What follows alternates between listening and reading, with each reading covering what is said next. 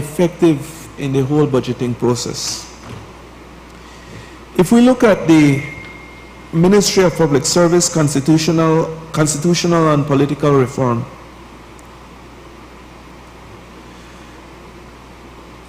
they underspent their budget by 28% or $5 million. The Office of the Auditor General, and this was a surprising one here, the Office of the Auditor General underspent its budget by 16% or $364,000. I'll certainly have to look at this, Madam President, but this is something that we've been pushing for a while, that the Auditor General needs more money to carry out its function. So this is certainly an anomaly in my view, and should be looked at. Now, the Office of the Prime Minister overspent its budget by 18%. The Ministry of Agriculture overspent its budget by 19%. The Ministry of Natural Resources by 29%. Ministry of Tourism by 32%. The Ministry of Infrastructure Development, 31%. Ministry of Home Affairs and New Growth Industries overspent it by 17%. Ministry of Economic Development overspent by 10%. And Ministry of Rural Transformation, Community Development and Labor, 36%. Last year, Madam President, we had, I believe, 4 supplementaries. Was it 4 or 3? I think it was 4, yeah. Or $180 million. And when you look at the overspending in some of these ministries, you see why the need for some of that. But then again, there was also underspending in some of the ministries. And so I'm saying that perhaps we didn't have to come to the House and Senate for the entire $180 million if we would have noted that some of these ministries were underspending the way they were, and moving that money from there to other line items. Perhaps it could have limited the amount we needed to pass in the House and Senate.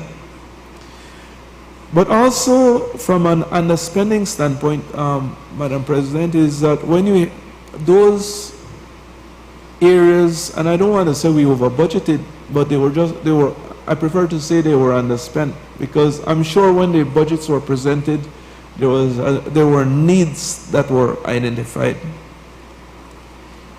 But irrespective, those could have been monies that we could have put to the capital to increase the spending in those and to push some of the projects that we wanted to do over the year.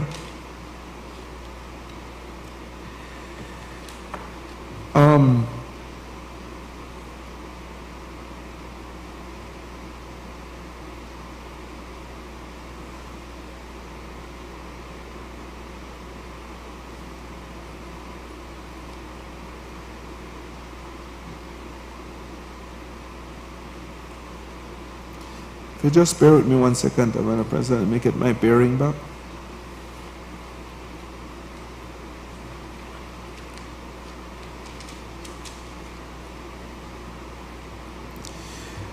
Now, Madam President, we looked at the variances, and like I said, the impact that those would have, and they're not only variances, but also I think that it's also incumbent on us to look at why variances exist, so that we can make the corrective measures and we could do a better job at the whole budgeting process in subsequent years.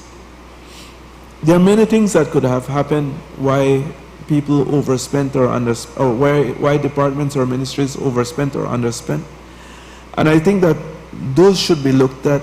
But even more so, I think that there's a need for us to do a value audit of these departments and ministries.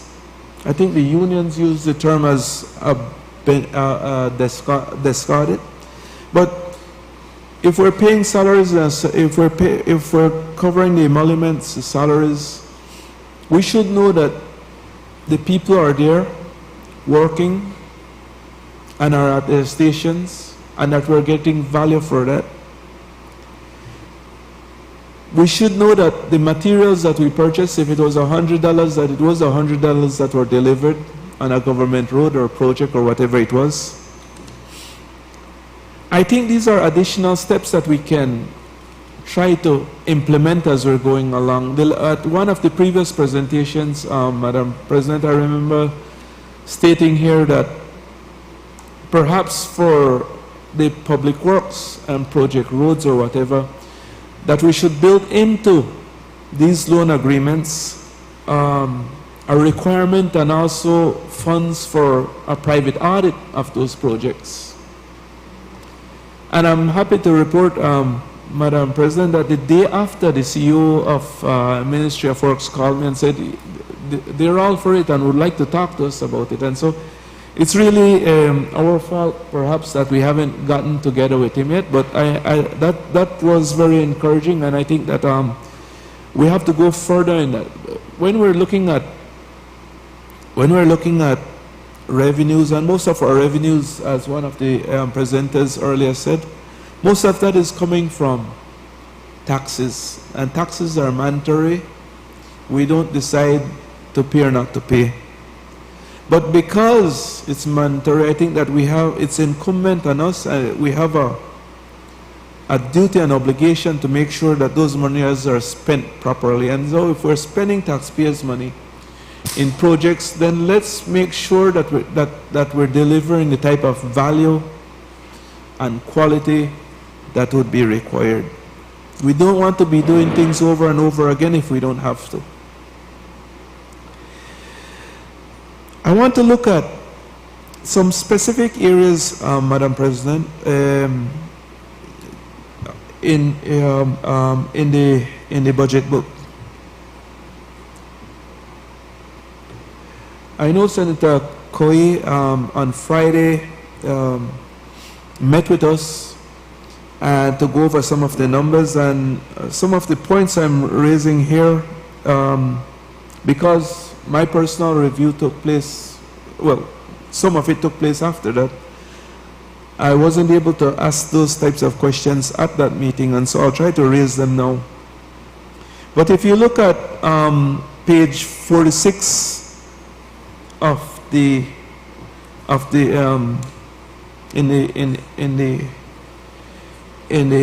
book of draft estimates of revenues and expenditures, line 3, I believe, or line 2 under allowances, you'll see that going from $183,000 to $1.1 million. Again, that's a sizable jump, and this is under public services and strategic management and administration. If you look at office space rental on that same page, Madam President, it's at $4.5 million.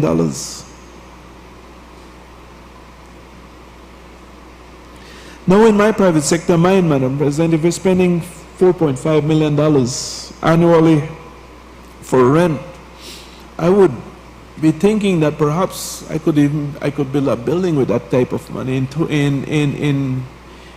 5 years, that would be close to $25 million. And so hopefully we could look at some of these things as we're going along, Madam President, to make sure that we're doing the best for taxpayers possible. On page 96, Madam President, under customs and excise revenues, salaries are $5.6 million. But alarmingly, overtime is $2.3 million. It's almost half of salaries. This part of it really doesn't make much sense to me, Madam President, because I'm saying that why would you spend half of total salaries on overtime?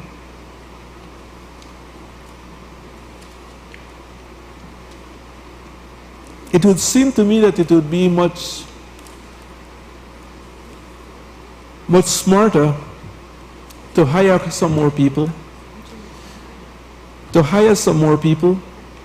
if they're not needed, and then stagger the scheduling of those individuals over there. I mean, we do that in the private sector all the time. A shift system. And so I'm saying that, you know, we could do I think we could do a lot better in this regard, Madam President, to ensure that we're giving value for taxpayers' dollars. Now, I'd like to move on, Madam President, if I may, to page 114 of the budget. Under primary care services, medical supplies went from $1.9 million to $3.5 million.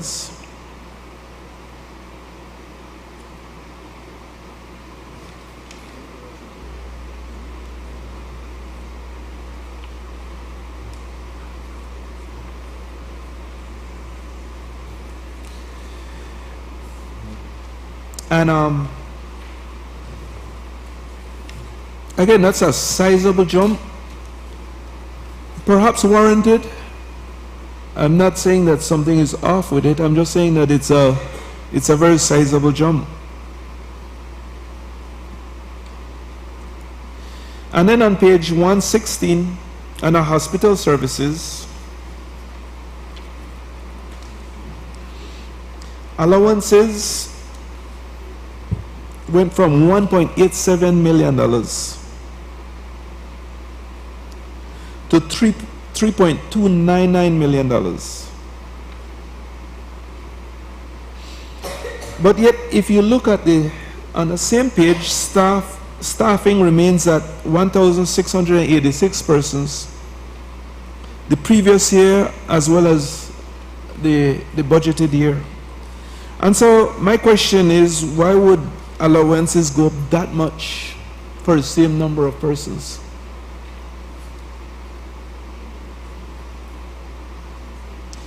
And then under wages, on that same page, Madam President, you'll see that unestablished staff is budgeted at $5.9 million, and this moves from $81.9 million, $81.9 thousand. So we're going from $81,900 to $5.9 million.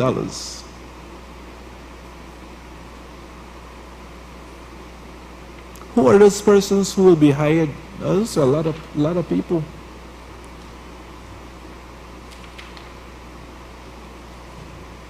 And again, if you look at the staff, the staffing is not projected to change. It's 1,686 persons for last year and the coming year.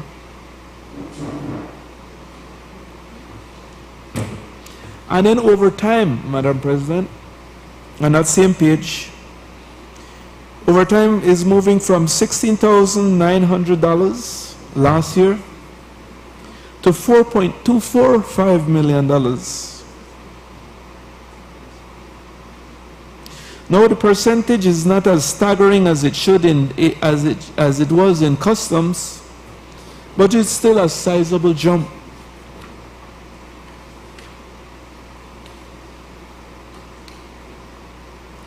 And then we look at Social Security, Madam President, and that same page. Social Security previously was $1.8 million, and now it's projected this year to be $2.6 million. But again, the staff is not changing. The staff numbers have not changed. And I think you would agree, Madam President, that there's a direct correlation between Social Security and staff numbers. And so if staff has not changed, then you'd expect that the Social Security amounts would be pretty consistent with the previous year.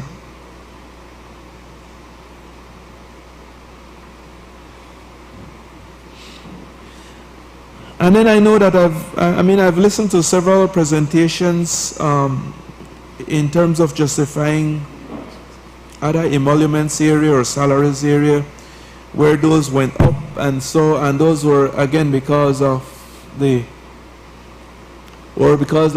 minimum wage going up and the increments that are being implemented. But in this case here, Madam President, salary is going down. It was $41.6 million, $41.16 million in the previous year, and now it's projected to be at $39.152 million. And so I'm saying I'm having some difficulty in terms of reconciling these numbers because I'm not seeing much consistency with respect to the numbers.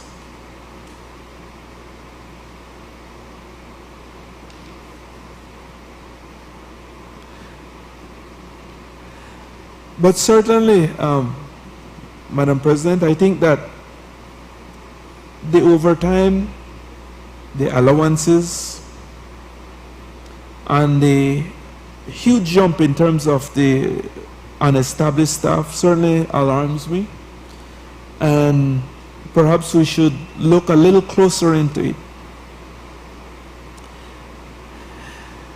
The other page I want to look at, Madam President, is on page 288. And this is Ministry of National Defense and Border Security. And I'm not sure if perhaps this is probably one of the reasons why sometimes we have to deal with the supplementals so early. But if you look at this defense, national defense and border security budget, Madam President,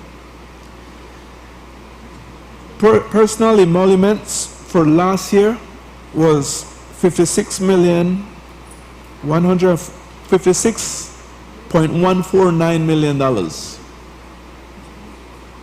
Oh, sorry, this is page 288. I'm sorry.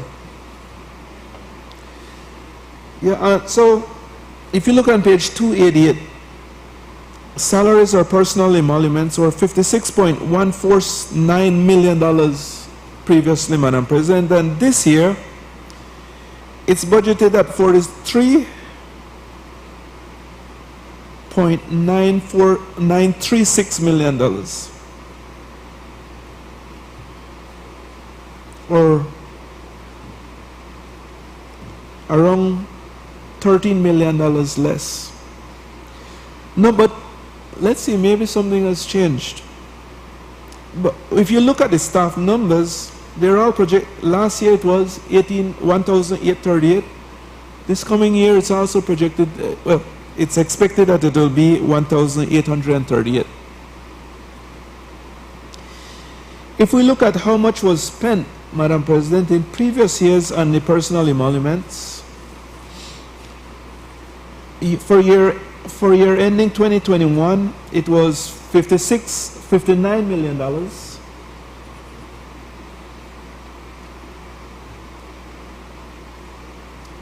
Year ending 2022, it was $52 million. Last year it was budgeted at $41 million, and we ended up spending $56 million. And I'm wondering if we're not repeating the same error in terms of budgeting, to budget $43 million when really we're spending in the $50 million range for national defense.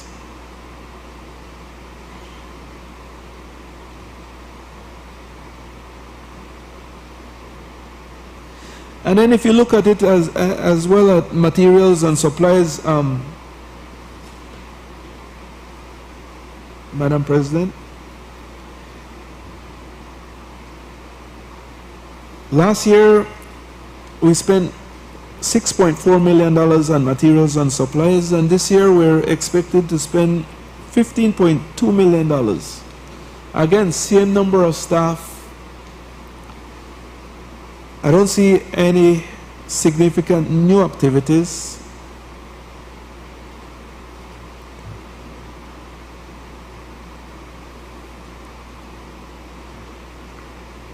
And so,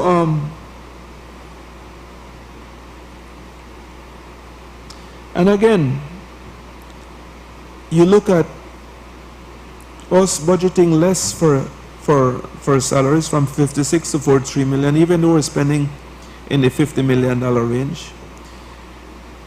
With minimum wage going up, well, have gone up January 1st here that we've seen, and then the increments that are coming back on, you'd expect that you'd see some type of upward movements, but again, this is going in the opposite direction. And so I'm wondering, from a reconciliation standpoint, you know, it's difficult for me to reconcile those scenarios, Madam President. I want to, and those are just a few examples, Madam President, that I chose to highlight highlight today. I think that there are many more. I think basically what I wanted to look at in this budget is the recurrent from the standpoint of, could we be doing better there? And if we could do better in the recurrent, then it gives us a better opportunity to do developmental projects and the Capital 2 portion of the budget. I'm hoping that with the audits that we're pushing from the JPAC, that we would start looking, once we're current, at value audits, so that monies that are spent, Madam President, monies that are spent, that we're getting value for it. I think, and I wanted to, I mentioned that I wanted to point those out, but there are also many good things in the budget, Madam President, and I think that, you know, we have to continue working together to improve the process, and hopefully next year we can be moving this one step further in that direction. Hopefully every year we bring some improvements on board, and we work together in terms of giving and living up to this sacred duty we have here as senators, as members of the House, as members of the National Assembly, to serve people to the best of our ability. Thank you, Madam President.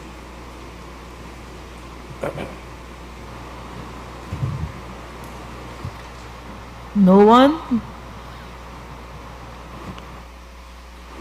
I recognize Senator Janelle Chinola. Good afternoon, everyone. Sorry. We rise to comment, sorry, not as young as I used to be.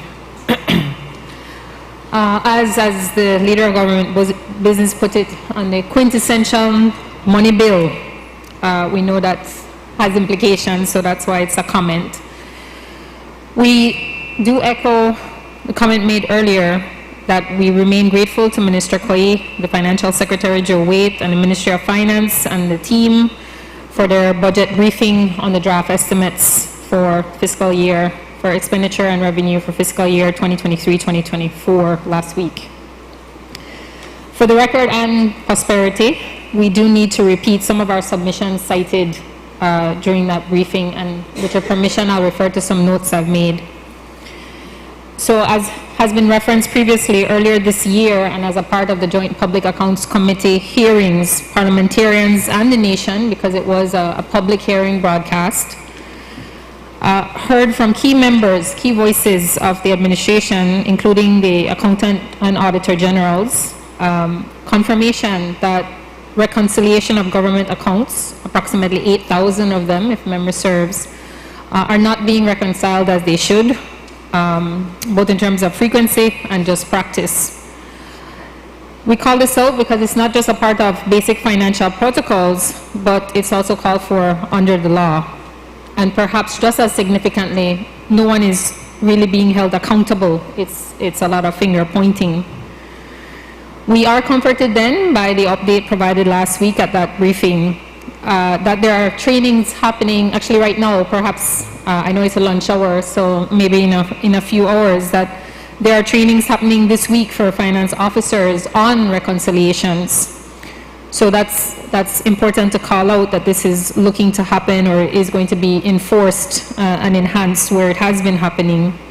Because Finance 101, Madam President, it's not just general practice, it's essential for landing at the actuals of the state of the finances. And as we just heard from the business senator, this is where we need to figure out where it is that we actually are, what we actually need to spend, what we actually need to call out. And so whether that's happening daily, weekly, monthly, it's also going to be key in revealing discrepancies, irregularities, where monies are being fleeced, and efficiencies exist. Because, and it took me to something that Senator Kyle mentioned earlier in terms of getting emotional at hearing in those same meetings, 8, 9 years on, that there's evidence, clear evidence to show that monies are being outwardly stolen, and nobody, things just went on business per usual, and it's clear that here is the Auditor General, as an example, saying, there's $300,000 missing, or there's X millions of dollars that they don't know what that's going. So I think that's important for us to call out, because, and I know my colleague Senator Montejo will remember saying this, that every time we hear the money is never enough, everybody the ball, right, Senator? So we do not have the resources to play around with. We certainly don't have the resources to be left open to abuse, and we certainly don't have any justification whatsoever to tell taxpayers that monies are not being monitored or that borrowed funds are not being accounted for. So we call that out because it has been, from all appearances, from what we've been presented with, that there is a vicious cycle. I do hear that there's a spanner in the room. I look forward to seeing the spanner in that works to create a new cycle so that we can move this along. Because I don't want, and I think this is what others have said, that we are rolling over numbers, we're copy and pasting, or we're rewarding inefficiencies, or we're somehow just having to get something through. It's really, as we've said, the budget cycle has to work for what we have, limited resources, and making sure that we stretch with dollars, and that we're not contemplating some, oh well, we just have to add on and accrue and build. And it is within that context that we raise as the NGO, NPO sector, that there is a key supplemental budget that continues to underscore the national budget. And we present it because it's not captured in dollars and cents here, but it is intimately related. And that is that this sector represents millions of dollars invested into the national economy annually, much of it through foreign exchange dollars. This NGO and MPO sector represents thousands of projects in healthcare, education, advocacy, conservation, human rights. I could use my whole 45 minutes to go down the categories. And the NGO, MPO sector represents hundreds of dignified and stable jobs where people are proud to go and do their work, and they're putting themselves and their families out there, sometimes at great risk. Madam President, we don't have those numbers, but it is not that it does not exist. We have had people who are threatened, who experience violence for doing this type of work. So the contribution from this sector is, to put it mildly, significant. And we've heard much today about the significance of the existential threat that is climate change. So as a microcosm and to frame this, we need to underscore that when we conserve land, we are not locking up resources. We are actually securing things like oxygen and rain and making sure that those same crops, those soybean plants get nourished because there's enough trees around to create this part of that natural cycle that triggers a rain event, that gets into the water tables, that sustains the rivers. We are securing biological corridors that, again, make sure that our natural wealth is what it needs to be, because that's part of the tourism package. That's why people are coming here. So that value cannot be dismissed. And when we do things like meaningfully manage marine resources or sustainably develop habitats, we're not just safeguarding the jobs in tourism and fishing, and particularly diving, as Senator Kyle has mentioned. We're also protecting one of the last places on the planet that you can actually get wild protein. Leader of Government Business mentioned the 3 F's. Food. That's if you think about it, that's the last place you can go. No added preservatives, no hormones, nothing has been added to this, but you can go and enjoy seafood with that peace of mind that this is healthy for me. It helps my brain, it helps me think, it makes me better as a human being because of those ions. So we're actually helping to secure food security, and I think we should all shudder at the thought that if we lose our access to food security, what that would mean, and for how many, how quickly, immediately that would impact. So then, further to that, when we look at creating an enabling environment for all of this philanthropy and charity to take place, we're ensuring that Belizeans of all ages and from all walks of life can access through this sector educational services, a solid meal through feeding programs, life-saving medical care, preventative care, acceptance of identity and personality, mental health. Again, I can go on and on. But I don't want it lost that all of this is actually helping to fuel and nourish the productive sector, the workers, because I think everybody concedes no one entity can do it on its own. We all need to pitch in to make sure that this is it. And how can we not see that as an invaluable relationship, a partnership in our development? So that is something we certainly reiterate, that it must be protected, it must be defended, it must be nurtured. And I want to immediately call out that a robust, diverse civil society is a key democratic strength.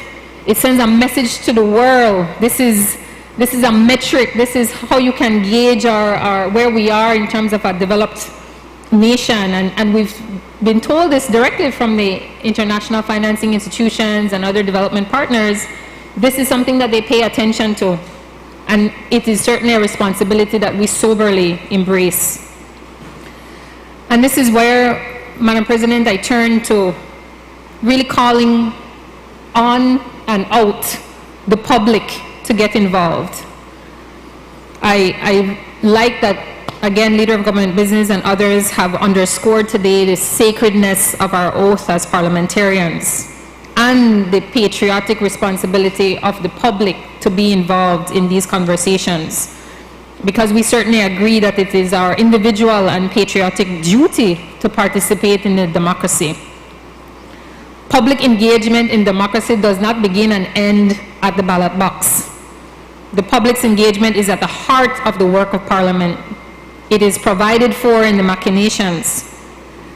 And yet I can tell you from personal experience and with confirmation from the staff here, the public isn't here. And I don't mean in the galleries. They aren't here in the work overall. And I'll give you a quick example. Committee meetings. These bills we hear referred to Committee X or Committee Y. That is one of the most, it is one of the most true means that the public can access the laws that are going to impact all of us. And I will tell you right now in Belize, there's no official survey, but right now in Belize, the average timing length for committee meetings, hazard I guess, 5 minutes or less. 5 minutes or less for a committee meeting, because that is the opportunity where the public is expected to show up and weigh in and either say this is my expertise or this is my experience, this is my contribution. And we aren't showing up as the Belizean public. So these sessions are 5 minutes long on average. Doesn't that explain a lot? So I make a public plea, call, I beg, to all Belizeans, please use these access points. Reach out to us to find out how this works. But your participation is not just encouraged, welcomed. It is necessary because it leads all of us to help to ensure that there is informed decision making. And that's what we need with all of this, because that's how we get to the things we like to talk about, the buzzwords, transparency, accountability, good governance. That's our joint role in that.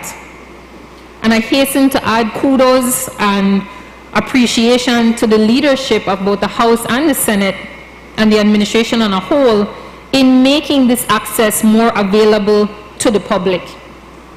The lower house meetings, these meetings are being live streamed. That is, I am old enough to remember a time when you had to come to the house to hear what was happening, or you had to maybe catch it on a radio station. I see that going further, where all committee meetings can be live streamed and virtual participation can be enabled so that the public can't say, I can't get time off work, I can't come from Punta Gorda, I can participate, but X, Y, or Z. Take away the obstacles that have been cited so that the public can be here. And I really must reject, distance myself, disassociate with any position that anybody would take that the public has no right in participating in decision making. We are all, and many of you have said it already for today, we are all ultimate representatives of the people. The laws happen here affect all of us, but this is the people's business. This is all of us working together. And to the public I say, please make it your business, because this is what it will take, all of us working to make government what we need it to be, what we want it to be, what it must be. Thank you.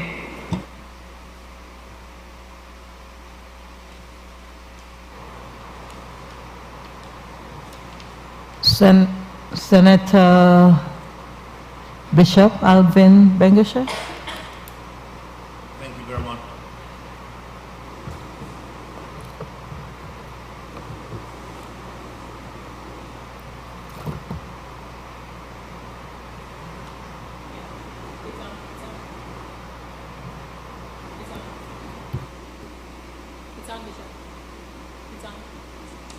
Thank you very much, Madam President. Madam President, as I rise to speak this afternoon on the draft estimates of revenue and expenditure for this fiscal year, 2023-2024, allow me first of all to remind us that we're in the season of Lent, and that next week we begin the Holy Week and the Passion of our Lord and Savior Jesus Christ. And we move into that time when it is Good Friday, and then as a country we celebrate Easter. And like most Belizeans, come Easter Monday, we will have that holiday when no doubt we, as tradition, we go to our different and respective places to relax a little bit. But I think I must also point out, Madam President, that it is important, especially as I will touch on the area of education and comment on that part of the budget, to also remember that I think it was just last week that one of our primary schools, St. Matthew's, was affected by fire. And those children, at least a great majority of them would have been displaced. And I want to especially urge those who have influence in the Senate and in the government itself to please perhaps treat that matter with a level of priority. It was good to see, however, the Minister of Education being on spot very early, and I'm certain that the government will do their best to address that situation. But it is important to at least be mindful of them at this time. Madam President, I was going to begin in one way, but I thought that having heard the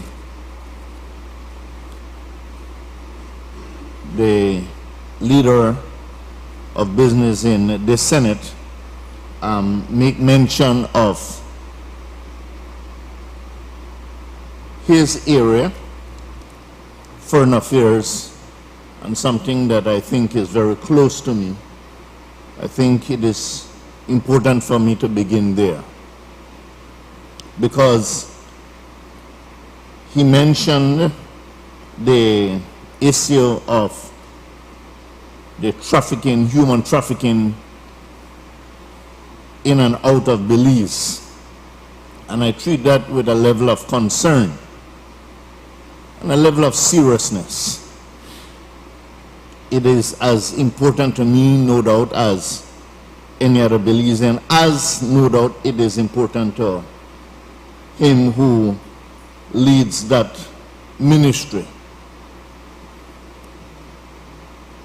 But for me also, I was a little bit concerned when I heard him make reference to how he will and how the issue of some nationals, CARICOM nationals, will be treated insofar as the situation is concerned, particularly the Haitians who it is said are coming into Belize in great numbers. And making reference also to the Jamaican nationals who perhaps are using Belize as a transshipment point. I say this because, as I said, it concerns me. And yet, some of what is being proposed as to the answer to what is now happening is to curtail the issue of passport, if I'm quoting properly, and perhaps maybe to restrict some of these persons coming through. I still think we have to be very careful in the actions we will take. Like us, Belize, our CARICOM brothers and sisters do have what I know is called reciprocatory response, meaning that what we do, they can do also. And one of the things we must note when that happens is how it will affect innocent individuals traveling back and forth from countries. And I say this because I consider myself a regional person, and I have to travel a lot.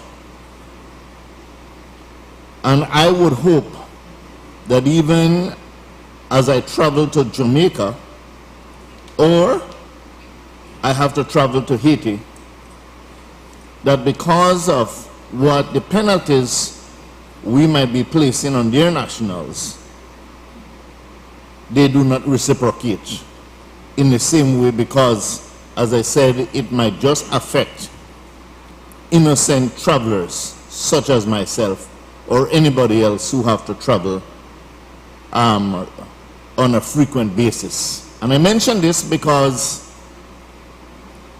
as I hear what might be put in place I consider the countries such as Trinidad and Tobago and what they currently have in place. It is not easy for CARICOM nationals to be in and out of a country like Trinidad and Tobago. And sometimes the difficulty you have getting in or getting out. And the same applies for a country such as Barbados. It is not easy, and sometimes, sad to say, some of the embarrassing questions you're asked, even as you travel innocently. Some of the embarrassing questions you're asked. And so, simply what I'm saying is that let us be very careful as to the measures we will put in place. I ask, instead of perhaps those measures that are currently being contemplated, perhaps it would be also good to consider what else can perhaps the police department do in that area. Or, no doubt, as perhaps is being done in other countries, CARICOM countries, at least those that I have passed through, you see some people watching you, and you're not sure why they're watching you. They call them plainclothes policemen. But from the time you enter the airport, it seems to be you're targeted. And sometimes you don't look like any criminal, but they're doing their work, they're doing their job, and they target certain individuals. And I'm wondering if perhaps as we contemplate some perhaps additional things that we should do in order to stop human trafficking, can we perhaps, since I heard that there is institutional training taking place, can that be a part of the Foreign Ministry's budget? And I say this because, as I said, I think I'm very passionate about it, Madam President, but I still think that let us be very cautionary as to the measures we take as a country, and especially so, as I said, that it applies to our CARICOM sisters and brothers. Madam President, in my own presentation, there are two specific areas I want to target, and to say something about the Ministry of Education, Culture, and Technology. And I want to begin by, first of all, commending the fact that the budget has been increased in this ministry. But I think it is also important for me, as I have done in previous presentations, I want to commend the minister in charge of this ministry, the Honorable Francis Fonseca. And I say that because I have, in a different capacity, I have to interact with him from time to time, and I have to interact with personnel within the Ministry of Education. And to a large extent, they are doing a splendid job. I think I will come back and I will speak about the minister himself a little more. But allow me, Madam President, to point out that one of the things I have noticed in the Ministry of Education budget is the fact that the different areas, as I said, have been increased. And I will not look at the line items because they're there and they speak for themselves. But allow me, Madam President, to say this, that with the increase in the budget for the Ministry of Education, it is also important to note, and I ask the Belizean public to take note of this, that despite the fact that the Ministry of Education budget is millions of dollars and it has been increased, which is good, as I have said, but we must take note that in the country of Belize, working alongside the Ministry of Education and any other ministry are MPOs, and the MPOs who continue to give sacrificially to this country. In fact, I dare say that despite the fact, and I'm perhaps maybe repeating myself in this area, despite the fact that government, as it is a part of its responsibility to be able to produce a budget and to be able to give to ministries, I don't think that we can quantify how much MPOs give to this country, and has been doing so for years. And I want to emphasize, as I said, that aspect, especially in light of the fact of some things to come. And so, Madam President, again, I want to go back and I want to just speak a little more to the Ministry of Education and the minister himself. I want to believe that the minister himself, and especially, as I have mentioned before, in the area of education, the minister has been successful, and his team has been successful in executing his work, because he is one who is prepared to listen. He is one who is prepared to work with people, and he is one who is approachable and easy to speak with him. He might be soft-spoken, but he carries a big punch. And I think that is important, and you might be wondering, well, why am I speaking in this way?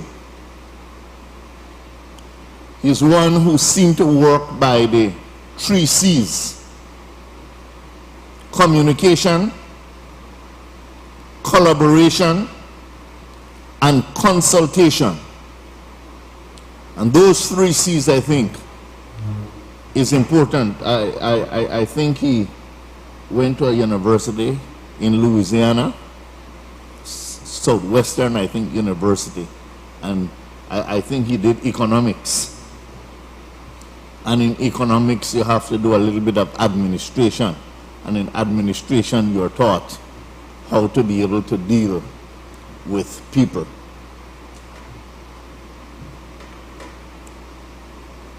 In the Ministry of Education, and that which is being done, as I said, Madam President, I want to commend the minister and his team.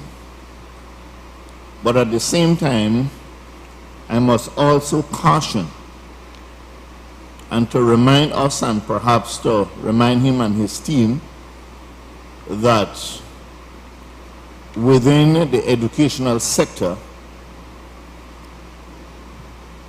and especially in policy making,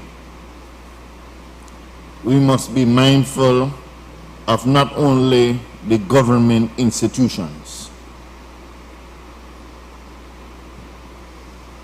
There is a large part, and we have had that good relation, both church and its institutions, its educational institutions.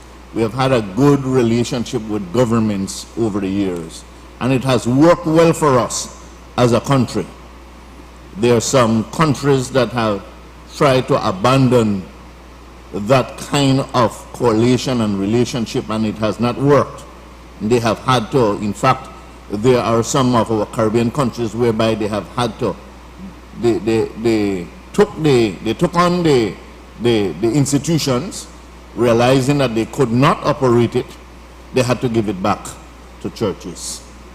We in this country, we have had a very good working relationship, government and or state and church. I think we have worked well. It is important to note, however, as I said, in policy making, that we continue to appreciate and understand that as we carry out policies, and especially when it comes to poverty alleviation, when it comes to strategic planning, for example, for schools and where resources and monies will be spent, it is good to hear about what will take place in a certain part of Southside, Belize City. But be mindful that within that same Southside are what I would say denominational schools that can also benefit from some of those resources.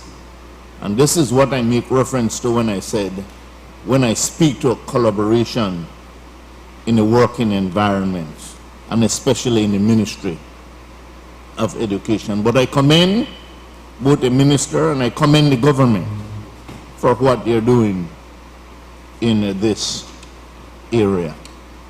Another area I want to speak to, Madam President, is the area of sports, youth and sports. And in that area, I must also note that here's another area that certainly we should be mindful of. And again, I want to commend the minister in this area. My old, I think we went to the same school, and we lived in the same neighborhood, Honorable Rodwell Ferguson.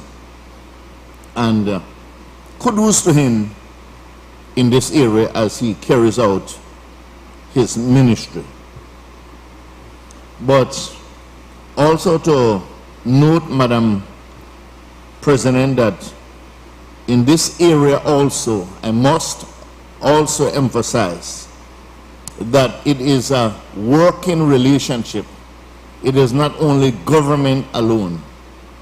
And in this area again, I must emphasize the value of whether it is the private sector or other sectors, and I mention again the MPOs. And so we must note this important area of working relationships. And again, as I said, I mention this because in time to come, down the road, perhaps in another few weeks or so, this issue will come up again. Madam President, generally speaking, I have no problem with what is being presented today by the government in the estimates of revenue and expenditure.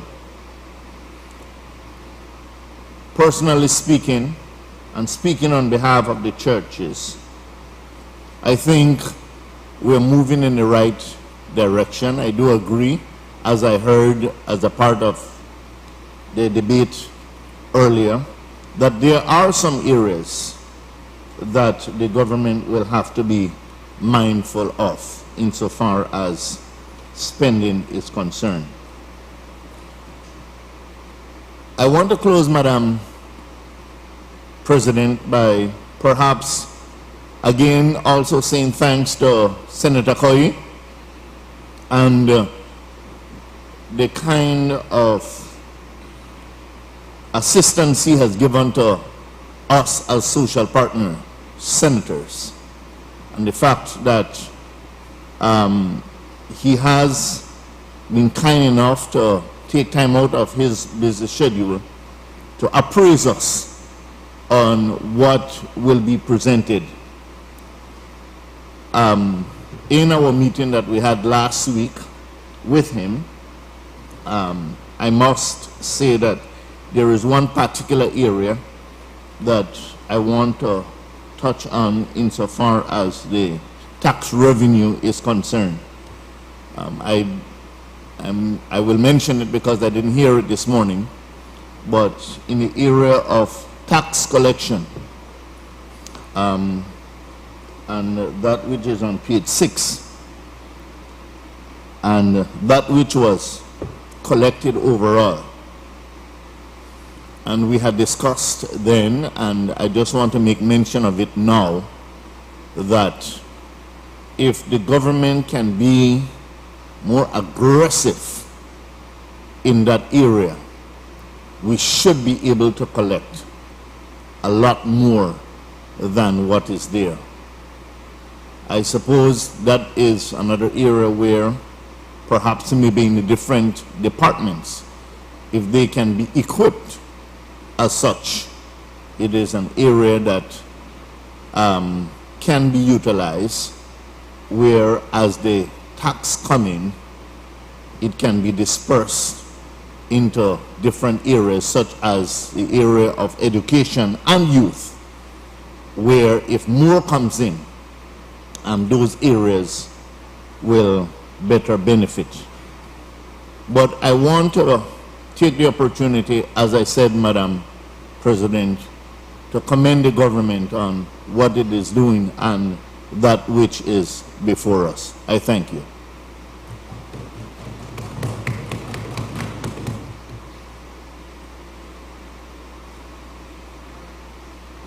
I recognize Senator Urson Elrington. Thank you, Madam President.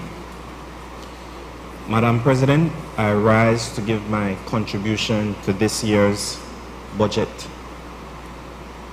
But before I speak specifically to the budget, I want to start off by saying Happy Women's Month to you. One of the first times ever to Laura, right? Happy Women's Month to you. A Happy Women's Month to all my honorable colleagues, women in this house. Happy Women's Month to the women across the length and breadth of this country. But I also want to, Madam President, ask that we share, if we can, some of the special women in our lives that contributed to who we are. If I were to go through that list, it would be endless. But I thought that I should at least point out a few of them. All of them I consider my mothers and grandmothers. The first of which is my primary school principal, Miss Gloria Edwards. She is literally an unsung hero in the Belizean society. She literally has an award for it. But she is a woman who, and I was just having a conversation with my best friend, I believe day before yesterday, and saying to her that that Miss Gloria Edwards taught us that it was very good to be a great student, but it was more important to be a great person, and that we should be well-rounded, we should contribute to society, we should be disciplined, we should be people of honor and principle. And she didn't just speak it, she is the highest example of what that speaks to. A second mother of mine was my high school principal, but she was also the mother of my best friend, and that is someone who sat in these very chambers. That is Miss Brenda Armstrong. Now, I said she was my best friend's mother. So, of course, this was before I even got to high school. So, you know, me being quite a, how would you say, a talkative and very mischievous person who never imagined that, right? Never ever imagined such a thing, right? Not me, but yes, in high school, so there was clashing. But all through the years, literally, she fed me, and she fed me not only literal food, but she fed me with knowledge, with principles, with a value for education. I mean, I literally would spend up until 12 o'clock at night at that woman's house, and she always welcomed me, and to this day I still count her as a mother. Then I must give special kudos to my two deceased grandmothers, Miss Beryl Holtz and Miss Nora Elrington. I heard my friend and colleague, Mr. Senator Herrera, speak about having 13 children. Well, my grandmother had 16, and like your mother, she emphasized the importance of education. She is the patriarch of the Elrington family, and in fact, she would have celebrated her 100th birthday on the 7th of April. We also have my grandmother Beryl Holtz, who again taught us that humility and hard work. She was a person who, to say she was from very humble beginnings is to really understate how hard she had things. And so for her, I'm able to understand that we must and we should take care of the most vulnerable amongst us. But of all these people, the person that I must say is my personal hero and favorite of them all is my mother. And I must say that I want to use this opportunity to wish her a happy birthday in advance. She celebrates her birthday tomorrow. My good church brother, the bishop, you always find that questionable, but my good church brother, the bishop, is going to help us celebrate her birthday tomorrow. I've been always accused, my good brother, President, of being a mama's boy. You know, but that is a badge that I actually wear proudly, because I owe most of who I am to my mother. She made tremendous sacrifices so that I could live a better life than she had. And while I do appreciate my mother for that, she is not unique in that way. That is the reality of most mothers, of most parents. They're just simply desirous of their children living a better life than they lived. And so too am I. I simply want my children and the future generations to live a better life than we have been able to enjoy. That is why this budget exercise is so important to our democracy. This budget is an opportunity for us to really and truly examine where we have been and where we are going. It is an opportunity for us to truly treat it as a barometer for the nation. You see, it is for us to truly assess the work that is being done and plans for the next fiscal year, for us to truly examine the numbers. As is often said, black lies, white lies, but black and white does not lie. So an examination of the numbers is really and truly important. As the leader of government business said, facts are stubborn things. And he boasted that the government enjoys and Belize enjoys a growth rate of 12.5%. Regrettably, although that is the number, the rest of us Belizeans do not feel that reality. That is not a reality that most of us enjoy. It seems that once again that the government is living a different reality than the rest of us, the ordinary Belizeans. They paint a picture as if life has never been better, that we are at the pearly gates and that we walk on stones of gold, that we live the best life yet. But that is not the reality that the majority of Belizeans are facing. For the majority of Belizeans, it is some of the toughest times that we have ever faced. My learned friend and the Honorable Leader of Government proud said, "We are proud of this budget." And he brags that wages of over 14,000 public officers have been restored. But who removed those wages in the first place? But indeed, like we said, we must be fair. And so I thought I would begin my presentation by saying some of the good things that is in this budget and some of the good things that this government has done. So, first, I must give this administration credit for continuing and completing many of the infrastructure development projects started by the last UDP administration. I mean, they're all across the country. And at every moment, you see a minister or an area representative cutting a ribbon for a road that was started on a project of the UDP. Cutting a bridge for a project that was started for the UDP. I mean, this administration loves cutting ribbons so much that I once saw a minister go and cut a ribbon for giving away 2 fans to the police. That is how much they love cutting ribbons. In fact, the only thing that they probably like more than cutting ribbons is giving away keys to the city. And we know how that ended up.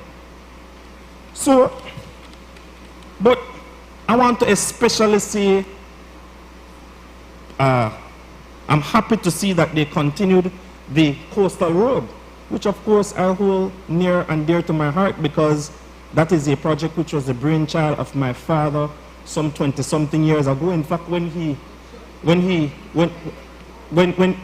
decades ago, sorry, when he formulated it, they said that he was, what they said, crazy glue, you know, a mad scientist, whatever it is. But now, our past UDP administration, this PUP administration, and the entire international community, the IDB, who funded this project, has said that it will be a transformational project for the entire country, but especially from the south. And as you know, and as some may know, he is, and his family spent a large part of their childhood in the south, and that is why that place holds a near and dear place for him. In the same light, I want to give this government kudos for completing many of the infrastructure projects for the completion of schools. I heard my church brother sing the praises of the Minister of Education, and I actually, you know, I normally agree most of what he says, but if to be honest, I kind of cringe because that is not the reality that the rest of us have seen.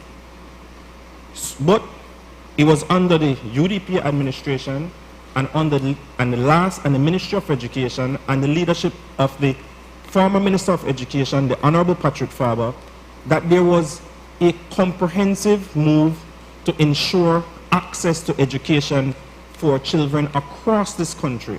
And so after social research was done, they were able to determine where exactly schools were most needed and where they could partner with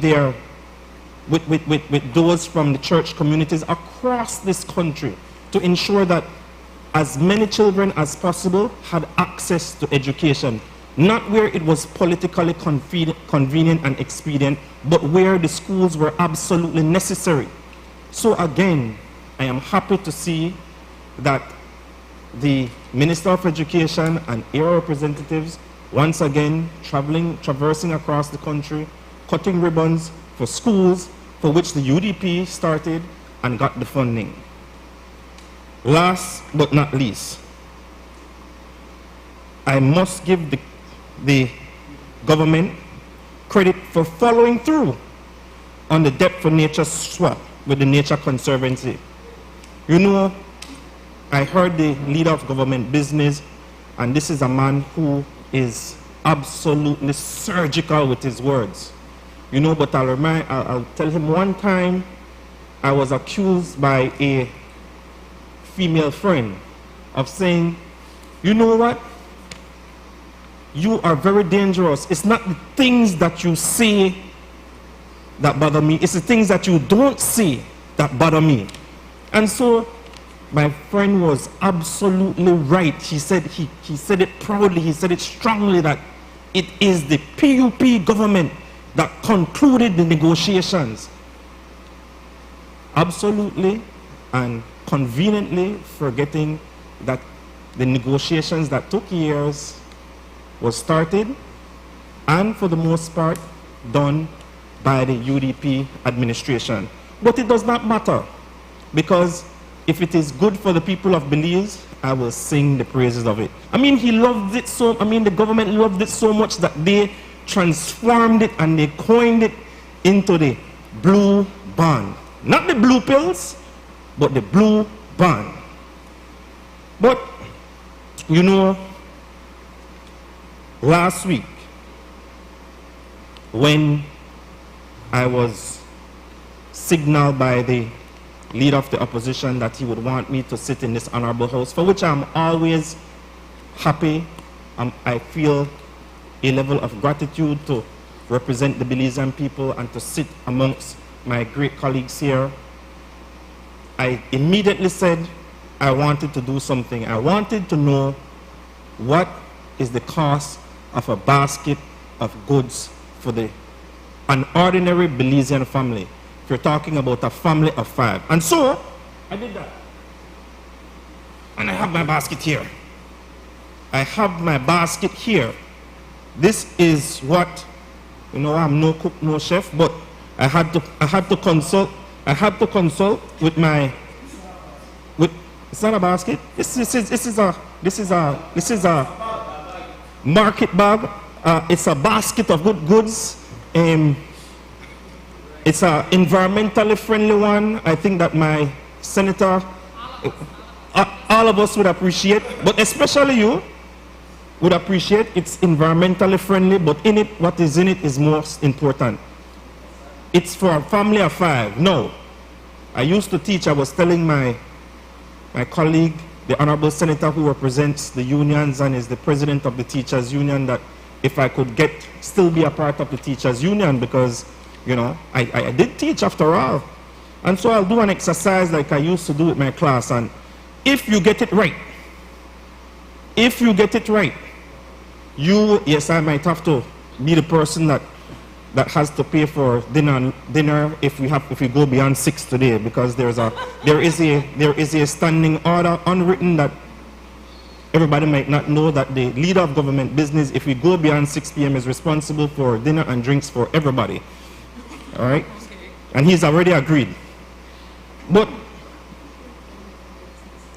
this basket of goods, the bare necessities, again, these are the bare necessities: rice,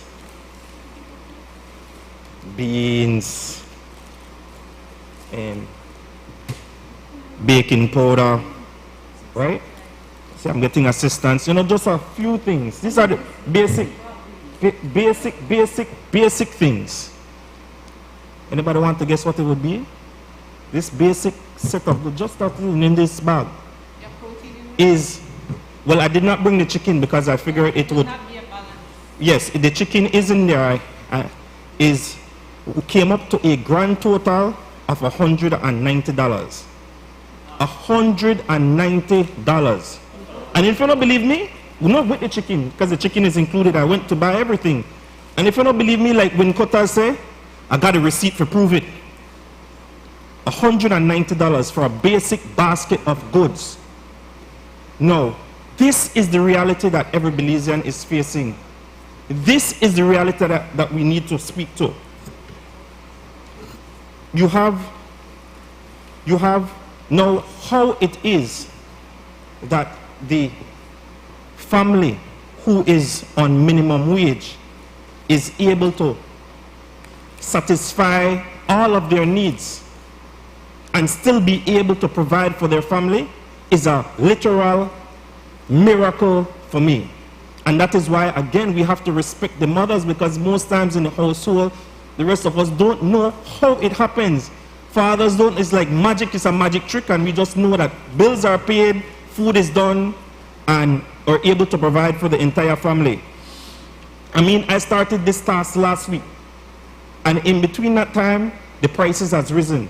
Because as you know, the Poultry Association announced that there would be a increase in the price of chicken.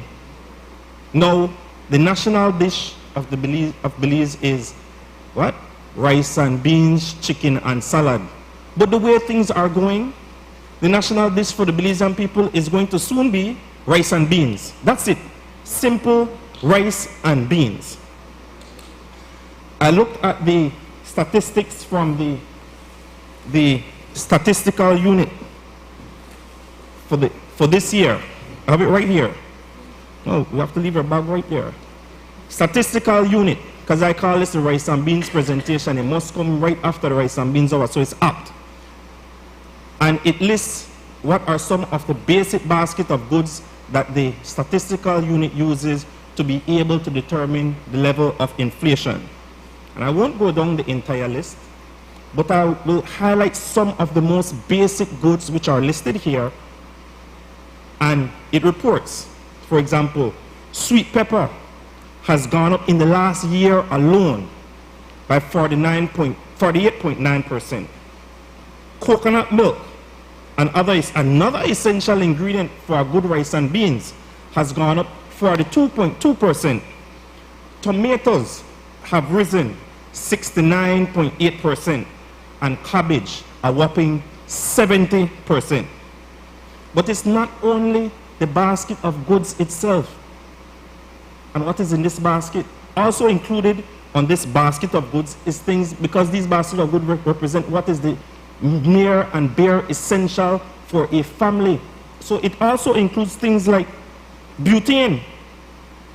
When the PUP government took power in 2020, a tank of butane was $95.52. Now it's $124.31. That represents a 30% increase in this most important commodity. The truth is that the cost of living continues to cripple the Belizean people. The government brags about the minimum wage,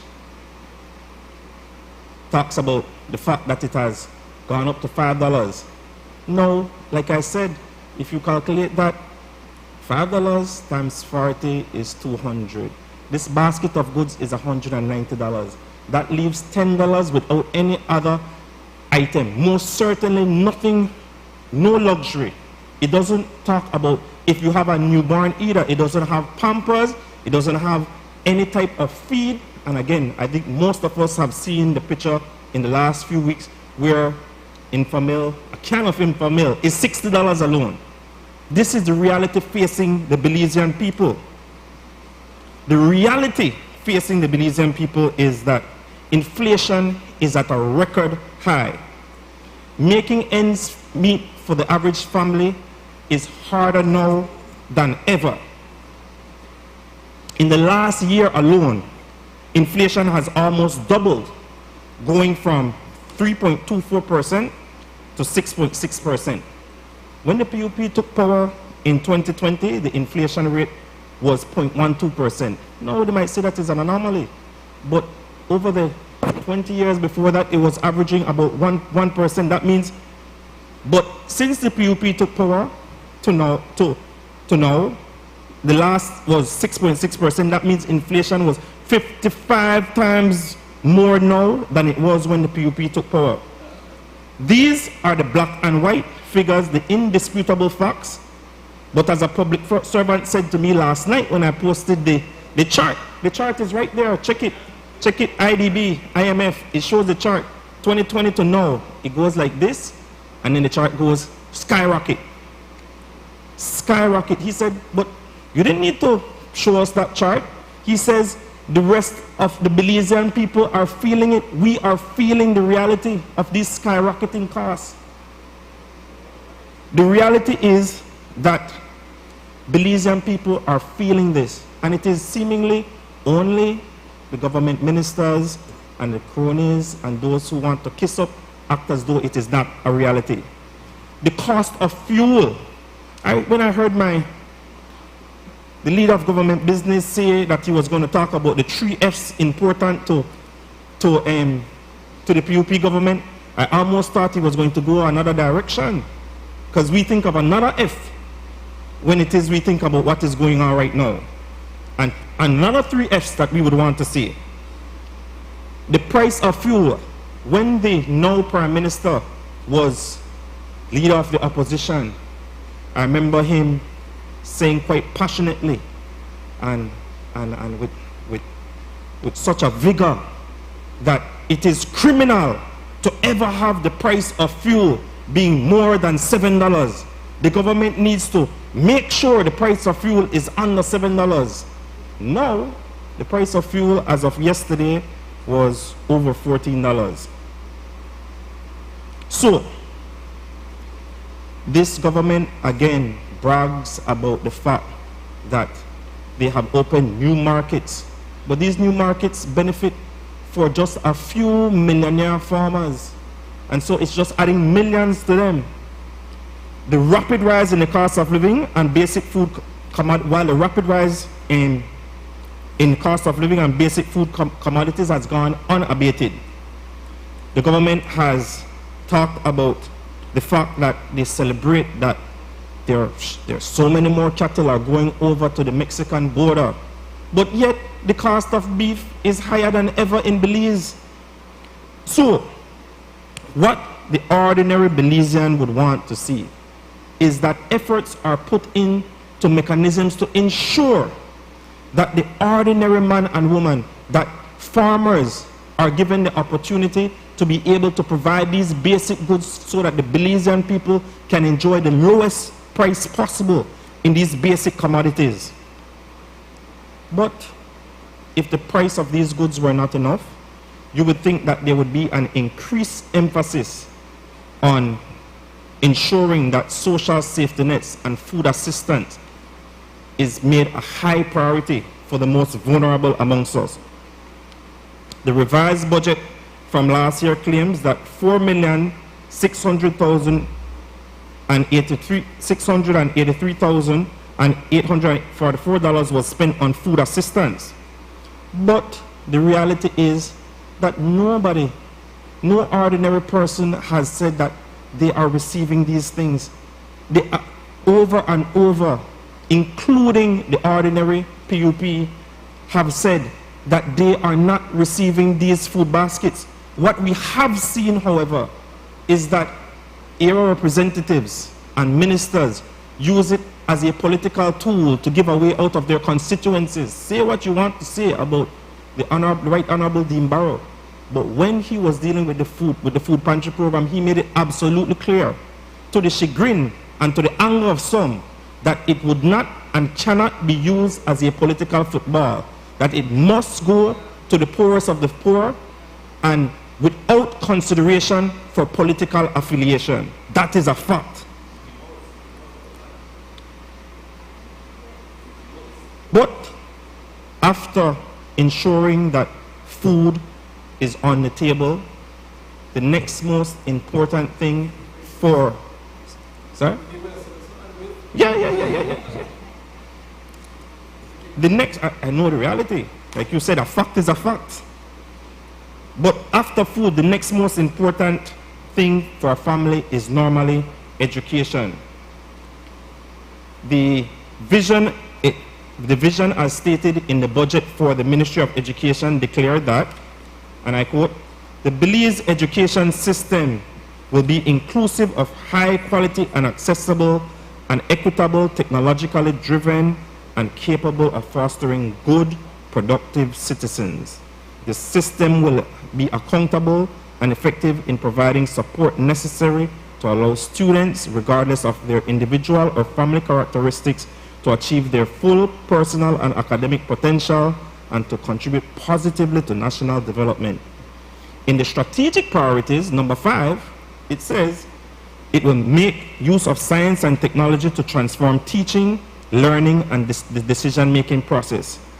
Yet, with all of that said, this administration scrapped the 1 laptop per child program, a program which would have achieved exactly that. The tablet program was intended to digitize learning, and it would achieve the mission goals of being inclusive. It balances it out, providing high quality, accessible, and equitable, technologically driven education. So, this is proven to have worked worldwide, the application of this. But this government, again, under the Plan Belize manifesto, promised free education.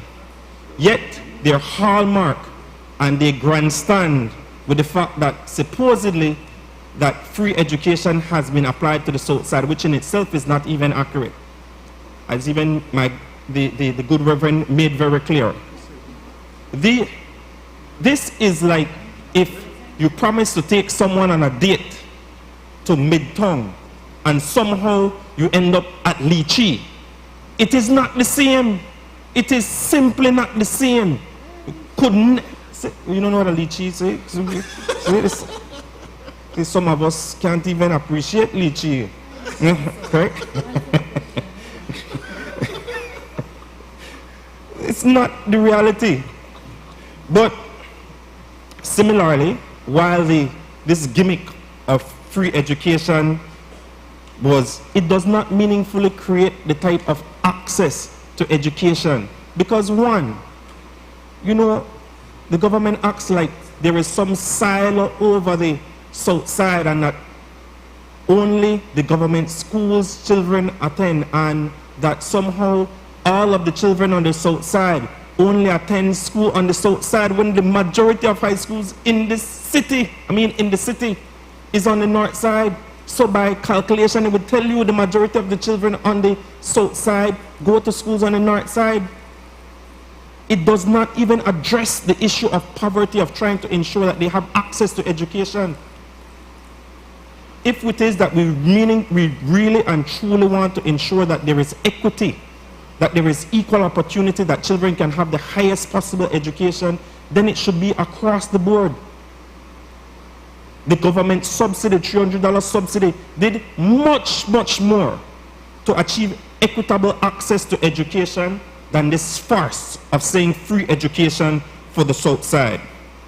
Similarly, again, I spoke of Miss Edwards early on, and it is only as I grew older I started to appreciate some of the genius that she was.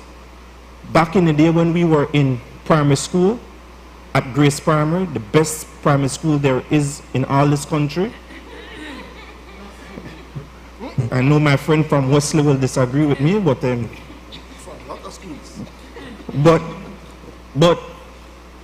at that time, a few years ago, because it was just a few years ago I was in primary school, she had a feeding program where all of the children of the school, and it was really and truly equitable. It was only afterwards we realized what was happening. Those children who could afford it would have been able to pay $1 for a plate of food, and those who could not afford it, quietly, she ensured that was supplemented and that those children got a meal. Why? And now we realize it.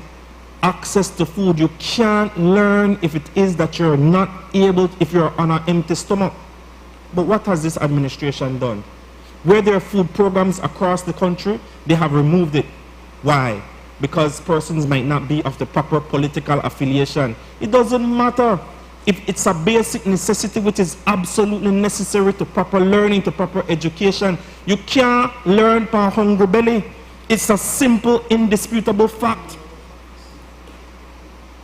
Now, one of the most dangerous things, and I think that I have not heard it myself, is, but it has been attributed to my friend, the Honorable Kowe, Senator Kowe, where they said that there is a significant number of children who after COVID simply did not return to school. Simply did not return to school. That is a serious problem that needs to be addressed for a multitude of reasons. Not the smallest amongst them being that it can create a serious issue and add to the scourge of crime and violence which this country faces right now. On the issue of crime and violence and justice, I have long held, continue to hold, that crime and violence should be one of those few sacred things that should not become a part of the political football. Like, probably you have crime and violence and should not probably include religion. These things should not be a part of the political football. Maybe all other things are fair game. Or, as my good friend the commissioner always says, crime is all of our problem. It is for this reason that I find it absolutely disturbing that although this administration has preached that it is trying to do an all-inclusive, a multi-sectorial approach, that they continue to insist that they will exclude the opposition from trying to contribute to being a part of the solution. Instead, they boast, and I've heard the minister, and I saw a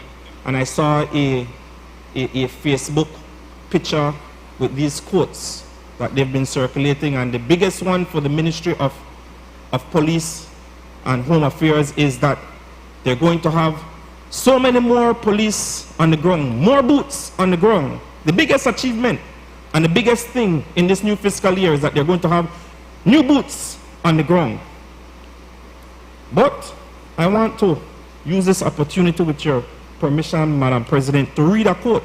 Again, we'll play a game and say, who said this quote? This quote says, and I quote, "If you listen to the Minister of National Security on Monday, it's the same old solutions to a very serious problem.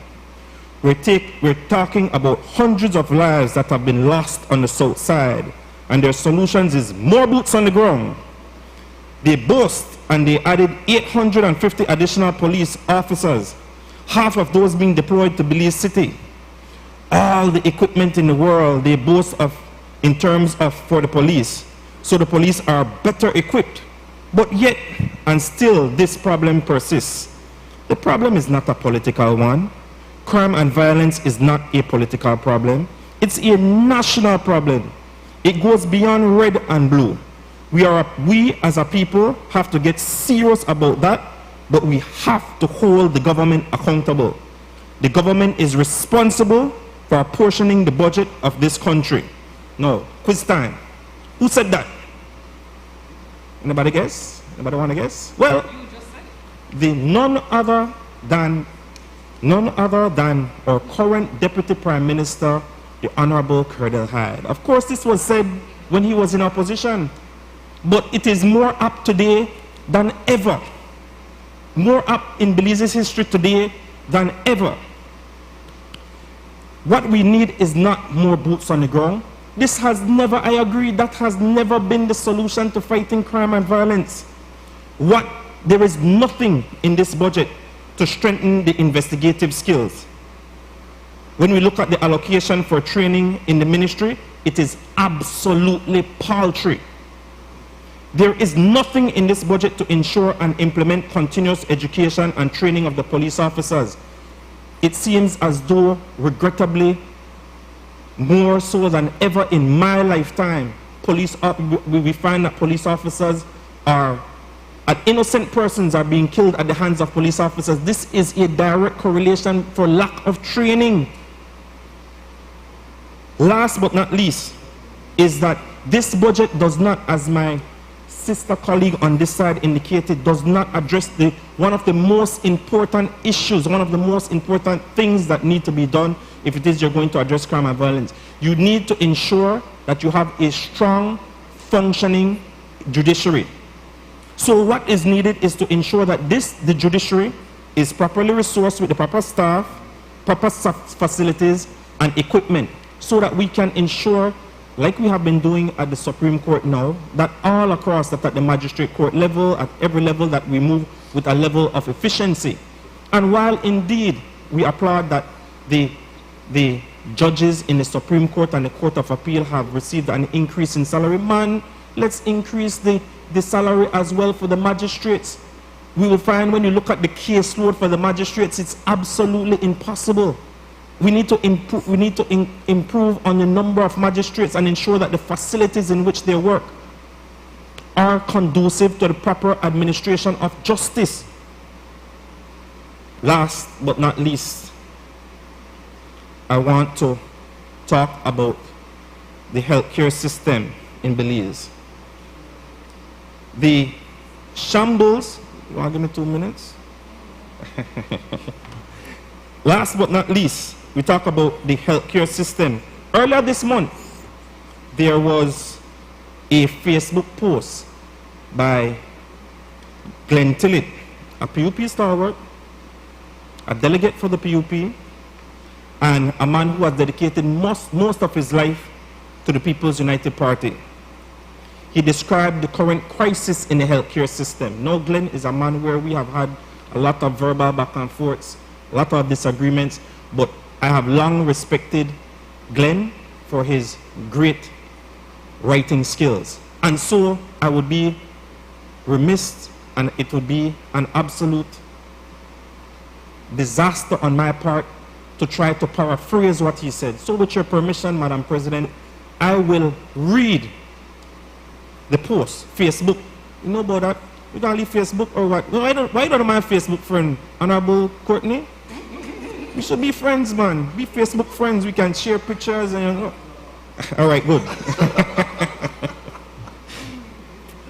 He says, and I quote, "I have a good friend and some acquaintances who criticize me for complaining publicly about my struggles with my chronic illness. They'd prefer that I was much more stoic in the face of calamity of these adversities that have befallen me over the past several years. I am very grateful that I am still alive today due to the compassion of the generosity of relatives, friends, and acquaintances, some of whom were virtually strangers until they reached out. I can never thank them enough. This week, I was finally able to purchase 6 medications from which I paid $250 with, which I can continue treating the symptoms of heart disease. Last week, I also bought $95 worth of medications, knowing full well that 3 of them are only 2 to 3 weeks supply. These medications I must take daily, some twice daily, and some thrice daily. I am also receiving a supplement intravenously that costs $200 per vial, and of which I am to get 5 at a cost of $1,000. I also must pay $200 weekly for dialysis. My monthly health care bill is near $1,500, and this is without supplements or tests, examinations, consultations, and the like. Ours is truly a system where the rich will live and the poor will die prematurely because the standard of health care needed is unaffordable. Increasingly, I get angry as I see the gaps in the system where we can do better, much better. I do not want to lash out at anyone or anything, but I am frustrated and near irate at the slow pace of that change for the better." End of quote. Now, Anybody that knows Glenn Tillett knows he, as I said to begin with, is no UDP sympathizer. He is a PUP, an ordinary PUP, who is facing the realities that we're living. He, like most Belizeans, are not living in this alternative reality that the PUP cabinet and members apparently are living in. But the reality is, he is not alone. Hundreds and thousands, if not thousands, of other Belizeans are facing this dire reality. For example, Jomo Avila. This is a man who last year suffered a heart attack, and since then it has been a downhill spiral in terms of his health. He tried to reach out to the Social Security to activate his benefits under the Social Security Act, which is supposed to act as a safety net of sorts.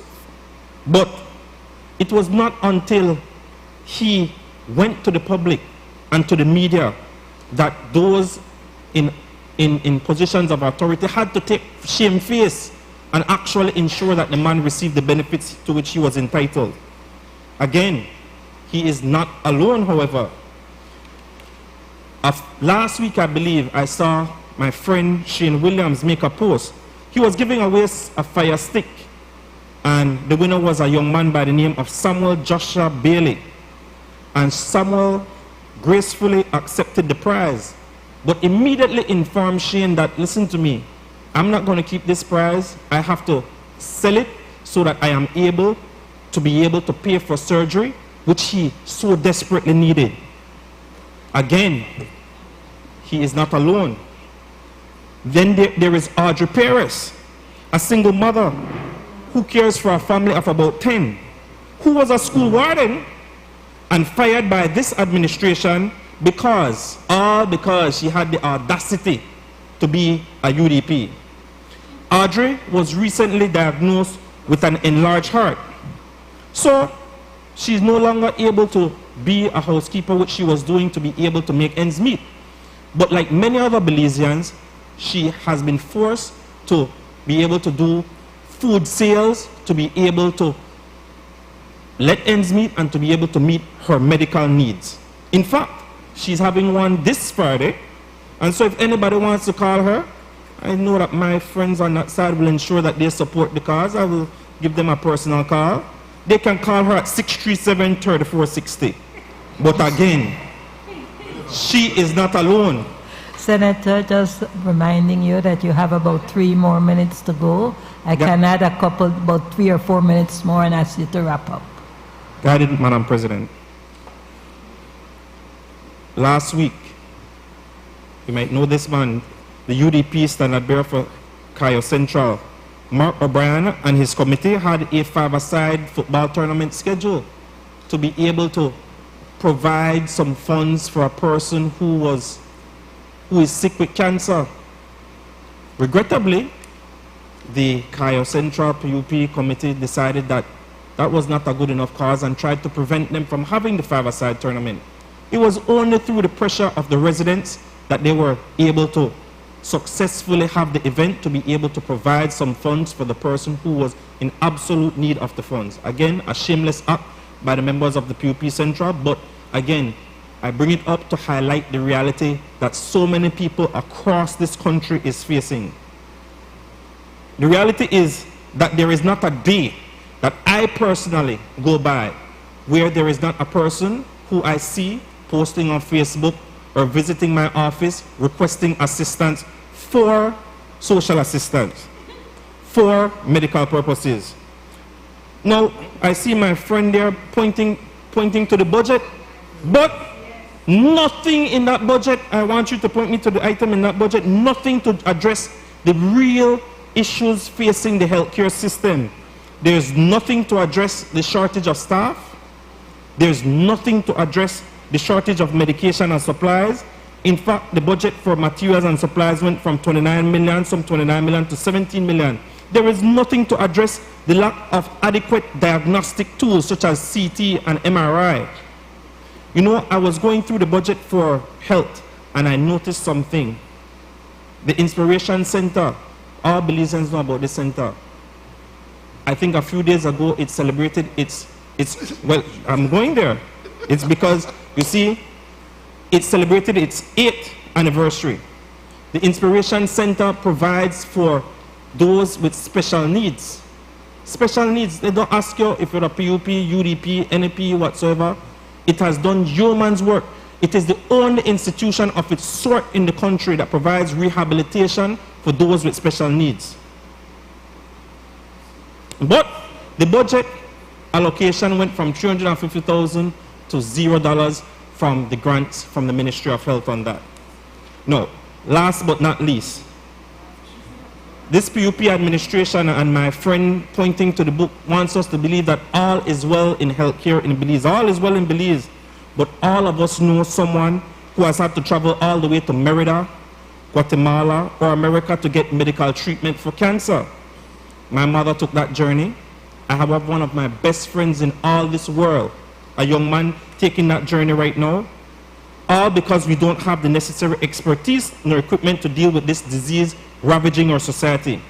I must use this opportunity, Madam President, to praise the Cancer Society and the Dangriga Cancer Clinic because they are truly heroes in our society.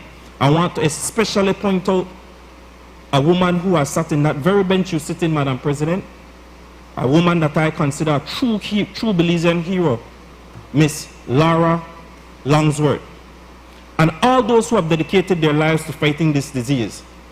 But this should not be a battle that these persons are taking on their own, or these organizations. The government must do its part. The government continues to fall woefully short of assisting those in most need of health care, especially on the circumstances where we brag that this is the biggest budget ever. So, Madam President, for all these reasons, I cannot support this budget. Surprised, right? Yeah, very. Very. I recognize Senator Christopher Cowie.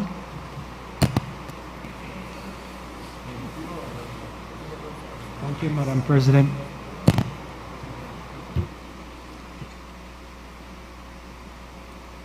First, I'd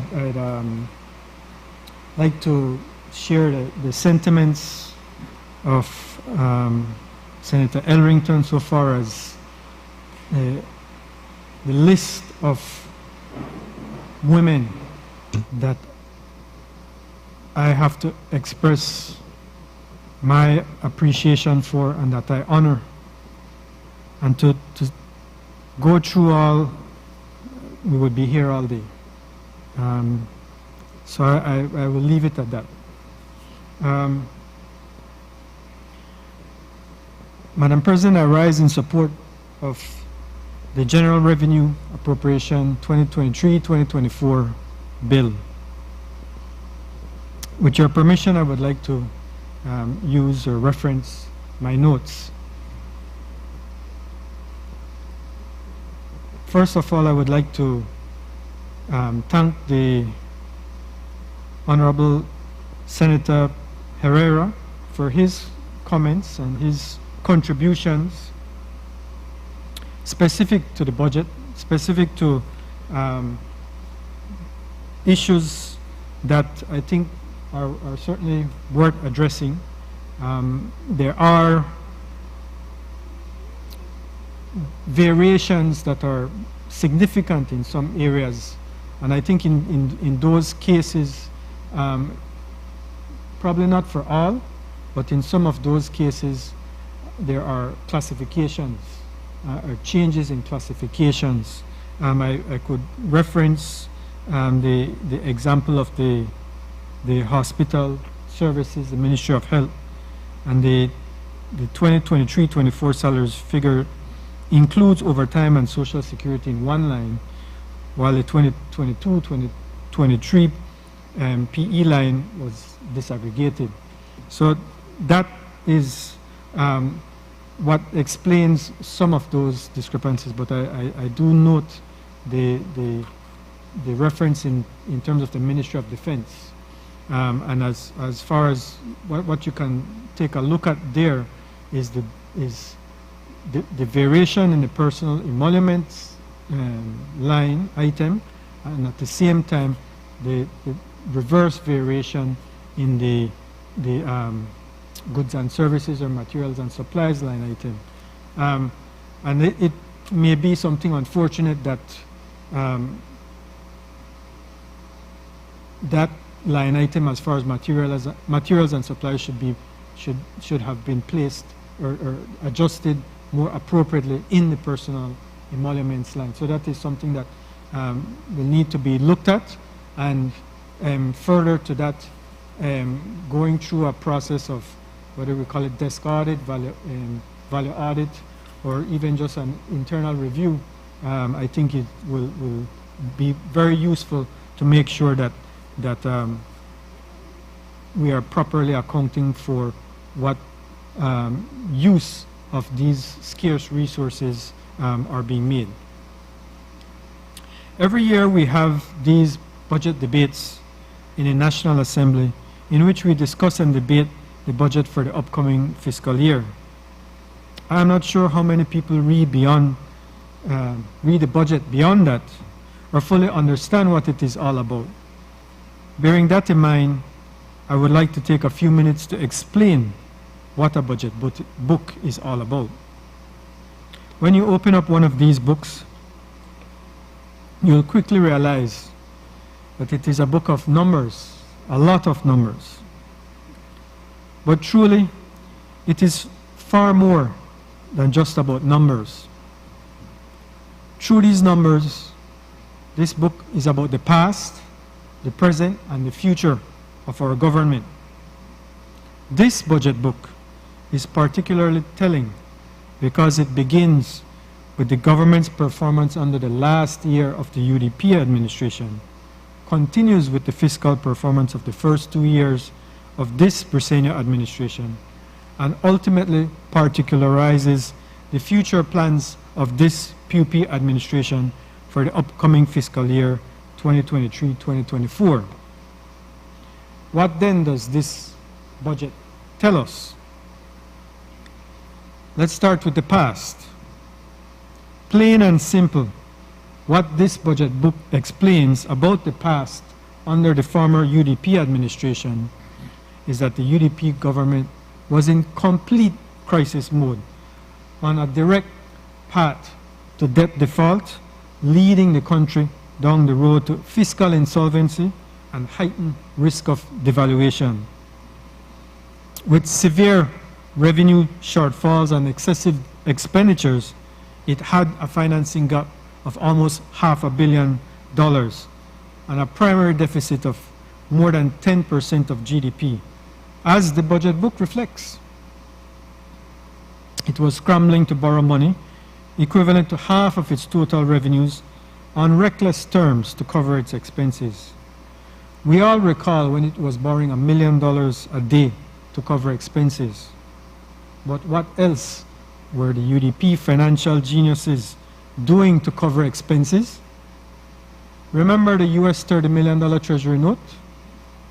Because of lack of confidence in the then government, they were only able to raise $21 million, even though they were paying 6.5% interest per annum. At the same time, they were maxing out government's overdraft facility with the central bank at nearly $100 million at 7% interest rate per annum. They were also issuing $140 million in floating rate treasury notes in the final years, boasting that they were oversubscribed. These now turn out to be by far the most expensive debt that this government currently holds.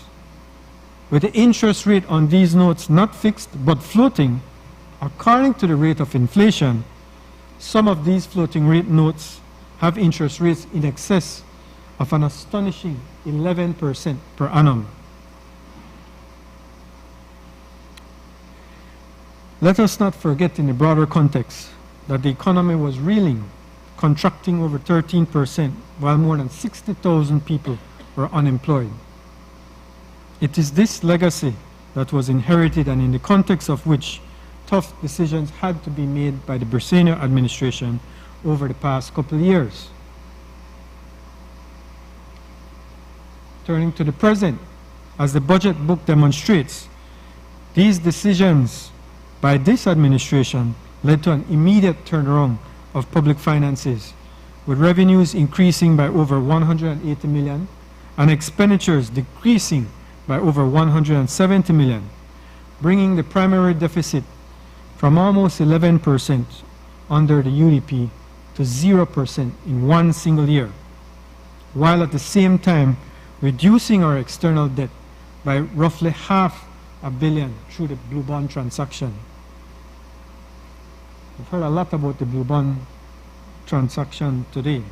So speaking of that, it is unfortunate that the UDP continually seeks to rewrite history in this regard when the facts are clear. The Nature Conservancy made clear to me that they did approach the UDP administration twice to arrange a debt for nature type transaction. The first was as far back as 2010 for a $90 million plus transaction. Those discussions lasted 4 years until the TNC discontinued those discussions when it realized it was getting nowhere. In June 2020, this TNC sought once again to re-engage. It took 5 months to get to discussion of a non-disclosure agreement, the virtual start, as you would know, of a commercial negotiation, when it was once again discontinued. In other words, they took another 5 months to get nowhere. We took a little over 10 months to negotiate the entire blue bond transaction. Not the $90 million, but 4 times that amount at $360 million, and simultaneously negotiate the cancellation of the $557 million US super bond debt. Frankly, I'm a bit embarrassed for the UDP that they would try and take credit for something that they were evidently impotent and incompetent to progress or conclude. A comment that can easily be echoed for many infrastructure projects they seek to take credit for. Blue bond matters aside, getting back to the present. In this current fiscal year, with revenues having increased by a further 220 million, we have been able to accommodate a significant increase in public expenditures of over 190 million, including the early restoration of public officers' wages, as well as covering the additional cumulative cost of the increase in minimum wage to $5 per hour of government workers who earn a minimum hourly wage. Other expenditure enhancements were directed towards numerous initiatives, including rolling out free education in the south side of Belize City, establishing a rural education grant fund, enhancing support for healthcare by increasing budgetary allocations for NHI primary care and increasing the subvention to KHMH, building over 200 homes for those most in need, improving our road infrastructure throughout the country, progressing ease of doing business e-governance initiatives, including completion and launch of the international award-winning online business registry system, while encouraging both foreign and domestic investment, especially small business, with the MSME Roadshow and the enactment of the new Fiscal Incentives Act. I am particularly proud of this latter effort through the Ministry of Investment to encourage entrepreneurship, encourage economic independence instead of economic dependence, especially amongst women. Not many things are more rewarding than being your own boss, being creative, being productive, creating value by what you produce that others demand, and generating your own income.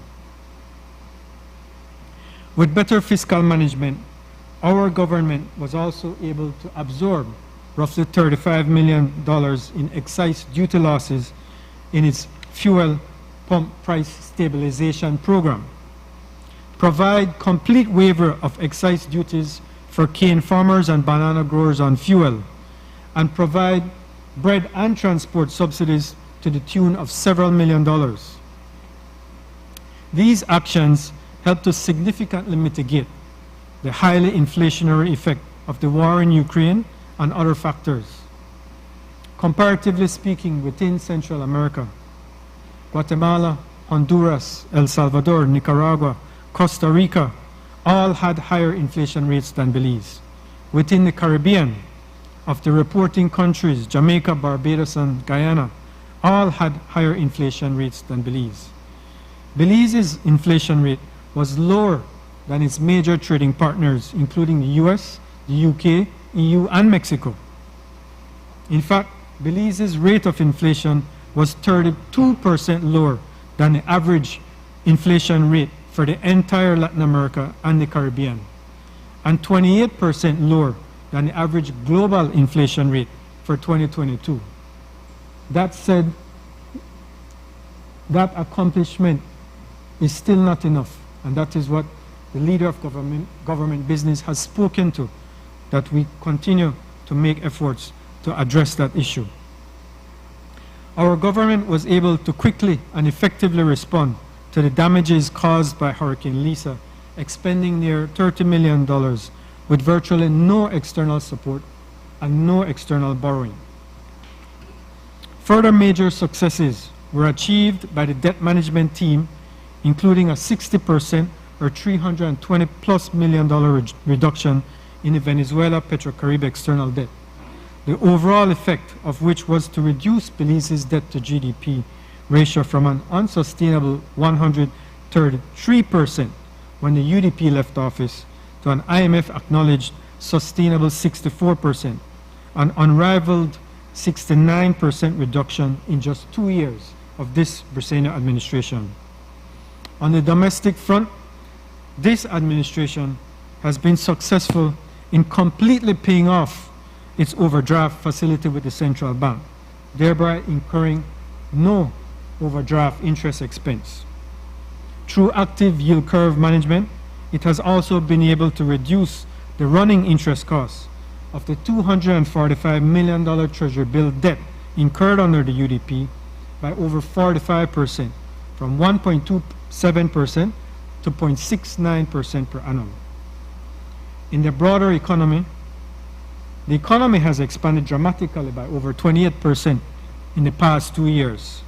Foreign exchange reserves held at the central bank are nearing $1 billion, while the domestic banks hold foreign assets of roughly $700 million, the highest in Belize's history. In other words, our currency peg is secure. Net foreign direct investment has progressively increased from a low of $152.4 million in 2020, the last year of the UDP administration, to over $267 million by end of 2022, an increase of 75% and more than 42% higher than what it was in 2019. Concurrently, the unemployment rate has been reduced to 5%, with under 10,000 persons unemployed as of October 2022, once again the lowest in the history of Belize. This dramatic reduction in the unemployment rate reflects not only the rebounding of the tourism sector, which has been pointed out has not reached 100% yet, but more so in the rapid expansion of the BPO sector, lending to the transformation into a far more diversified and resilient economy, no longer as dependent on tourism as before. From only 1,500 employees in the BPO sector in 2019, there were 8,000 employees in this sector by the end of 2022, with the expectation of a further 4,000 persons to be hired in this current year. You may have noticed that Radical Center BPO has just set up a new center in Dangriga with a view to hire 500 employees.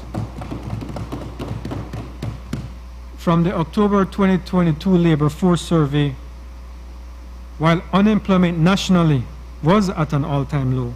Stan Creek District had the highest unemployment rate at 7.8%, with 1,549 persons unemployed.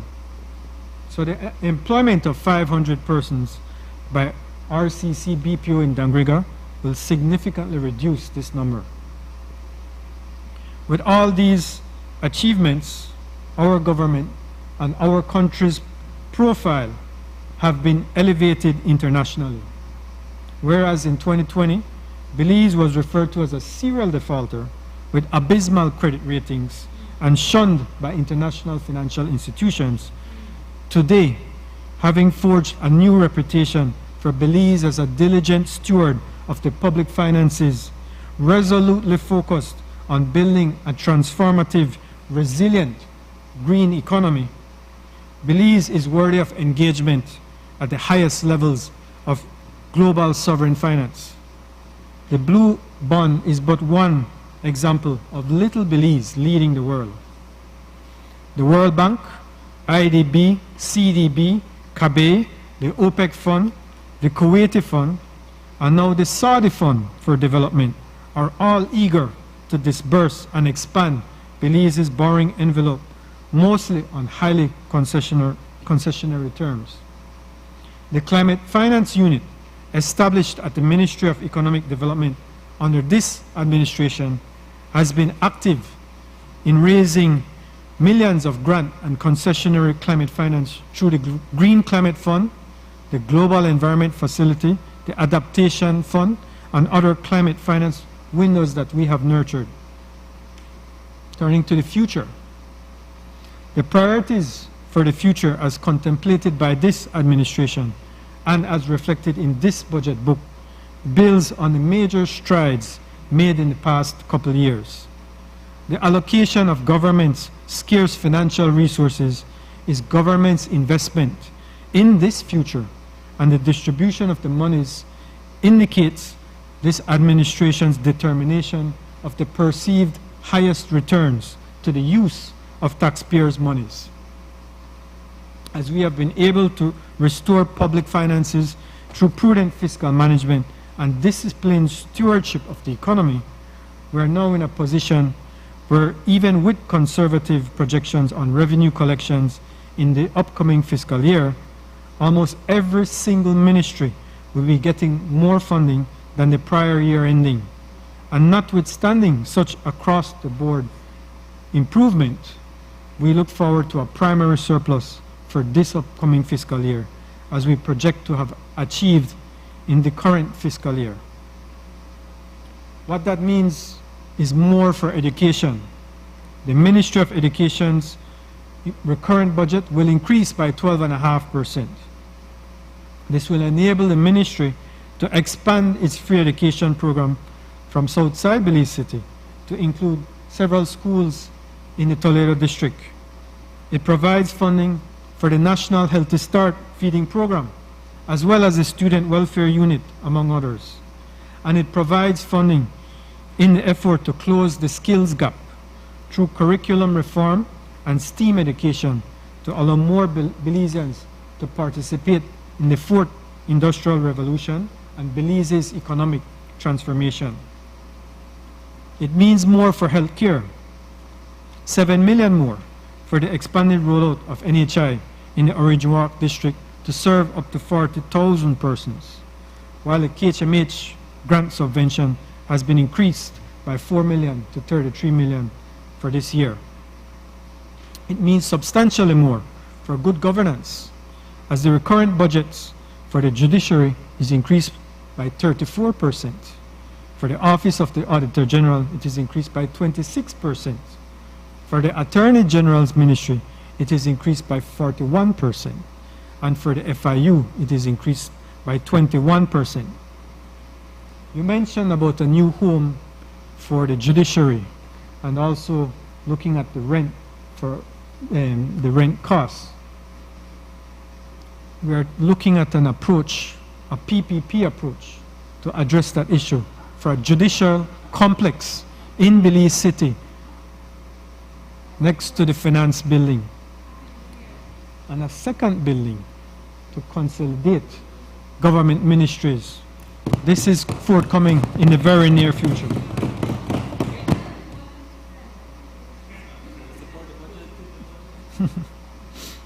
We don't put it in the budget because we now raise the debt of the budget and we use private people's money to finance the project.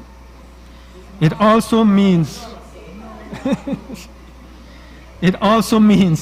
for social protection and poverty reduction, as the Ministry of Human Development's recurrent budget has been increased by 21%. It means a lot more for the landless, as the recurrent budget for the Ministry of Natural Resources is increased by 35% to support the survey and distribution of 11,000 lots to the land poor. Citizen security is further prioritized as the Ministry of Home Affairs multi-sectoral crime prevention strategy budget is increased by almost 50%, from $2.7 million to $4 million, while $5 million more is allocated to recruit additional police cadets, Belize BDF soldiers, and Coast Guard officers.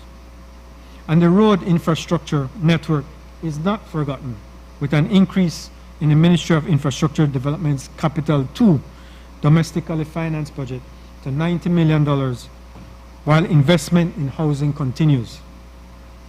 It also, of course, means more for public officers, as increments for public officers and teachers are unfrozen as of April 1st of this year. These areas of heightened expenditure and investment represent some of the key priorities for this administration in facilitating long-term sustainable development of our country and our citizenry. With these efforts, together with our active policies to improve the ease of doing business, improve access to affordable finance, encourage entrepreneurship and private sector investment, large and small, we look forward to the continued development of our economy in spite of the minefield of economic headwinds we face, whether it be persistent inflation imported from abroad, the high external interest rate environment, the slowing global economy, the tremors caused by the recent banking collapses in the US and Europe, or even the AML peer review challenges we grapple with at home. Much has been accomplished, but much more is yet to be and planned to be done to achieve economic transformation to true economic independence and resiliency. This budget takes us further along that path, not recklessly, but with continued discipline and diligence. As we continue along that path, I wish to recognize the team effort, that of my colleagues in cabinet, of the team members comprising the public service, but especially those that I have worked with at the Ministry of Finance, Economic Development and Investment, including the Belize Tax Services Department, the Customs Department, as well as the Central Bank of Belize, the Financial Services Commission, the Companies Registry, the FIU, and the Statistical Institute of Belize. Thank you for your continuing unwavering support.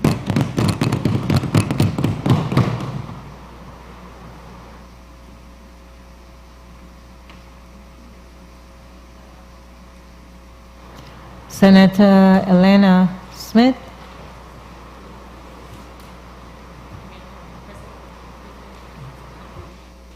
Thank you, Madam President. I rise to make my contributions this afternoon, and I want to first start out by also acknowledging the briefing that was given to the senators. But in doing so, I must remind that there have always been consultations on the budget prior to those things being done. And several times we come here as trade union, as union representatives, saying the same thing, and it falls on deaf ears. These consultations prior to us being here are very important, because it not only allows us to give our input, but it also allows the government to be able to provide explanations, right? The briefing does it as well, and so sometimes we come here with less questions and better informed positions. And so I would like for us to go back to the days when we were having consultations with the various stakeholders on the budget. Now, there are a few general matters that I want to touch on, and I will not be going into all of the details that some of my colleagues have done, because I don't think that we need to repeat some of these so many times. But I want to first start off with the matter of the sacrifice that public officers and teachers made, and the recognition being given to us that due to our sacrifice, the government was able to achieve some of its goals. And hence the reason we are here today, and we are able to hear from the government side how well they have done, or how well the economy has done, because of the sacrifice that we have given. And yes, we have been given our 10%, which, as was said previously, was rightfully ours. We've worked for it. It's not that we were given that. And we've also been told that increments would be unfrozen beginning April 1st. Again, for the most part, we have worked for that. And I say for the most part because people will say, oh, but it's not automatic. And while we know that it's not automatic that everybody would get an increment, the freeze was automatic. And we must never forget that. But noting, Madam President, the tremendous contributions that we would have made in allowing our country to do better, to be where it is today, I find that the least that could have been done was to offer a thank you for our sacrifice. And we have requested for that thank you to be given in the form of putting us on the proper point on the scale.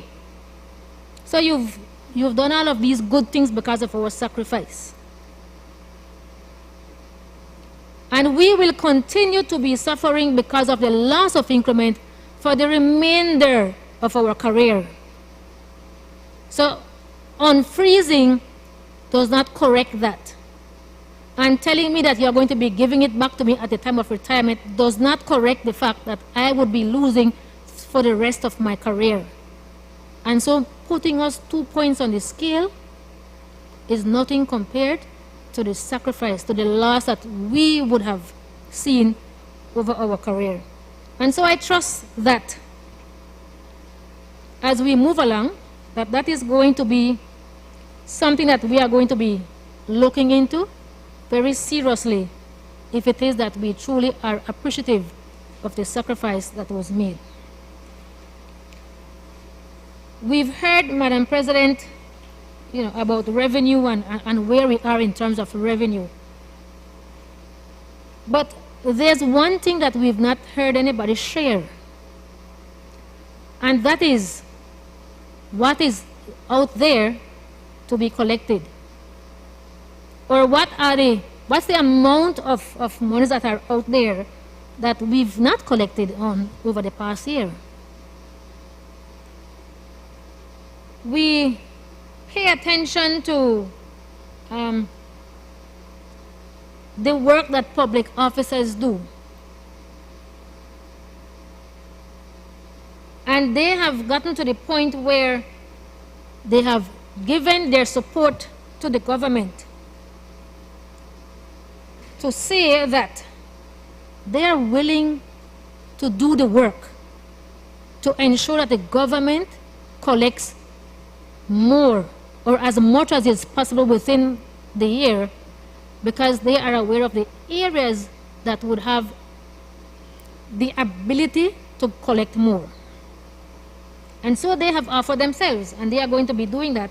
And we must commend them for offering to do that, because at the end of the day, when we collect more as a government, we are able to provide more for our people. And I believe that that is what we all want. We want to be able to provide more for our citizens, especially those that look at assisting persons who are in poverty, these social programs. As well, Madam President, when we pay attention to the staffing that is included here, I've seen where in the past there was the list of officers per cost center. I think somebody raised that point earlier. So that you would be seeing how many, what would be CEOs, FOs, the entire listing would be there, so that you would have a good indication of who are these persons within these ministries. Now we are just seeing these general numbers. And it doesn't give you that full picture of who are the persons within the various ministries.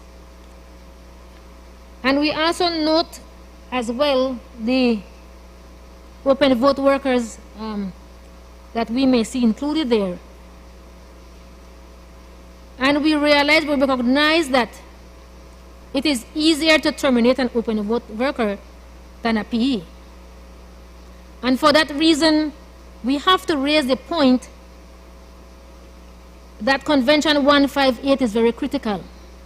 And it is one that as trade unions we have constantly raised.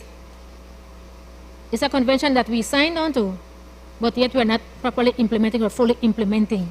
And so that is something that would come under the Ministry of Labor. And we are hoping that we can take some time to look at those legislations that would have impact on labor, that would make dealing with labor better, fairer. Because when I can just terminate you for no reason at all, then that is unfair to the employee. And so 158 is very important for us. And so we have to start to look at reducing, minimizing the number of open vote workers and making those persons permanent staff. We have persons who have been in the system for years as open vote workers. They need to become established. It's important for our members, for our workers, that things of this nature be addressed. The matter of the rental cost is one that is of concern to us as well. And I heard Senator Courtney speaking about what it is that they intend to do in the future. And that is commendable, because it is something that we have constantly been saying, why not have our own buildings as opposed to having to pay rent for these offices? So I must commend that initiative that will be taking place, I suppose, in the next year or so. I'm hoping. Another area, Madam President, that we looked at was a matter of computer hardware and software. Every year we look at the budget, we see some of these recurring things, and we know that some of them will have to be coming back every year. But when we look at the amount, some of them are over 200,000 for computer hardware and software.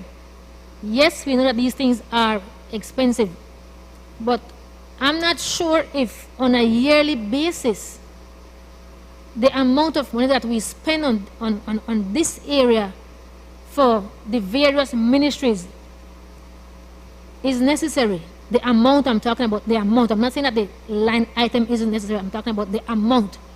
So there may be ministries that, of course, you would see that they are working on making some changes. We want to be doing things better, and so we may need these things. But there are some where you see some increase, but they are not so drastic. And so when you see these drastic increases, it calls our attention to things of that sort. The Ministry of the Public Service, I want to look at a few things under the Ministry of the Public Service. And one of the things that we keep paying attention to is the matter of good governance. Is a matter of good governance. And so when I look at on page 48 and I look at the area that speaks to under good governance unit, and I notice that we are focused right now on the People's Constitution Commission, and I see some notes there as it relates to UNCAC and those sorts of things. I believe that this is a very important area, especially since in these same chambers we passed the good governance motion, correct? And we spoke in terms of the discussion of the importance of these things and the importance of looking at legislation that would ensure that these matters, that this is realized. And so I believe we need to put a little bit more effort in dealing with matters of good governance legislation, UNCAC, those sorts of things. While we have seen draft legislations presented, we have to ensure that we try to move the process as quickly as possible, because these again are important if we want to achieve and we want to continue to look at accountability and transparency. I know for one that the union and the chamber had submitted in December draft documents relating to campaign financing, and to date there has been no response to that. January, February, March, we are 3 months later and not a response has been given to that submission. And so it is important that when we submit things, that we at least get a response to what we've submitted. And I know somebody might say, well, you know what, as unions you all don't respond on time either in terms of legislation. And that may be so at times. But it doesn't mean that because I am late in responding once that you will return the favor.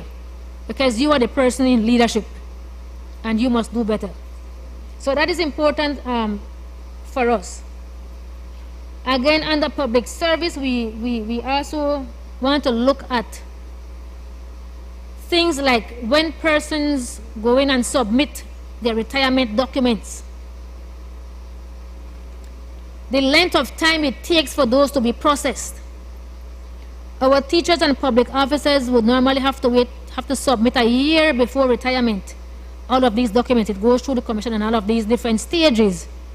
But for some reason, you serve 35 years and you have to wait a year or more after retirement to be able to collect your monies. This is something that we have to work on. We must do better, because our people would have already given service.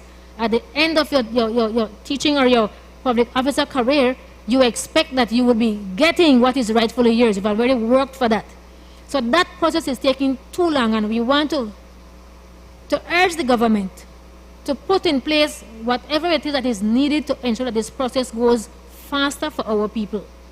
And so that would come under public service. And I noticed that the Public Service Commission, there was some delegation of responsibilities, duties given to CEO, if I am right, and you can correct me, Senator. So if it is that the Commission has been doing some of this work and we are taking so long to accomplish it, then what will happen with this new change?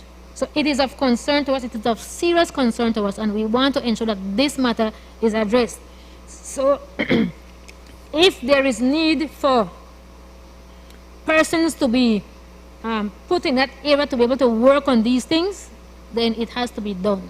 Because it's not easy having to wait 9 months, 10 months, a year before you can collect your little gratuity, and you have to be spending out in your little savings that you may have been able to save during your career. In addition to that, Madam President, I also want to look at the Education, Ministry of Education. We see Minister Koyi spoke about the 12.5% increase that they have received. And there are several things under education, and that is on page 131. It starts there if anybody wants to follow, but I'll just be giving just general comments overall. And so if we look at some of the areas in education, for example, there's a matter of the Teacher Learning Institute that was implemented by the ministry, and that is where our teachers sign on and they are able to do some trainings virtually. And then you get your hours for that. It's important that our teachers are not only able to log on and be able to take part in training, but it's important that after they have finished their training that they are given their hours because hours are important for your renewal of your license. And we have an issue there because that process, the TLI is not working the way it should have been working. So there has to be some work done there to ensure that our teachers are able to get responses in a timely manner, but also to get their hours in a timely manner as well. And we have to also look at the TVET teachers or instructors. These persons have contracts. They are not like regular teachers where you have your license for your 5-year and you have tenure. And so at the end of my 1-year contract, I don't know what could happen to me in the next year. Now, if it is that as a government we are pushing vocational and technical education and training, then we must ensure that those persons who are providing these trainings are secure in their job. And to do that, then we would have to move away from the matter of yearly contracts. And those yearly contracts have additional impact on our teachers, because when you are doing a yearly contract, despite the fact that they have to submit their contracts 3 months ahead of time, we find that 3 months into the school year and these teachers, these instructors can't get their salary. So they are working 3 months without a salary. It's unfair to these instructors, and I think we have to pay attention to how we treat this group of employees. We look at the access to high-speed internet and appropriate digital device for our schools. Now, this is very critical for our teachers and our students. But we have to also pay attention to, especially, and my colleague spoke about the Toledo district and, improvement to that area. But when we look at the rural areas, many of our rural areas don't have access to even electricity. So if you don't have access to that, then you won't have access to these internet services and these other things. So even if you were to be given a device by some donor agency, how will you use it? Because you don't have access. So while that is one aspect that we want to work on and support for us to work on, there has to also be the connection with the other ministry to ensure that the utilities area or whoever's in charge of rural transformation, those ministries have to be also working in tandem so that we can look at the electricity and all of those things, that those students and teachers can have true access to internet and digital devices. Also of importance under the Ministry of Education is the matter of the enrollment rate. When we look at the percentage of tertiary, it's at 25%. And preschool is at 40%.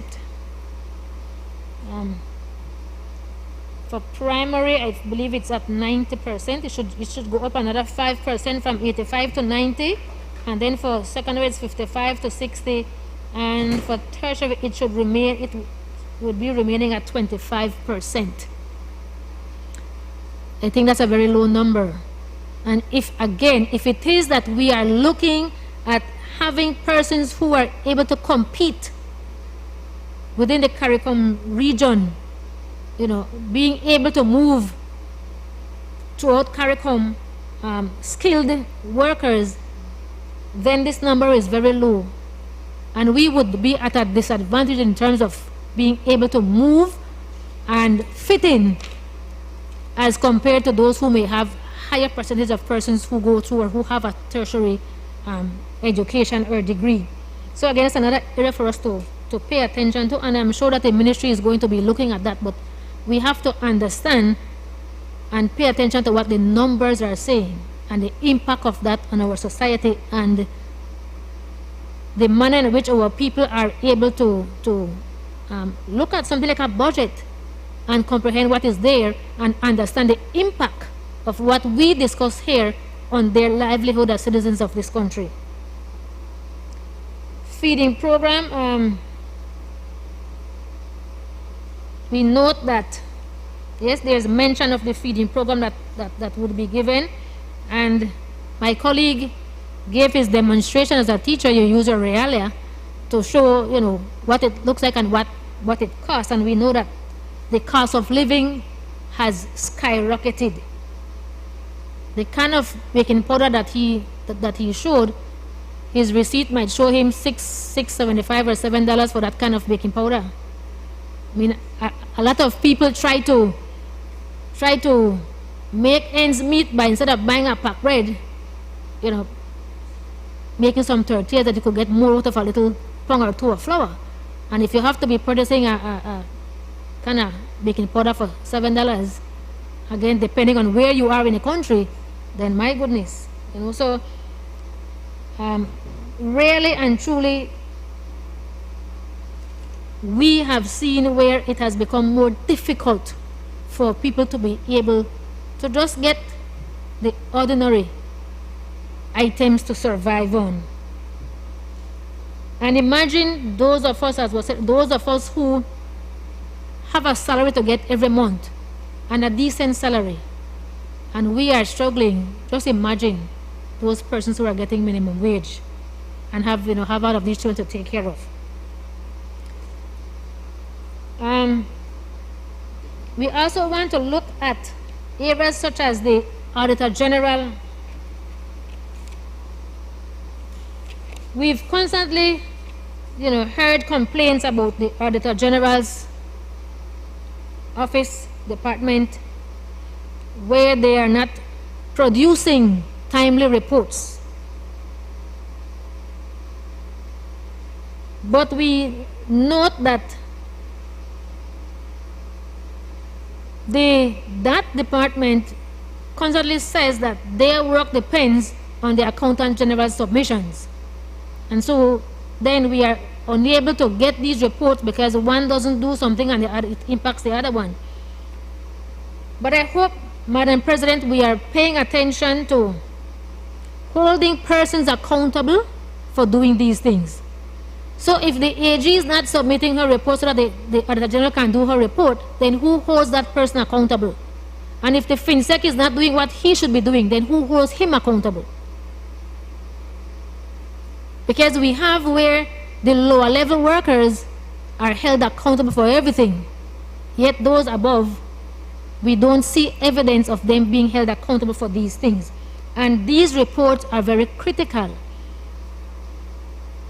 If we are going to be looking at a department 5 years, 7 years down the road to see that they would have mishandled, misspent, misused funds, then how can we fix that 5, 7 years down the road? So if the Auditor General is in need of staff to be able to complete the work that unit should complete, then it's something that we must pay attention to. We have to also pay attention to the number of departments that are being audited and how it is that these departments work with the Auditor General, her team, the auditors who go out, the refusal to share information. You know, all of these things are critical to providing a report. And so we want to ensure that we pay attention to that. The Integrity Commission, when we look at the submission rate, here, Madam President, number of declarations, request forms sent out, 405 in 2022. Those received, 145. And we are expecting in 23-24 to send out 408, 3 more than what we sent out last year. But we are expecting to get 136 only, less than what we would have received in 2022-23. Again, we know that these submissions are important, yet how do we hold or who hold these persons accountable for not submitting? I know as a senator, we are held accountable for our submissions. And if you are late, you are charged. Even if it's not your fault, you are charged.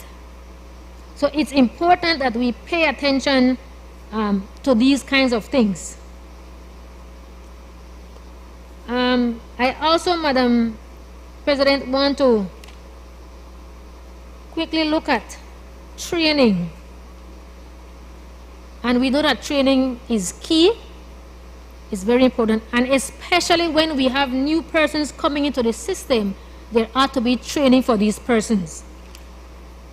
And we believe that it is important that training be offered to our CEOs, our HODs, directors, and finance officers. Because we want to ensure that they know their role and that they can carry out their roles well.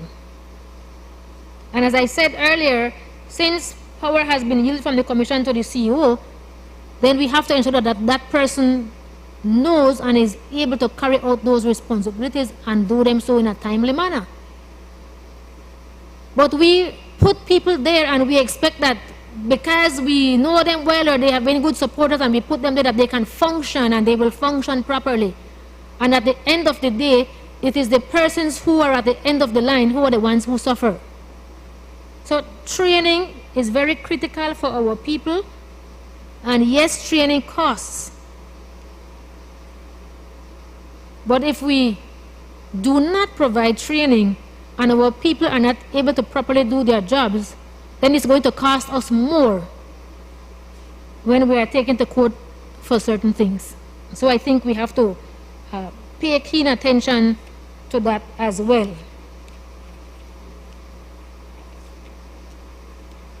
The matter of OSH is a critical one for us as trade unions.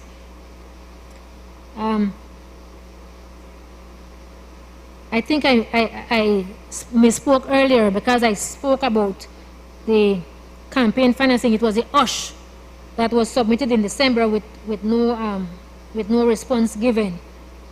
But this is something that we have been pushing for quite a while. The OSH is important because we need to keep our workers safe.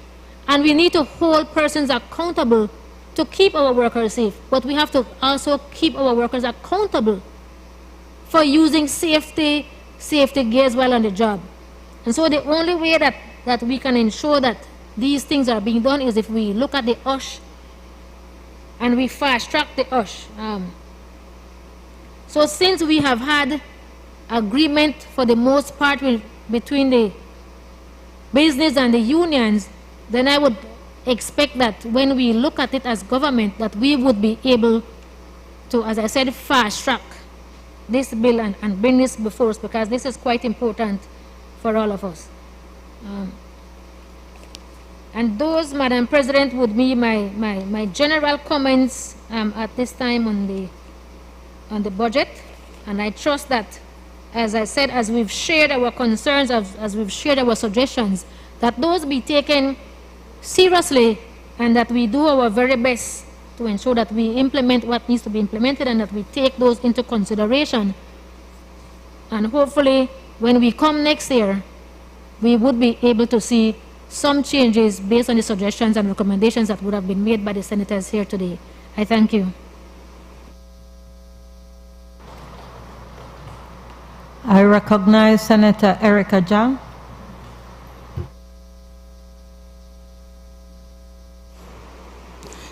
Thank you very much, Madam President.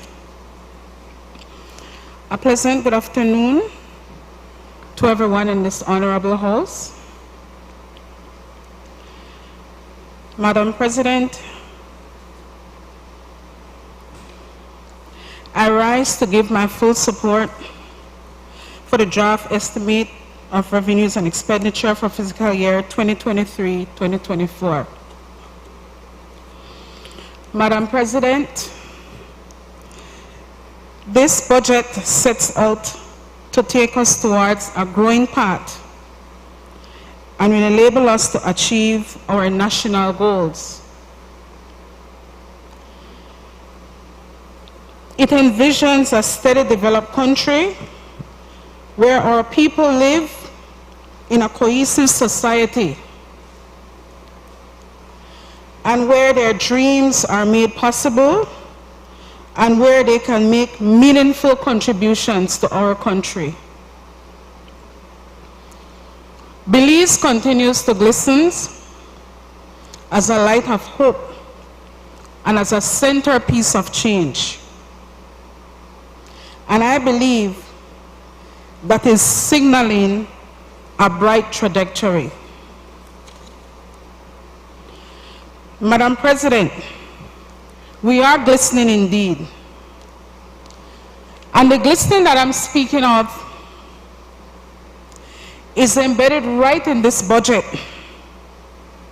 that was delivered by our Honorable Prime Minister, and I believe was also condensed by our leader of government business. The reason I support this budget is because as an educator, I admire and appreciate the stride yielded in undertaking the many encounters faced by our teachers, our students, and our various partners in education. This budget reflects a clear indication that there are only better things for Belize and Belizeans beyond the horizon.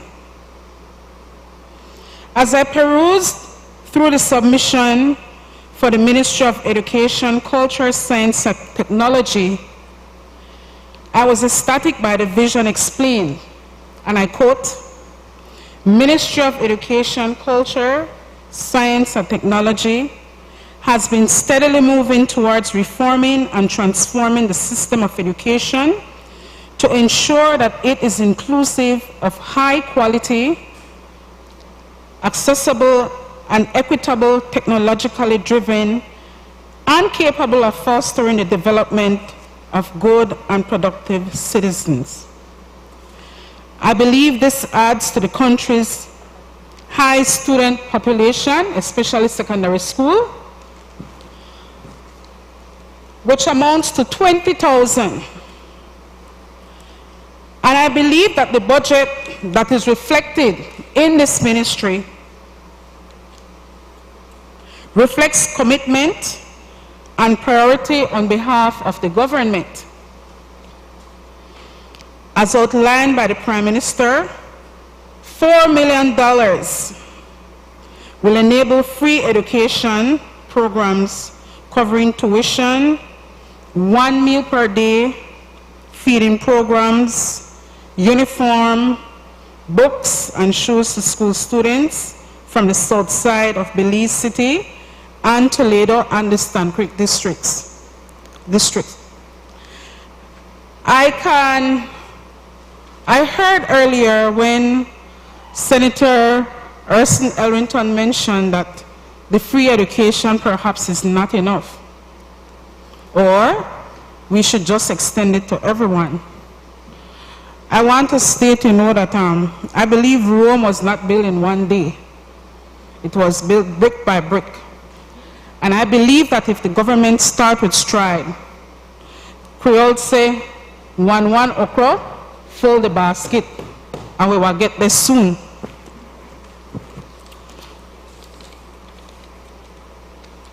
A total of 2,600 students will be benefiting from this. Madam President, this clearly explains why I must say yes to this budget. Students receiving $200 subsidies, a total of 11,820 of them. Why should I say no? Of course I will say yes to this budget. This tells us, Madam President, that 2/3 of our high school population will automatically be receiving some kind of financial assistance. And of course, I also want to recognize that rural students will also be getting that assistance as well through the Rural Student Fund Program.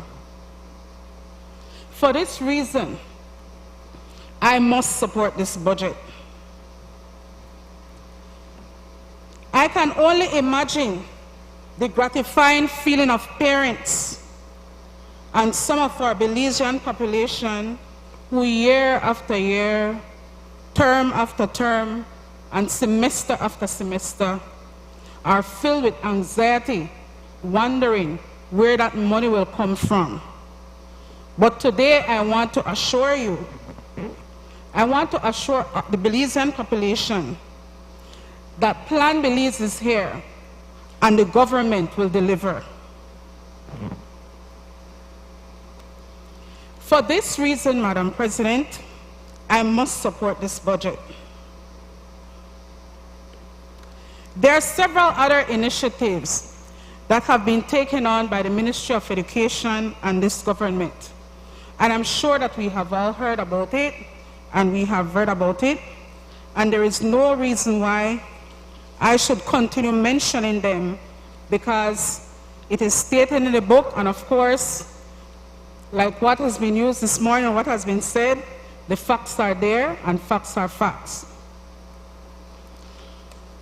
Moving on to the accomplishment of our government and why we should support this budget.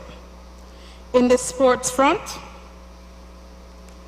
the budget continues to shape wholesome education experiences by training teachers.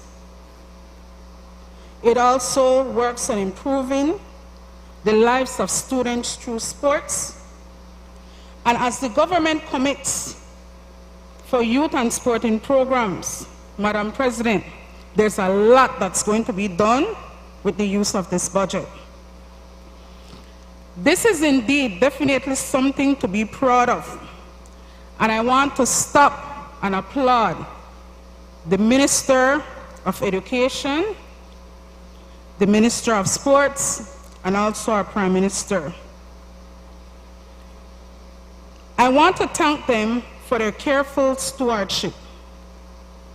This government has shown serious ideas that they are about to make reality for students in sports.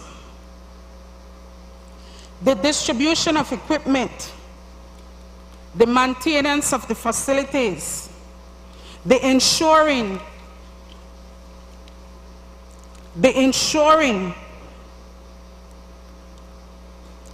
that associations and federations are registered, the establishment of new sports field, first of its kind, introduction of the National Sports Symposium. It was the first time, Madam President, and the youth, the students who attended, they enjoyed it very well. Most of the time when students play sport or young people play sport, they just believe if it's a football, you just pick up the football and you kick it. If it's a basketball, you bounce it and then you put it in the hoop. If it's a volleyball, you pound it and then just send it over the net. However, they got to understand that getting involved in sports makes you a well-rounded individual. It allows you to value hard work. It allows you to value loss. Not every time when you're playing a sport, you're going to win. They came to the realization of that. It allows them to make sacrifices. If you want to become the best, practice, practice, practice. Madam President, accepting this budget shows how we in this honorable house supports our young people and citizens of Belize. It shows us how we support those who had problems finding work and are seeking opportunities to open up. And we want to say again, thanks to the government as they invest in programs to ensure access to education and intervention program and addressing employment and lack of opportunities. The time has come for Belizeans to feel elevated and inspired. Without overemphasizing it, Belizeans needed to feel the love from their government, a sense of compassion, a sense of caring, that was missing for such a long time. This budget by the Honorable Prime Minister is about the people, and it is for the people. It is for the people of Belize. It is impactful, and it is also uplifting. It uplifts public policy that establishes chances for every single Belizean. Madam President, with overwhelming support, I support this budget.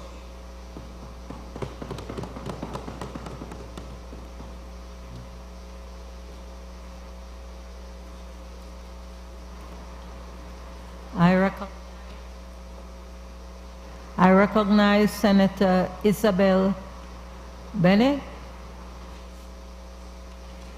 Madam President, good afternoon. Good afternoon, colleagues.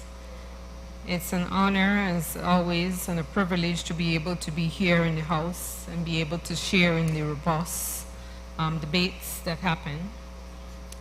Today in particular, we're looking at the budget for the fiscal year 2024, and I stand in full support of the budget. I will say I rise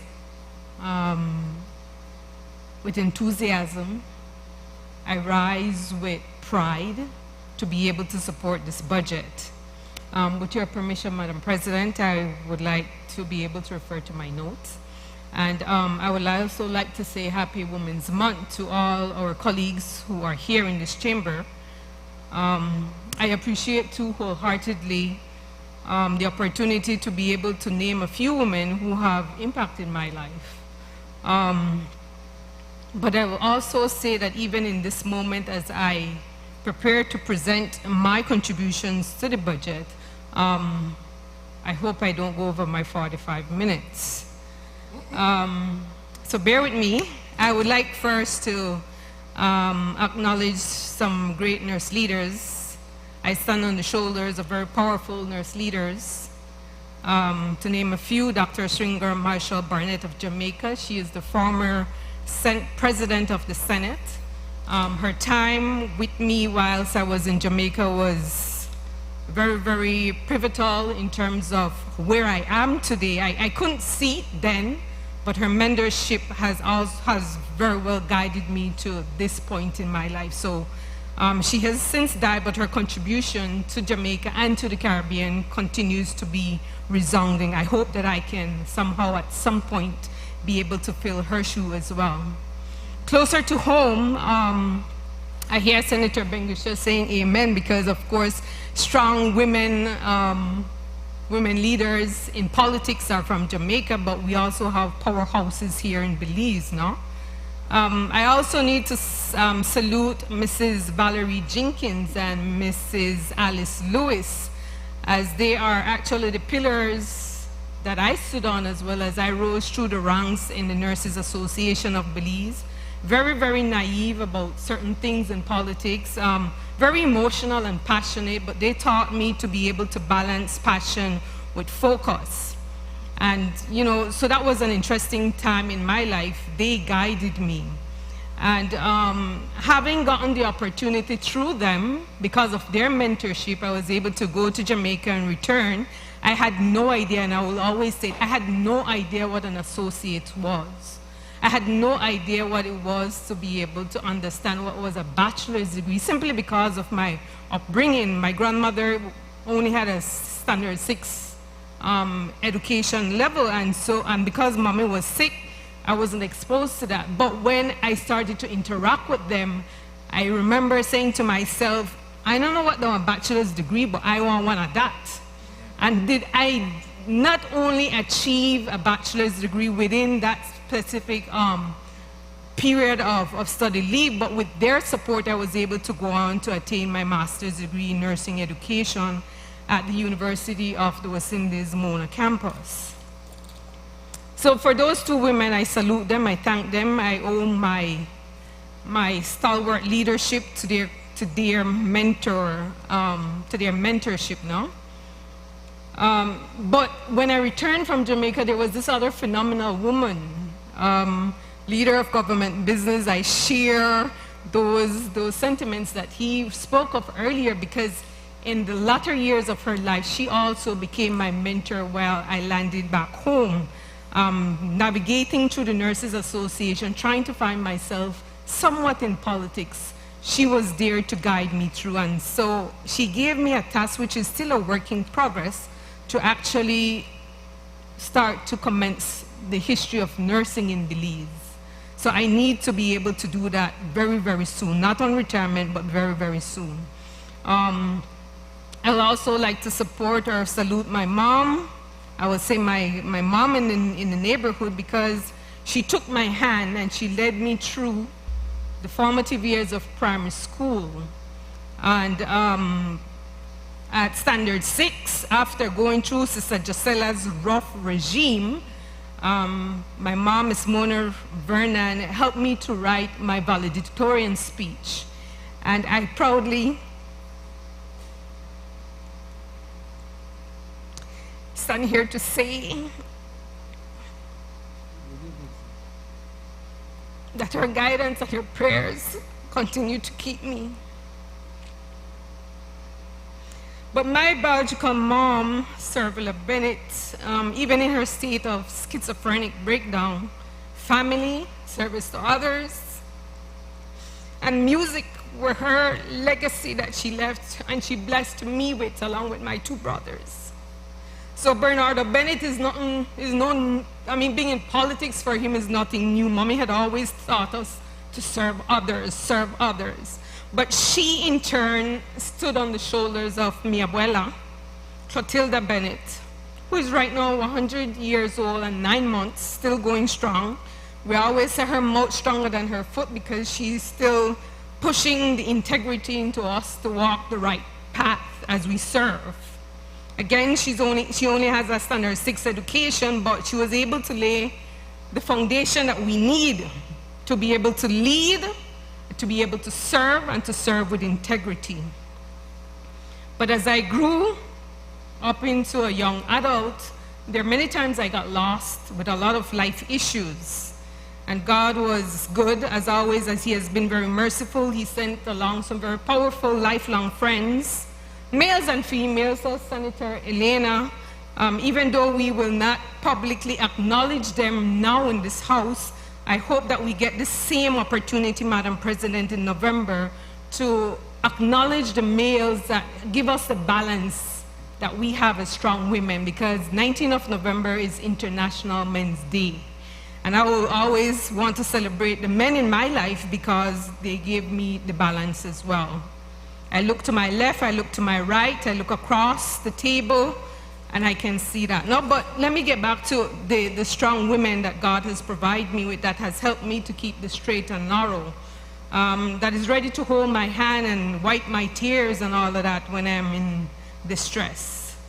Mrs. Desireen Usher-Queelan, Miss Cynthia Garbutt, Mrs. Sheena Stewart-Young, Mrs. Shannon Gillett Solis, Mrs. Janine Adderley Castillo, Miss Elisa Brown of Jamaica, and Miss Sarah Harris of Barbados. But I must also say, and I must admit that mentorship doesn't only come from older women to younger women. When I think of mentorship and I think of fabulous women, I also think of my own daughter.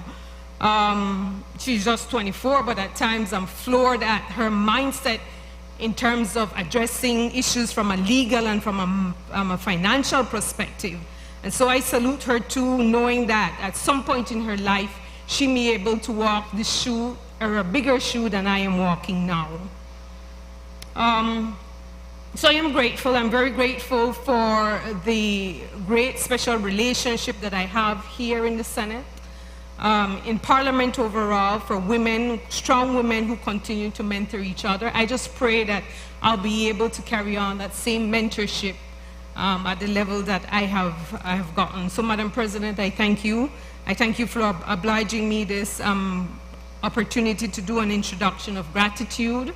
And of course, moving forward as I go into my full support of the 2023-2024 financial fiscal year budget, I am grateful. I stand grateful.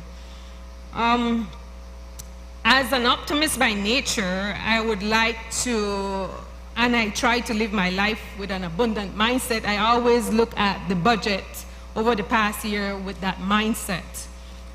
Simply because there is more than enough evidence that Belize's success over the past 2 years under Prime Minister John Briceño, Honorable John Briceño administration, the People's United Party, we can see where there is growth, and not just us making a list of accomplishment, but the fact is that you have regional and international organizations beaming through at the successes that we have had. So even though at times I would say in the cabinet and to my colleagues that, you know what, we don't blow our horn enough. We simply don't, and I don't know why we don't do it enough, but we have accomplished over the past 2 years, and we will have to say it because the change theories speak to it, more than what has been accomplished in 13 years.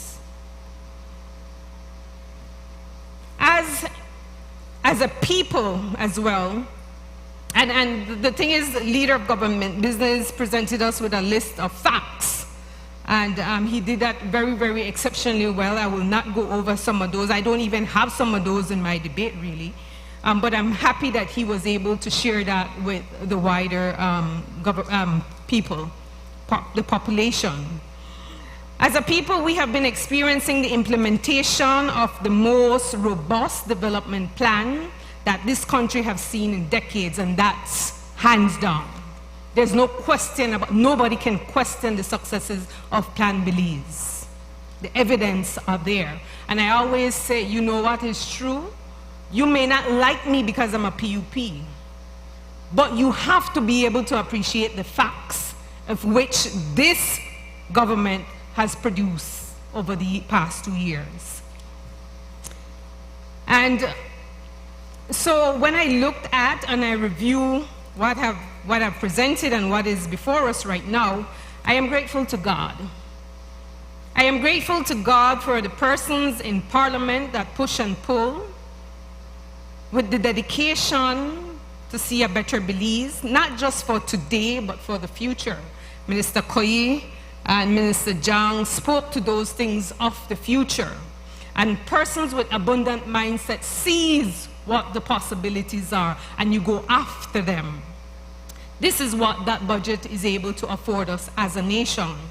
I'm also grateful to the proud people of this nation for choosing a government that is laser focused on doing right by and for the people of Belize.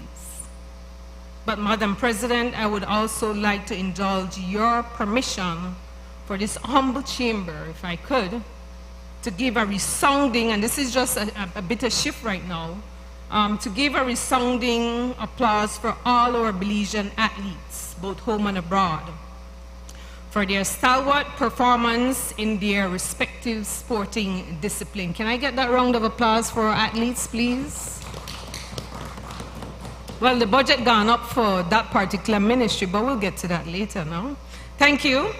I'm sure those of them that are listening will be able to say, you know what, the Senate recognized our contribution to the development of our country. They are truly our honorable sports ambassador who carry our flags with pride and dignity as they do what they love best in the many sporting disciplines that Belize and the world have come to enjoy. But we must also celebrate the families of our athletes who contribute to their development and support of our athletic population. This can never, never, ever go unnoticed. The members of the sports team, such as our coaches, our ethics representative, the medics, the announcers, even the media, and all other sports personnel that helps to shape and train our athletes and support our sporting industry directly or indirectly, must also be commended for their unwavering dedication and contribution in producing world-class athletes or world-class experiences in and outside of Belize. The members of the supportive team will always tell you, well, you know, well, we're there for the athlete and we're there for the sports because we love the sports. And they go on and they contribute. But wait a minute there too. We have acknowledged the athletes, we have acknowledged their support team, but you can't forget the fans, right, Senator Collett? You can't forget the fans. Who else plays sports in here? You do, Senator Bengusha, all right. So you will ride with me right now because I had the opportunity to be at Rogers Stadium in Belize City on Friday last. Senator Kal and Senator Zhang were there with me for the opening briefly, and then we came to the National Assembly to hear the closing of the 3-day budget debate, no? But you can see and you can feel and you can taste the energies that was coming from the fans. And the student population, the way they were guiding and the way they were playing, it's unforgettable. And so I am happy that this responsible government has seen beneficial to increase the budget for sports, youth sports, and transport. But just to go further, because I need to pull some leg a little here, permit me, Madam President, the level of execution on that day in the softball game, it was actually in a national high school softball competition. And the level of sportsmanship and the way the players they were playing, I was in awe. I've never seen that type of, but then again, my eyes on train, right? So I don't know, I see people throwing ball and a batting ball, and I am there making big noise because I'm being the best cheerleader.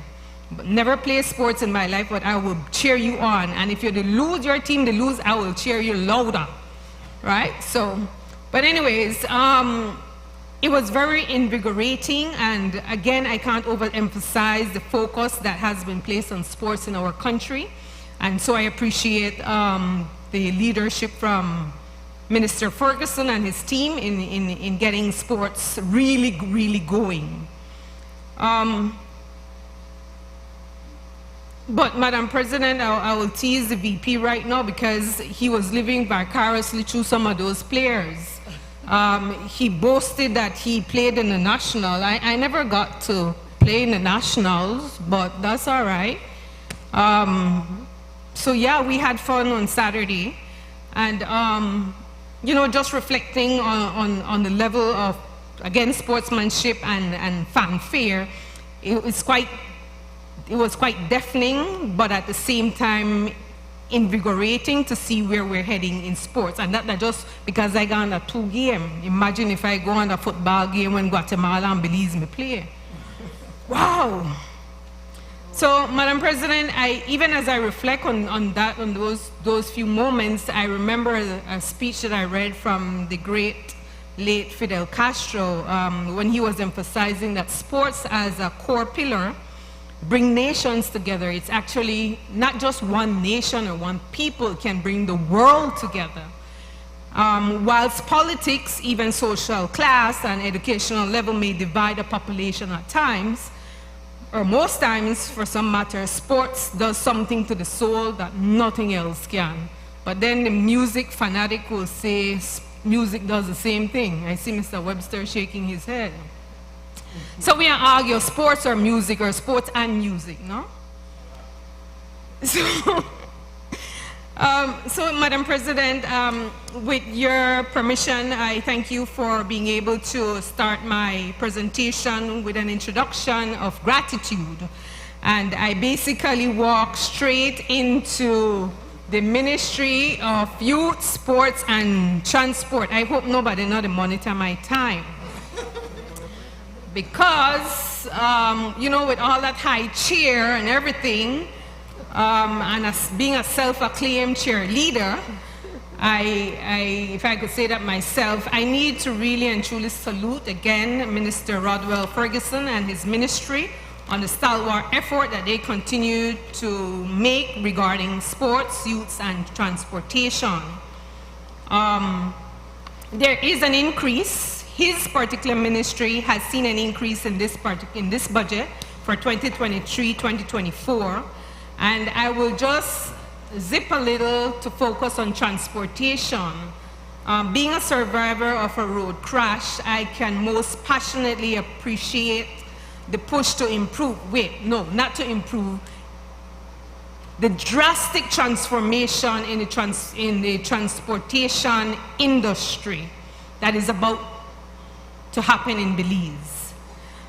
We push and pull, depending on the association, not to be able to allow for the implementation of the transformation to happen. And yes, because maybe you have a bit of scarce fare, maybe you don't really understand exactly what might be and what the country may be embarking on, but the reality is, if we have a transformation in the transportation industry, we will see safer or less road crashes. There's a correlationship with that when you have improved when you have an improved public transportation system, no? So I always say to bus drivers as well as to conductors, please let's be mindful that passengers are not cargo. We're not cattle, we're not boxes. We're human beings who are paying a service to be transported from point A to point B. And so, given the fact that we have a mandate to be able to improve the transportation industry, Belizean can expect a safer travel period as you traverse the country. And on that note, I will also mention too that whilst I was in Jamaica in 2003, that's like 20 years ago really, my son Marcus, at the age of 10, for the first semester, in order for him to settle into the country, he had a chauffeur to take him from where we live to Kingsway High School. But moving into second semester now, you know, monies get tight, so you had to be able to navigate. He had to be able to navigate the public transportation. And even at the age 10, 20 years ago, he had a similar card to a bank card that he would have go to top up when it was depleted in order for him to get on the bus 20 years ago. So I am already seeing where Minister Ferguson is moving as it relates to transformation of the bus industry, of the transportation industry. So I completely applaud and support the fact that his ministry has gotten an increase. I would say Minister Koi, need more money, but I guess in time come, no? The sporting scholarship coming out of this ministry is phenomenal. I can see an increase in those. Simply again because we have a lot of athletes who may not be financially stable to be able to move on to sixth form, but they have talent, they have great sports leadership, and that in itself should be awarded. I will close this part of my focus on the Ministry of Youth, Sports and Transformation on a knowledge nugget. To say that, you know what, at times we may say or we may use the word accident quite loosely, when in fact it actually implies that there is, when we use the word accident, it actually indicating that there is nobody at fault and that nobody, including the driver, bears responsibility for the outcome. But that terminology has been removed from the literature, and it's actually, we are actually supposed to be referring to certain incidences on the highways as road crashes or road collisions, because this particular terminology is speaking specifically to actions outcome without the preventable implication, which simply means, for example, if I am driving my car and I know that it doesn't have the lights are not working well, and I ended up causing harm to somebody else, it's simply because that would definitely be identified as a road crash, but it was totally unavoidable. So there's a difference in terms of the language that we use, no? But as we move on, let me not get lost here. I numbered my pages quite well. Again, I salute the Minister of Youth and Sports for the stalwart work that they are doing.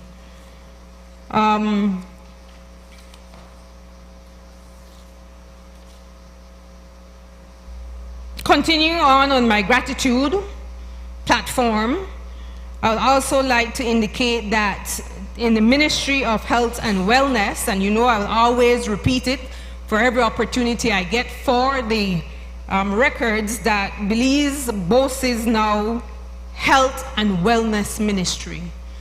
Something that could have been done long time ago, but however, it's this government that has the vision, and so we have a Health and Wellness Ministry.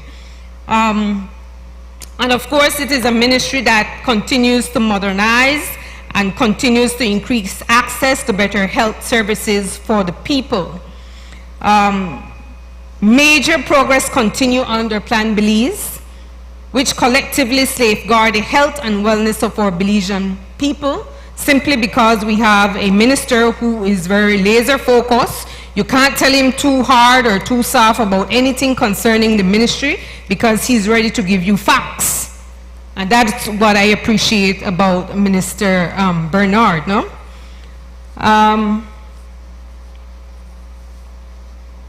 But before I point out his strengths, or the strengths of the budget for this ministry, as a health practitioner, I would be the first to critique. I would like to see as a government that we establish a robust health research institute within the ministry. Simply because that will afford us the scientific data that we need to address health and wellness in a more scientific and a more efficient way.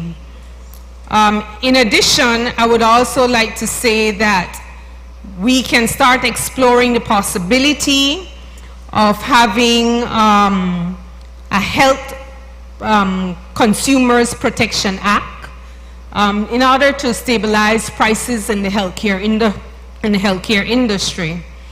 And so I know that because of the person that he is and the team that he's working with, I'm sure Belize can look forward to two of these recommendations. No? What this budget for the Ministry of Health has done is obviously focusing on training.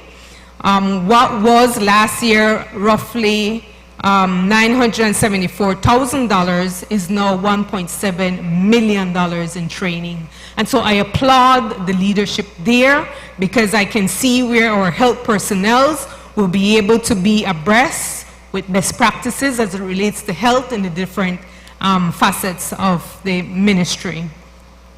Minister Julius Espat had always flagged one of our major weaknesses in government, and that is that we don't do a very good job in maintaining our buildings. And so if you look at the Ministry of Health and Wellness budget for 2023-2024, you can see a whopping increase of $4.9 million just focusing on maintenance costs. I cannot go through all of the things because leader of government business, I think we are need for the 3 days too, because 45 minutes not enough. You could see how everybody just, want to expound. The wellness parks continue to be one of the main focus here in the ministry. And again, I applaud that, because it is indicating to me that for the person that has disability, whether you're walking with a crutch or using a wheelchair, you can access these wellness parks to be able to enhance your lifestyle, to put exercise as part of your normal regime. No? Again, focus area for this particular ministry, medicine and technology, is now at $95,000 compared to last year and the years before. It's nothing close to it. primary health care, and I'm thinking primary health care, and I'm thinking Cuba because of the robust approach that they take with primary health care and community-based services. We are boasting $1.1 million to primary health care. Hospital services has increased drastically, actually 100%, from $1.1 million to $2.5 million. Again, only a responsible government would do such an increase, no? And this is because we have 18 ministries. I can only touch a few given the limit of 45 minutes where I have to speak.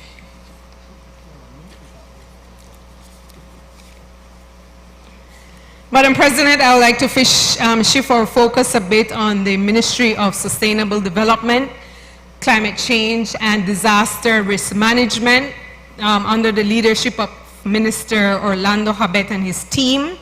Belize celebrates, and I applaud them that we were able to assume the pro tem presidency of the Central America Commission of Environment and Development, and of course that puts us in a very, very good position. No?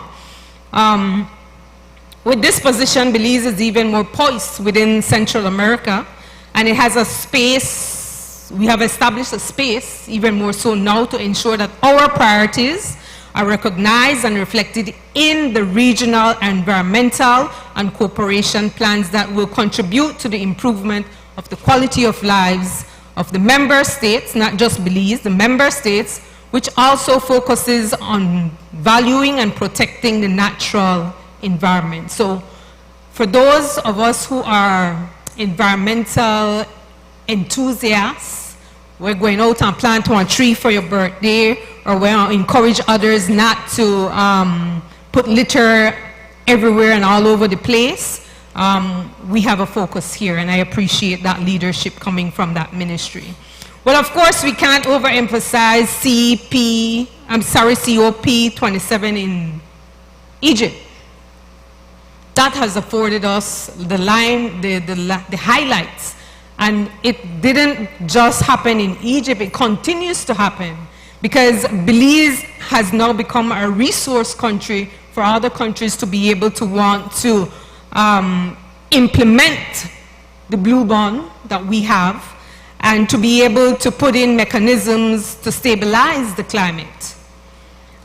Even when I think about this particular ministry, I'm hearing the buzzwords, and I'm there reading about climate resilient housing, climate resilient agriculture, climate resilient cities, climate resilience development, climate resilience architecture, and I'm saying, wow, this ministry have a lot to do. So I'm glad that they got an increase. And I will say to Prime Minister Briseno, we need more here. But of course, there has to be a balance, no? In all the 18 ministries. So even as we look at the contributions and what is going to be supported in this particular fiscal financial year, this world that we live in, or this planet that we have, is the only place that we are afforded to live right now. So we have to do our endeavor best from a legislative perspective, from a judiciary perspective, and of course from the executive perspective, to be able to safeguard our environment. The time not done yet, right?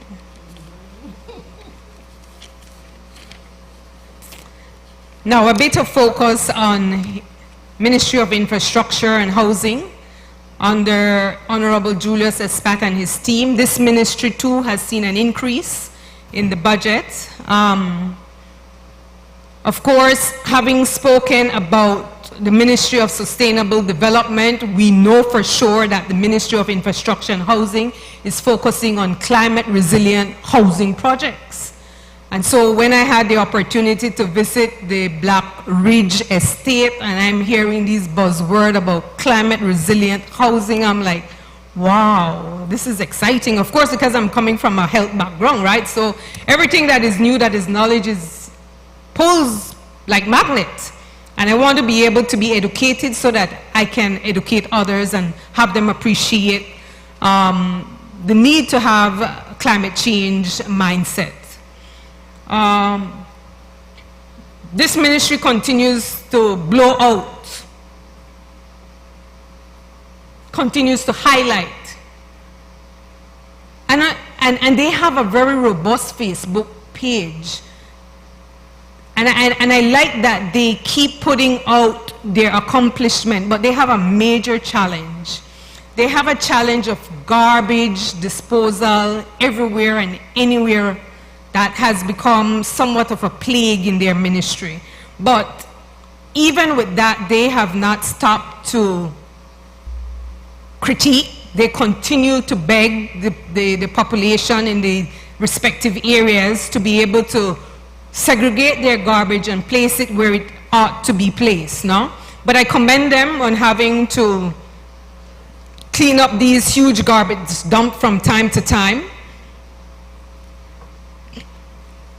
And so even as I think about, yes, not just the garbage, but the fact that what we are seeing now in terms of low-income housing projects, this could have been done years ago. Whether you want to agree with me or not, there was money there. So obviously, whoever was the leader at the time over the past 13 years would have needed to have the same passion, the same drive, the same vision, like Julius Espat and his team. As a country, we are seeing a striking balance between urban and rural development. And based on research, public policy research, it indicates clearly that when there is development in the rural area, there's a direct impact on GDP. And not just GDP as we think about it in terms of money, but GDP as it relates to mental health. GDP as it relates to socialization. GDP as it relates to education.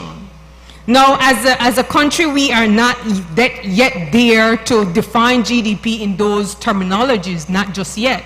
Other first world countries have reached there, like Holland. But we know for sure that we have a ministry, and we have a minister, and we have a team that is striking that balance, because we can see significant development in the rural areas, the roads. And I'll say at some point I used to think, wow, UDP to build highways, so when PUP get in, we don't have to worry about the highways. Well, little did I know. Then the highways, that I don't know how long they last, they twist up, they bend up, they're curvy. And so this responsible government now has to take that initiative to rebuild and to give the Belizean people what they actually deserve. As a nation, we can now enjoy the coastal highway. 10 bridges were rebuilt. And I would also like to say that I had the opportunity of recent to be on the Caracal Road upgrade. If any of you haven't gone there, you should try it. And I went there on a motorbike, $30 fuel.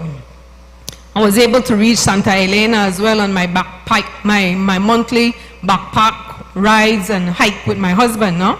But from Pinal to Caracal, our ecological site, the Ministry of Infrastructure and Housing had saved $28 million. And you know what? Part of that money was shifted to Pibil Party. Wait, no, not Pibil Party. $18.5 million were actually redirected to the upgrade of the George Price Highway from San Ignacio to Benque. Which government would have done that? It should have been done earlier, but of course it takes PUP to bring us here. Madam President, it seems that I have one call to the financial institutions of this country, that they work closer in collaboration with the Ministry of Infrastructure and Housing so that we can see climate resilient housing projects similar to Black Ridge, the Blackberry Ridge Estate project that has happened in Boom. We have a leader on the ground who's passionate. And for sure, Belizeans can benefit from such initiatives. I would like to see in every constituency across this country.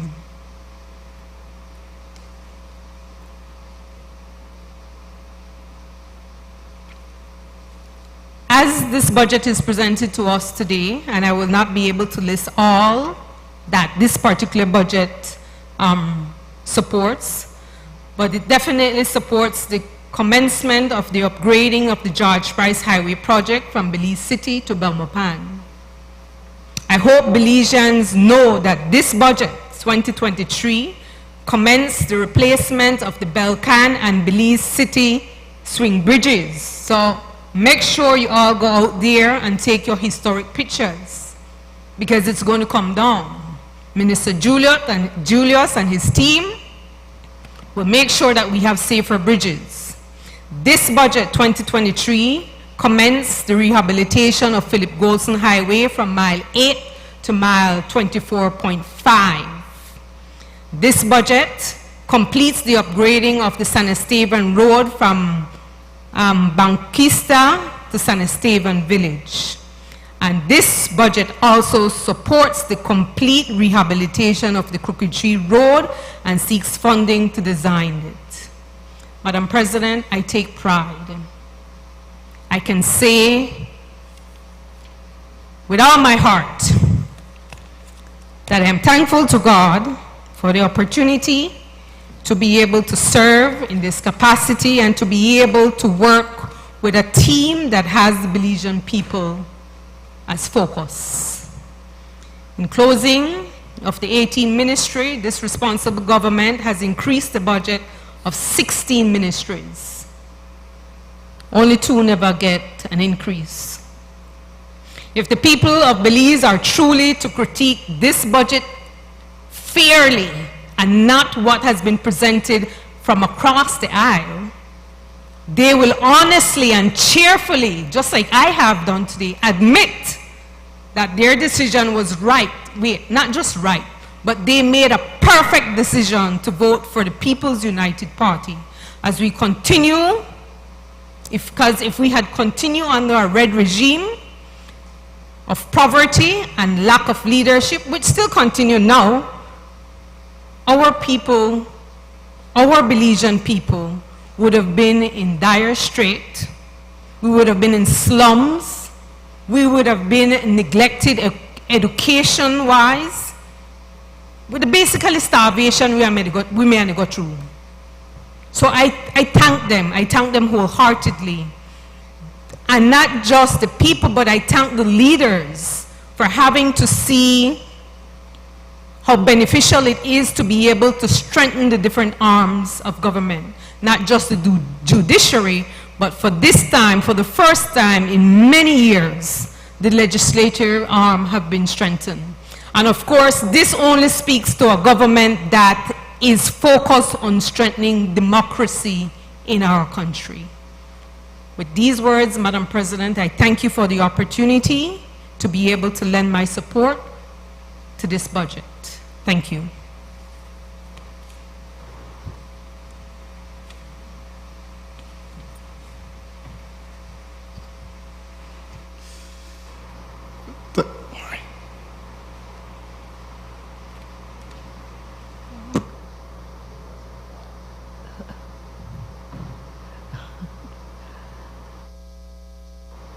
I try my best to be fair.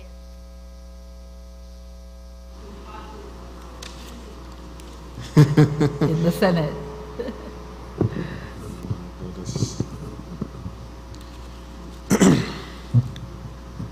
A most warm and pleasant good afternoon, Madam President, esteemed social partner senators, government senators, my colleague opposition senators, those in tune via the live stream across the length and breadth of this country and around the world.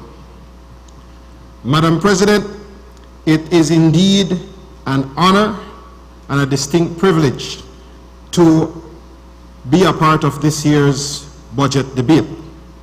I take this opportunity to thank the good Lord for allowing my party leader and leader of the opposition, the Honorable Shine Barrow, in his wisdom, to have extended this opportunity to me to make my contribution in this year's national budget debate. I would also like to take this opportunity to say a special good evening to all the good people of Toledo in tune to this budget debate as well. And of course, no doubt, before I begin this presentation, I would like to extend best wishes to all the women present here today in this chamber, Madam President, including yourself, as we celebrate Women's Month. Women are indeed the backbone of our homes, our businesses, communities, as well as government. I want to, of course, take this opportunity to give recognition to my beloved grandmother, Mrs. Lucy Martinez. I had the privilege of growing up in an extended family setting where I was raised by my grandmother, and of course, growing up in that extended family setting under her leadership really contributed significantly to my molding and my upbringing as an individual and as the productive citizen that I am today. So with that being said, I want to, of course, extend my finest greetings and a happy Women's Month to all women across the length and breadth of this country. My co-workers there at Big Falls RC in the Toledo district, all the women. No doubt it's always a pleasure and a privilege working with you all. Madam President, like many Belizeans, I can recall in the past how I used to always find myself amazed by how reasonable the quality of life, cost of living, and the standard of living was in Belize. But after the 2020 general elections, that reality has changed, drastically changed. Belize is a beautiful country, no doubt, a cultural melting pot, a gem when it comes to resources, both natural and human. But under this administration, the dreams of brighter days continue to fade daily. As it is right now, if you ask citizens across this country how they are doing, they will tell you off the bat, bad, really bad. The raging cost of living, a broken healthcare system in which the doctors and nurses have to make the most out of the least, a police department and a military that is underfunded and overworked, an NGO community that is being strangled by gillnet legislation by the government, when in fact the government should be working in tandem with the NGO community. We hear earlier about the blue bonds and how it has contributed significantly to turning this economy around. And then you have legislation that is looking to be passed that will, of course, hinder the work of the NGO community in this country, who work arduously to not only attract financing, but to secure livelihoods and, of course, keep our ecosystems intact. This 2023-2024 budget, Madam President, is completely out of touch with the crisis this country is facing at the moment. It shows clearly the lack of creativity and talent by this administration. It does not cater to the needs of those that are living on the margins. You have people who are gainfully employed, living paycheck to paycheck, not even paycheck to paycheck. I have listened during the course of today's budget to my colleagues on the other side, as they grandstand and boast about GDP and economic growth, but the reality on the ground speaks differently. The effects of that they speak of is yet to be seen. Life in this country is rough. Belizeans will tell you that this is the roughest it has ever been. And at the pace we are going, we can only expect things to get worse. As I visited the IMF page, perusing the country report about the IMF's last work visit to Belize, I was alarmed at the fact that many of the formulas used to calculate poverty, unemployment, has been rebased. It is pretty obvious that the government is attempting to cook the books. IMF findings reveal that inflation increased from 3% in 2021 to 6.3% in 2022, which is basically double. We hear this big discussion about GDP rebounding by 15.2% in 2021 after contracting or shrinking by 13.4%. Now, you don't need to be a rocket scientist to know if you decrease by 13.4 and then you come up back by 15.2, really and truly, you're only looking at overall growth at 2%. So when I hear this 15.2% business, it really has me laughing. You know, the UDP, prior to COVID-19 exacerbating poor economic conditions, recorded an average GDP growth of 4.5%. I listened to the leader for government business boast this morning how 68,000 people miraculously elevated out of poverty. How? Madam President, a budget is a reflection of a government's priorities.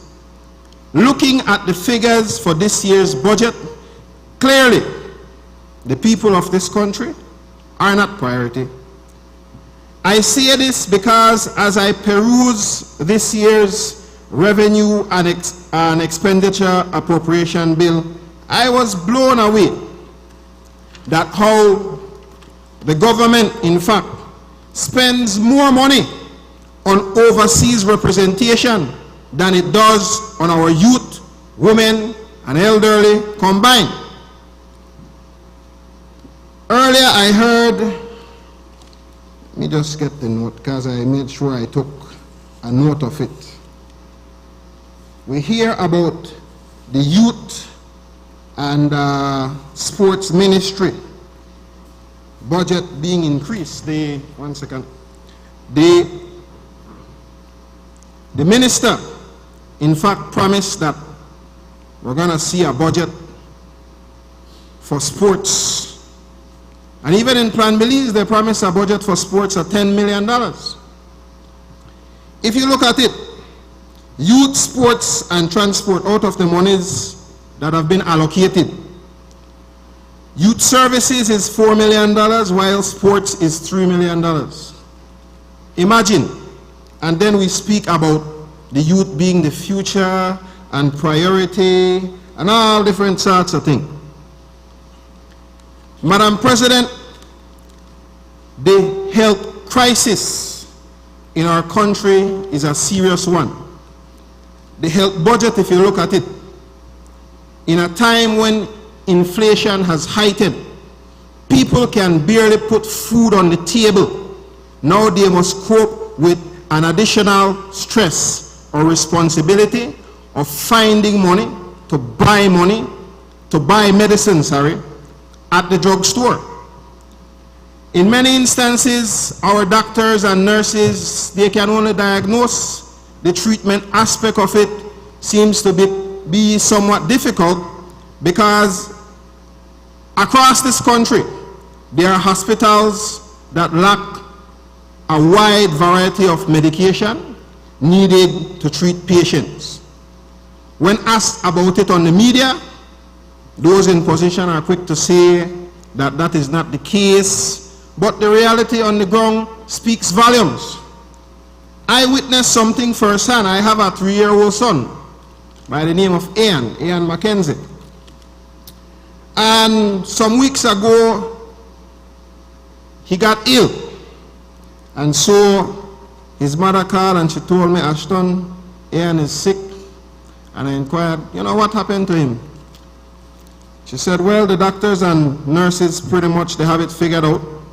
But when it comes to treatment, there are several of the medications that are lacking, so you need to go to the drugstore to purchase those medications. So I went down to the pharmacy and I purchased the other medicines that were prescribed by the doctor that were not available at the pharmacy at the hospital. I come from a family of diabetic as well as hypertensive patients.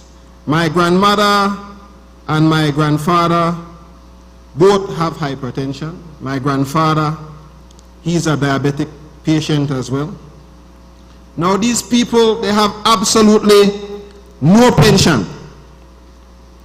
So for us as a family, it's about ensuring that we do our best to ensure that they are at their optimum health, and making sure we pitch in to ensure their welfare and their well-being. But what about those parents and grandparents that are not fortunate enough to have a good support network? Those who are without income and without pension. I constantly hear the government talk about expansion. Expansion, expansion, expansion, when they are failing miserably at providing the basic resources necessary for our professionals to provide the services that they need to our people who are desperately in need of it. We see ministers touring various government ministries and facilities all the time, but where in this budget does it reflect the follow-up necessary to invest and put those resources so that better services can be provided to our citizens? You know, I was looking through Plan Belize, and as I looked through Plan Belize under healthcare, new hospitals were promised to PG, Belmopan, San Pedro. To my understanding, I believe commencement for the construction of a hospital will start for San Pedro.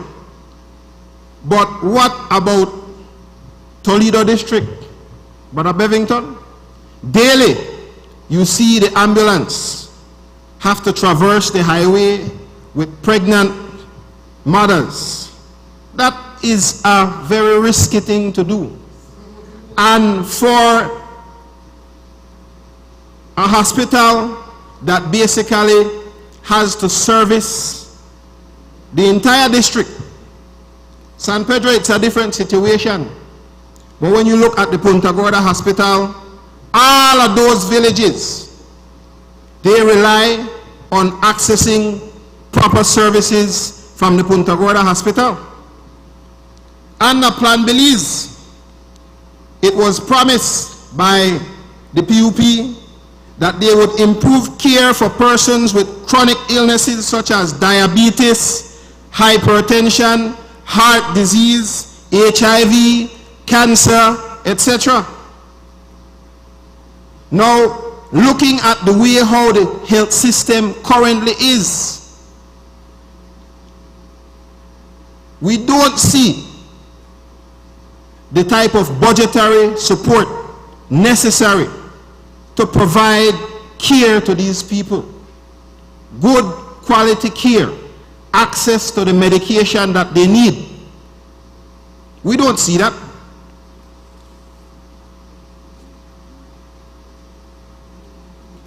Citizen security. I note that there is a scheduled intake for some 250 additional police officers.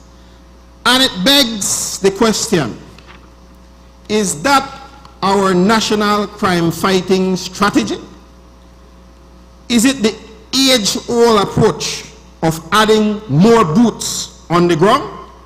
I have family members, I have friends that are members of the Belize Police Department, and if you ask them, they will all tell you that the resources are lacking. How much is the government investing on training for those that are currently members of the Belize Police Department? How much is the government investing in improving the infrastructure at our various police formations, precincts, and substations? Crime continues to rear its ugly head in every corner of this country.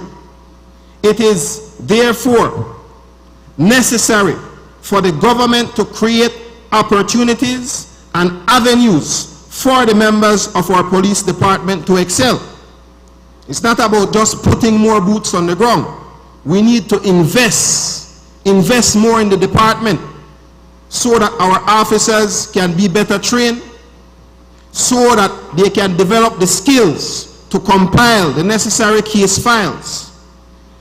Because the work of the police, their investigations, their ability to connect evidence is very important.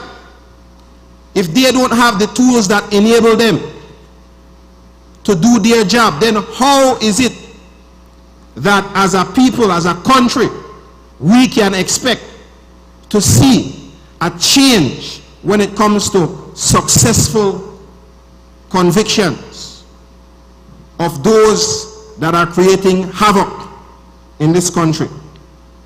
Education. Madam President, esteemed colleagues, there is nothing new in this budget to support education. As an educator, I can recall clearly under the UDP when every single child that graduated from primary school were automatically the beneficiaries of a $300 subsidy, which was from first farm to third farm. So why now should we be excited about a $200 subsidy when in fact they were getting $3?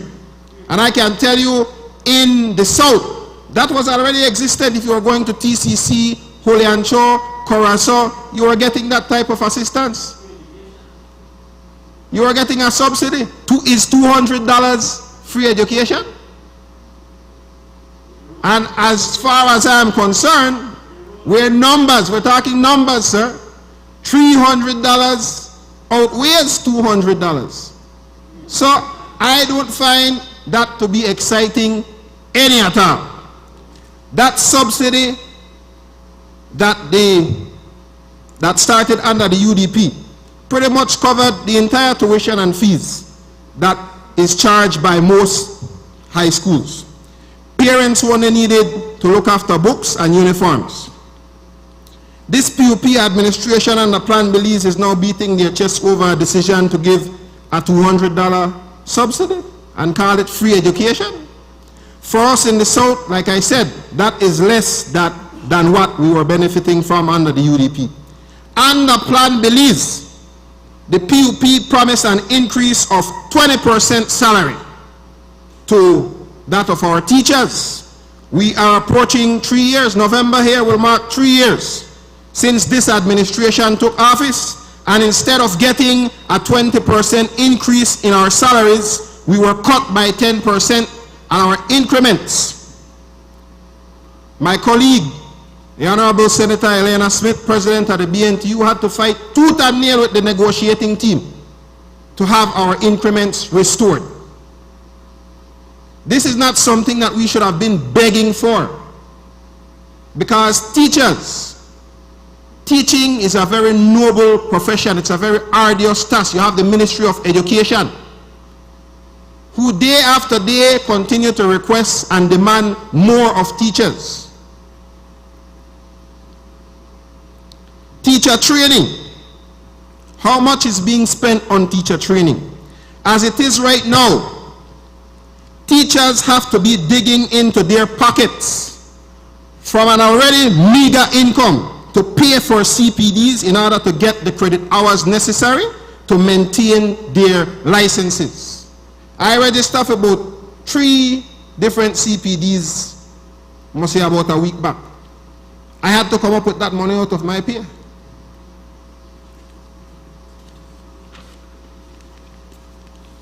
It would have been such a lovely thing, Madam President, if this government, through its budget, would have been able to supply teachers with an annual teaching grant through its budget.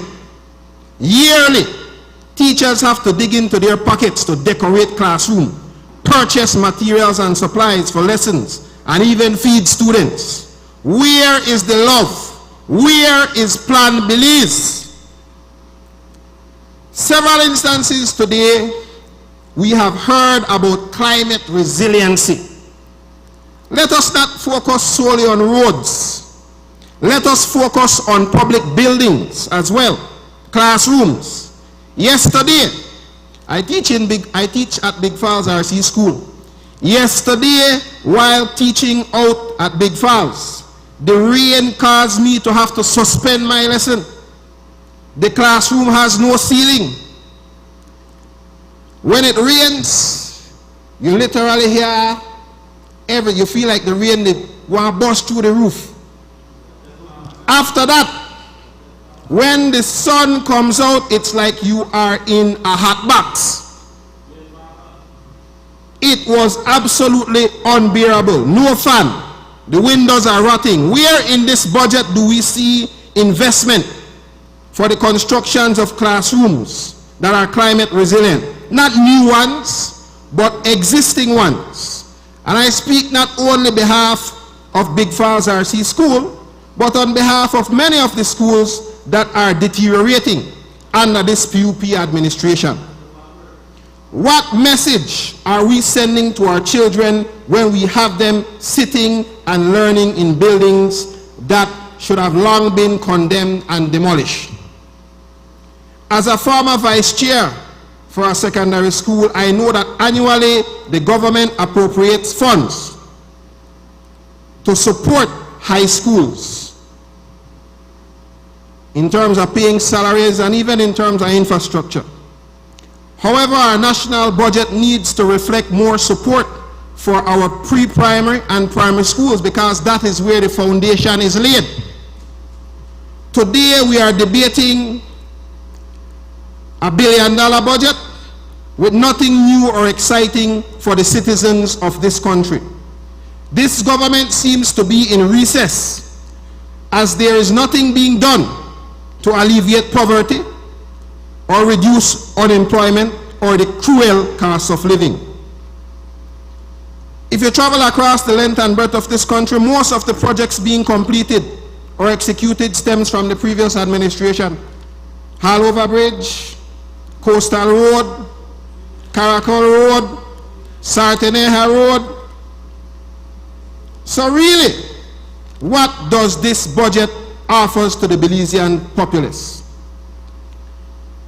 Prior to this new administration taking office, there was a great deal of foundation set in place by the UDP for many things. But I want to take some time to look at the revenue aspect of things. Madam President, for this 2023-2024 fiscal year, under revenue, the government is looking to collect some 125,742,200 $354 from income tax under the pay-as-you-earn system. Business tax, they are looking to collect $213,469,762. Land tax, a mere $6,759,057. GST, $757,710.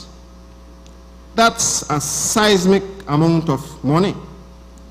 Now, when you look at the recurrent revenue, we see zero creativity on the part of the government.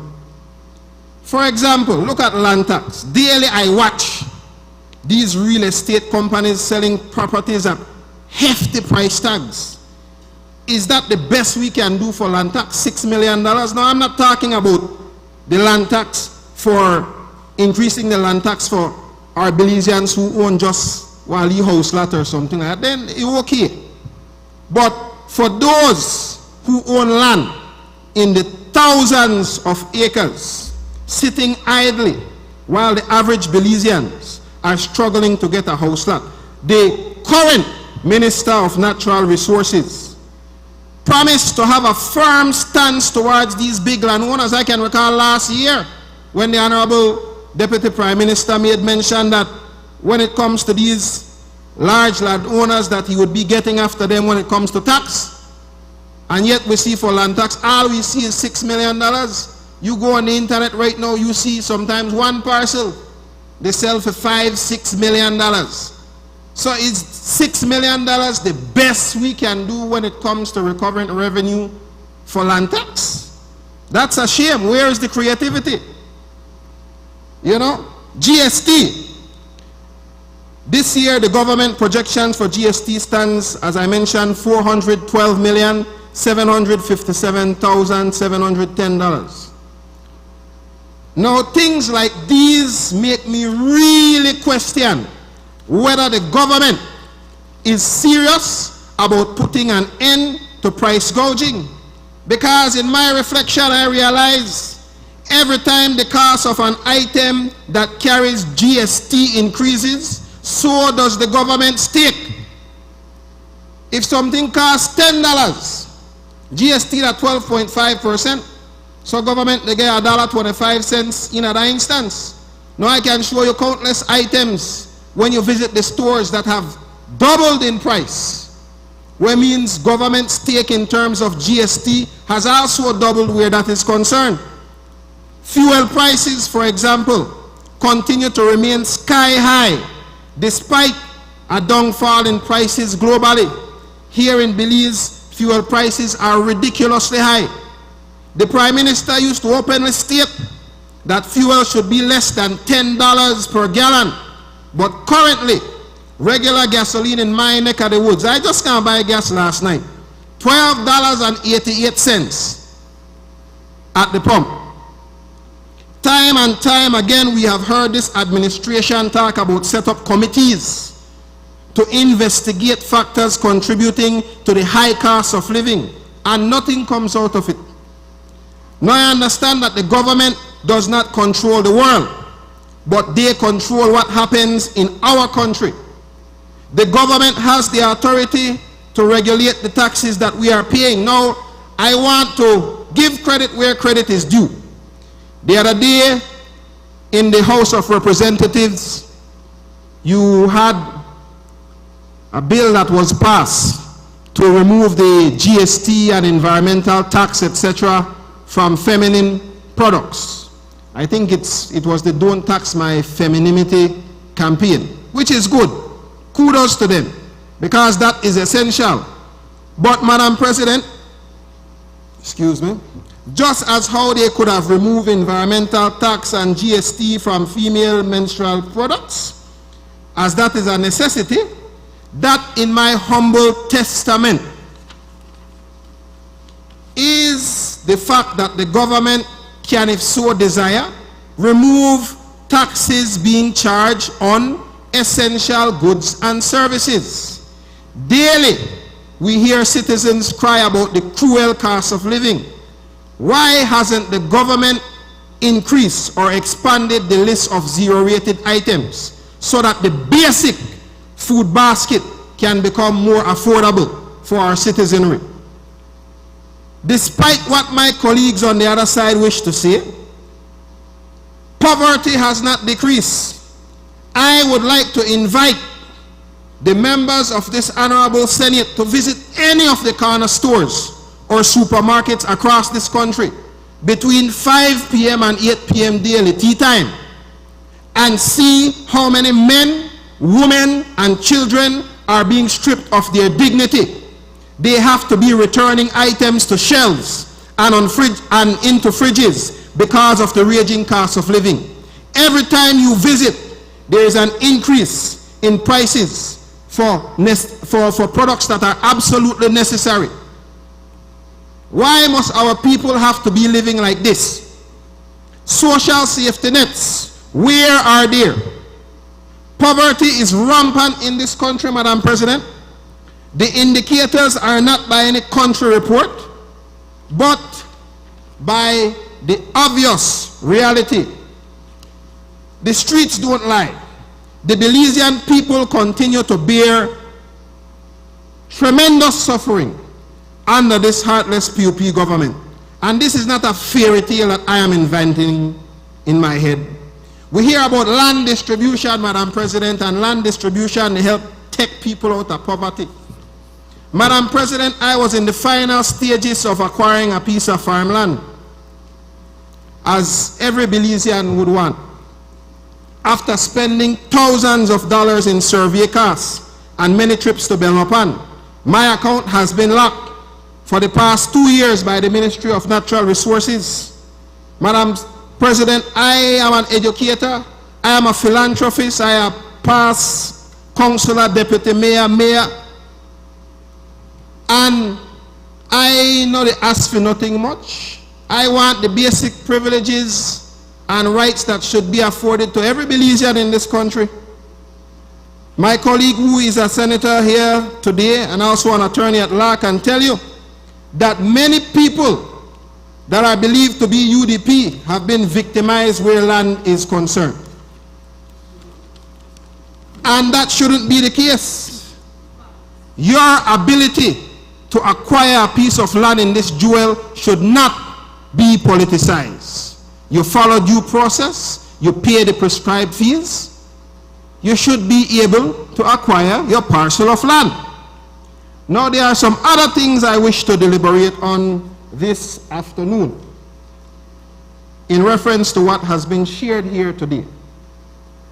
We heard about housing under this budget, and I heard my good friend, the Minister of State, the Honorable Senator Chris Koi, spoke in detail about the 256 houses that have been built under Plan Belize. The UDP under Right Honorable Dean Oliver Barrow wrote off housing loans to the tune of millions for thousands of Belizeans by way of a Venezuela grant. Housing in this country needs to be comprehensive and less politicized. Jamaica, they have a national housing fund that you are able to pay into. And based on your level of paying into the fund and what they monitor, that determines whether you qualify or not. Not politics, as has been the plan and the work of this administration. Playing politics with what should be a right for most Belizeans. Madam President, I heard, again, my good colleague, the Honorable Senator Koi, mention that we are far away from devaluation. But I don't know what else to, or how else to describe what we are currently experiencing under the PUP. Money doesn't spend like it used to. I literally feel as though I am spending pesos and quetzales because the money seems to have no value. You go to the store your $100, they spend like $20. Some other areas of concern. I looked earlier when I was perusing through this year's budget. We talk about increased budget for youth and sports. Right now on overseas representation, we are spending $6,077,536. That is the recurrent expenditure for overseas representation, while we are only spending $3 million on, I believe, sports. Allowances outweigh the salaries for those that are engaged in overseas representation. Allowances stand at $2,577,235, while salaries stand at $1.1 million. How can we continue to do things like this? Where is the priority? Are we spending this type of money on our vulnerable populations? What is being spent on women, youth, elderly? Why have we failed to prioritize the importance of these groups? Now, I move on. Earlier, my colleague was speaking on education. Plan Belize promises free education. They promise from Standard 4 to Fort Farm, digital devices and e-book program. Where in the budget do we allocate for that? Under the UDP, digital devices such as tablets were already being distributed. What happened to that? Why are we not continuing with that push towards that digital era and embracing the use of technology in our classrooms and in our homes?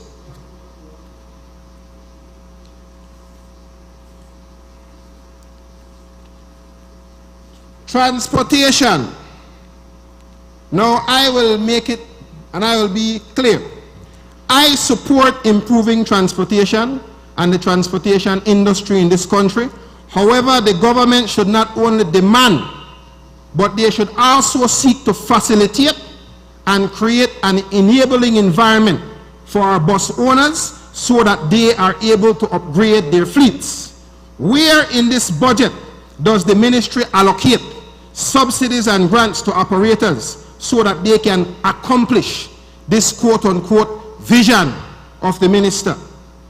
We hear about duty and tax exemption for newcomer bus companies, while our local bus company, Brother Carl, Riches Bus Line, kicked out of the business. You are from the south. Things like this should not occur.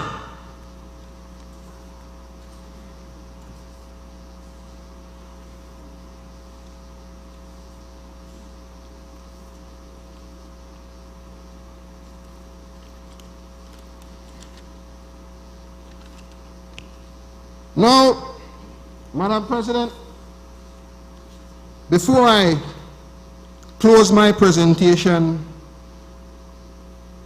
for this afternoon, I wish to register my absolute disappointment, discontent, and overall depression about this budget.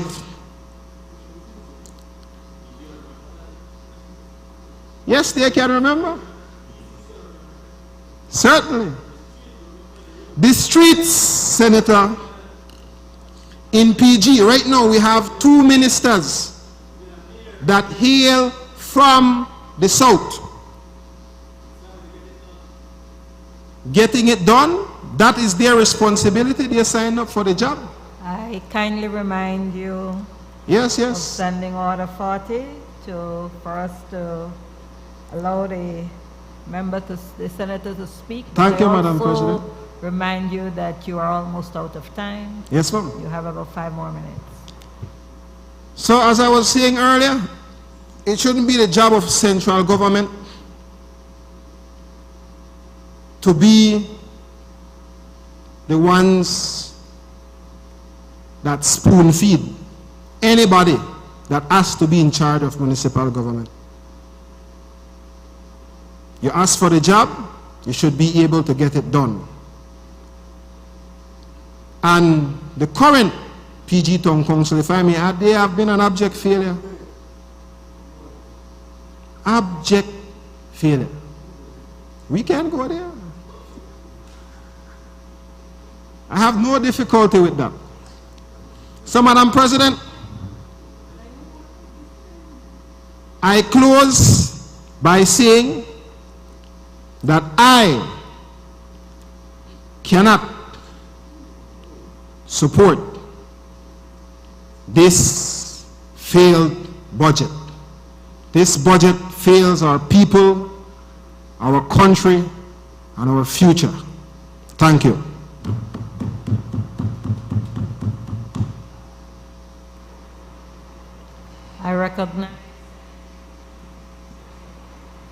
I recognize Senator Colette Montejo. Thank you, Madam President. Pleasant good afternoon, colleagues. Madam President, I want to take a challenge very quickly, highlighting two women who are most impactful in my life as far as I'm concerned. My mom, Ann Montejo, who I love dearly and who is basically my world. She would sacrifice every ounce of what she has to make sure that I had, and I will always appreciate that. I also have to appreciate the discipline she gave me, because she wasn't one of those mothers that spare the rod and spoil the child.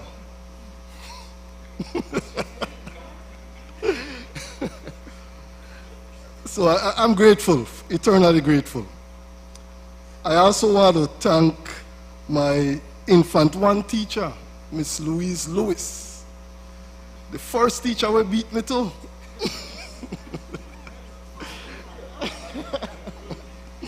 So Miss Louise is now resting in the grave, bless her soul, but she was instrumental in farming, and I'm really grateful for both my mom and Miss Lewis. Madam Speaker and President, last year in our budget debate, I challenged the media houses to again begin their focus on sports. And it would be remiss of me not to commend Channel 5 for starting again with Sports Monday. And I listened to Brother Rene and Troy the other morning spoke about the effort that they will put in the very near future to get Love FM back with their sporting shows, remembering the good old days of Ruben Morales Iglesias, right? And it's important because so many of our young people are putting all the efforts out, and it's nice when they are given the accolades that they so rightly deserve. So I want to express that. Madam President, with your permission, I'm going to refer to my prepared notes. I want to begin by highlighting what I can only term the height of hypocrisy, if I use the right word, right? I'm being modest. Or maybe it's total amnesia. One of the two. Either hypocritical or just complete amnesia. Or possibly both. I'm going to take you guys back very quickly because I listened to Senator Ellington said, we got to know where we've been and where we're going. Right? Direct quote. And I'm going to go back to the final UDP budget, pre-pandemic. Keep in mind, the final budget presented to this nation by the United Democratic Party under the leadership of then Prime Minister Dean Oliver Barrow. I'm going to touch 5 key economic indicators. And I'm going to counter that with the budget presented by our current Prime Minister, the Honorable John Briceño, in this Honorable House just a couple weeks. I'm just, quick. Understand, and I'm going to show you guys, because all 3 of you are saying over there, we cannot support this budget. But,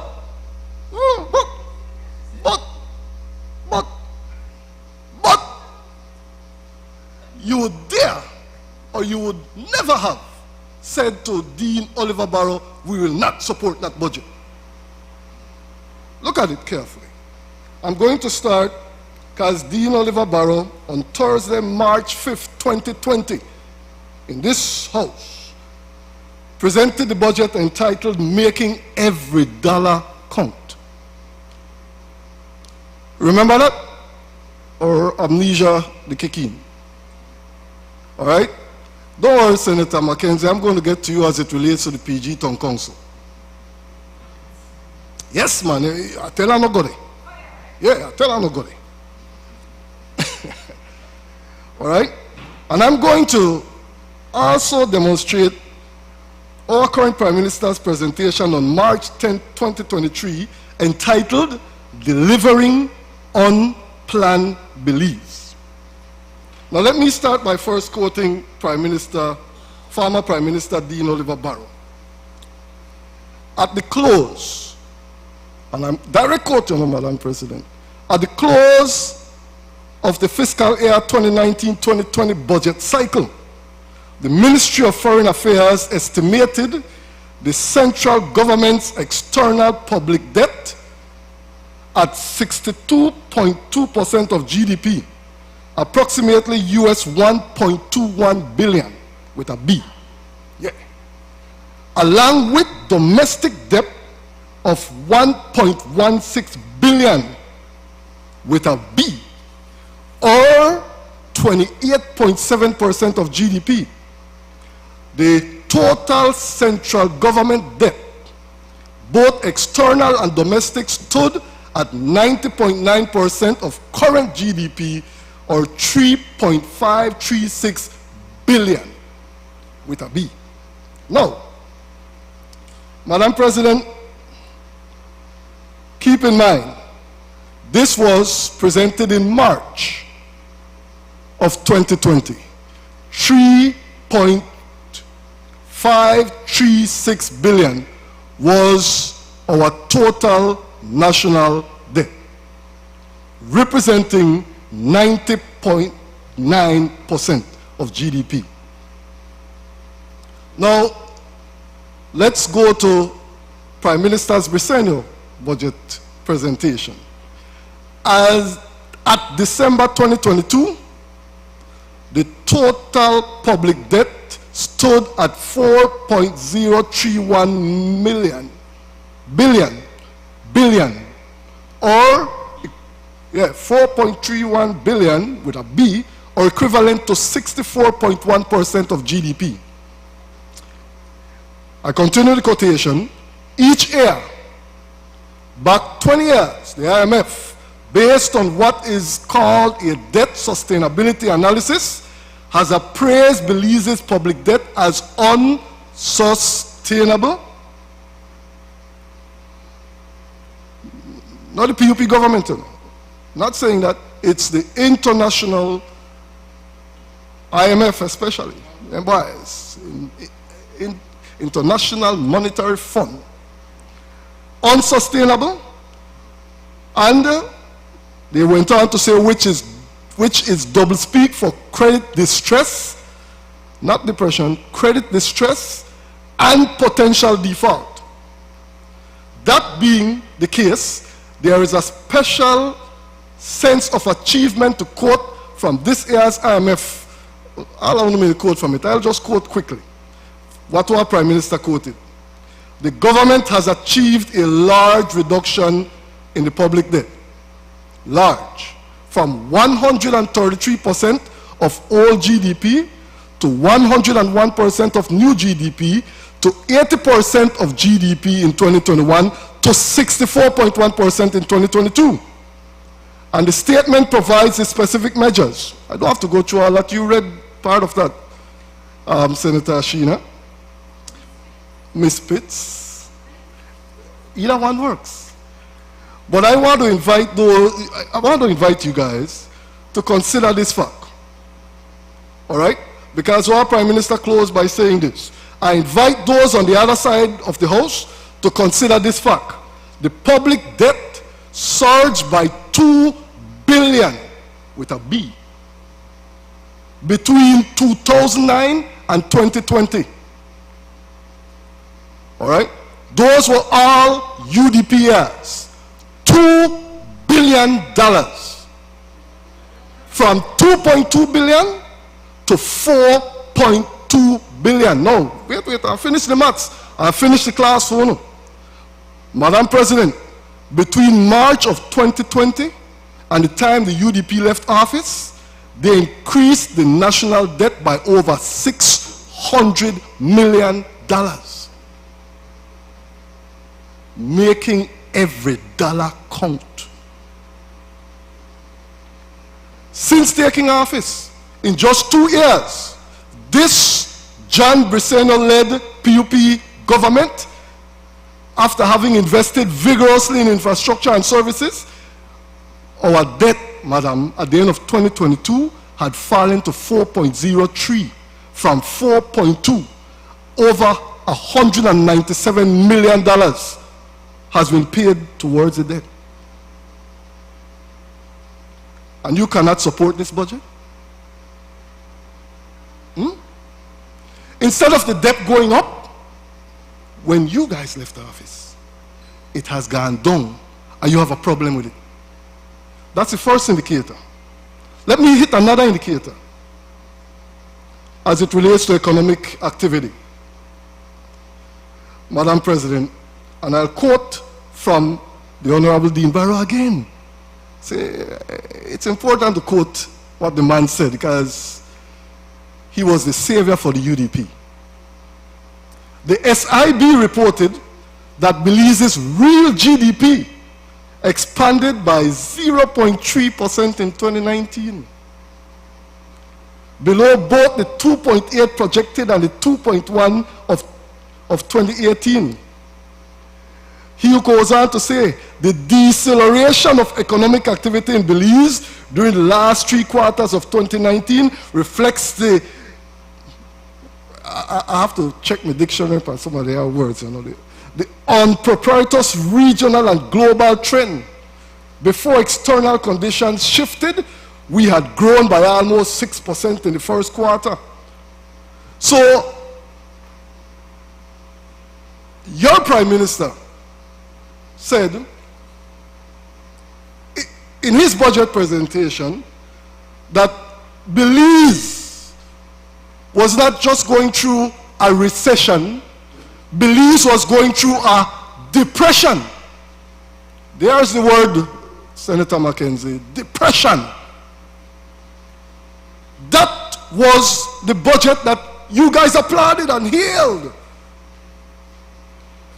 Now listen to Prime Minister John Briseno in his delivery.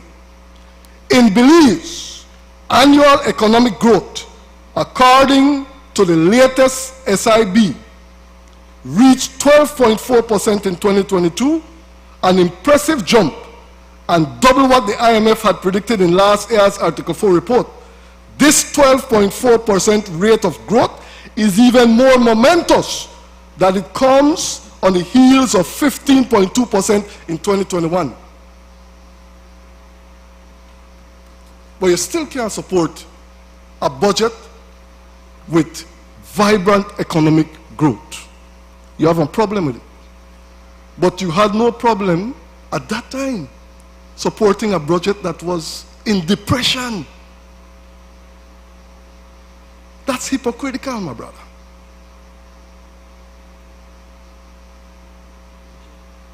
Now, another key indicator, Madam President, In 2008, I'm going to set the backdrop quick. In 2008, when the PUP left office, our exports totaled $960 million. By the time the UDP left office in 2020, it had plummeted to $577 million. A drop of $383 million or 40%. Talk about hard time. That means $383 million that used to circulate in this economy was no longer available. Now, in just under 2 years in government, led by a serious drive in our culture and agro-processing, our exports have climbed to $844 million in 2021, and our Prime Minister highlighted the marked increase in 2022, and I quote his words, notably, domestic export rose by 46 million, foreign direct investment by 15.7 million for the first 9 months of the year, and remittances by 14 million. Now, I'm going to give you real numbers, Madam President. Our exports are now almost $900 million, just a wink below where we left it back in 2008. I don't have problem with this. This economy is performing. And I'm not finished it. Relax. Madam President, I'm going to address just 2 more key indicators. I kind of like talk. All right? First, the quote from former Prime Minister. Gross official international reserves stood at 555.8 million by the end of 2019. This was equivalent to 3.2 months of merchandise imports and thus above the recommended 3.0 month threshold. Interesting, Madam President, by the time the Imbara and the UDP were booted out of office, quite ceremoniously, our foreign reserves are depleted to dangerous levels of 348.9 million. Now, Madam President, let me compare the report by Prime Minister John Briceño. Central Bank gross official reserves stood tall at 960 million at the close of 2022. The IMF projects this level to be maintained for the entirety of their most recent forecast period, which extends to 2028. Brethren, that's impressive. Anybody that's real and that's true to themselves and not play political bias and nonsense will admit that these are serious senior numbers. Now, Madam President, again, in under 2 years of the PUP-led government, our foreign reserves have grown by 611.4 million, or almost 200%. These are the facts. And these are not numbers that we are making up. These are numbers that the IFIs are indicating and the central bank has indicated. Now I'll address the final key indicator. Final one I wish to highlight. First, former Prime Minister, UDP leader. Our budget proposals target a neutral primary balance of negative 0.3% of GDP and an overall deficit of 3.32% of GDP. Total expenditure, all them big words, the numbers I'm going to use, same thing, sir. Total expenditure is budgeted at 1.362 billion, while total revenue and grants are estimated at 1.239 billion. In other words, we spend more than we bring in. But we don't support the budget. We don't support it, we don't hypocritical. When taken together, these result in an overall deficit of 122.7 million, which is equivalent to 3.32% of GDP. To this figure, we must apply 109.4 million of loan amortization requirements, bringing the total financing requirement for the fiscal year to 232.1 million, or just short of 6% of GDP.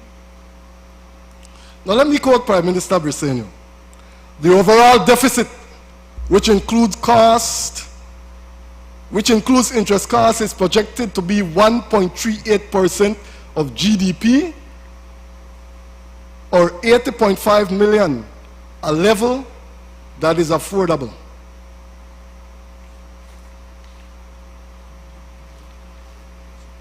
The 2021 budget presented by Dean Oliver Barrow,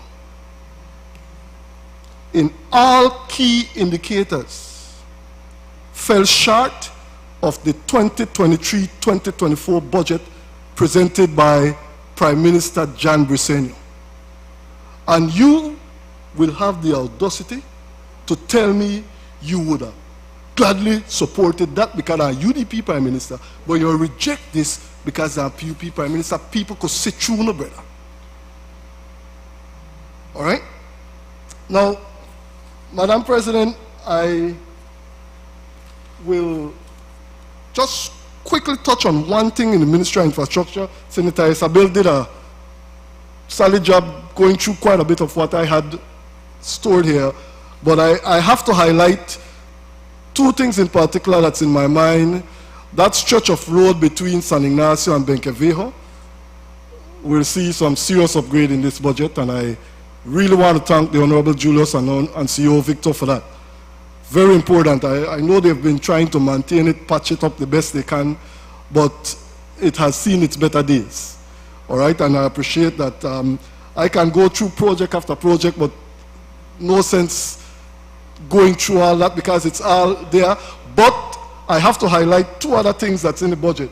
Madam President, on page 225, just in case on the check thing, right?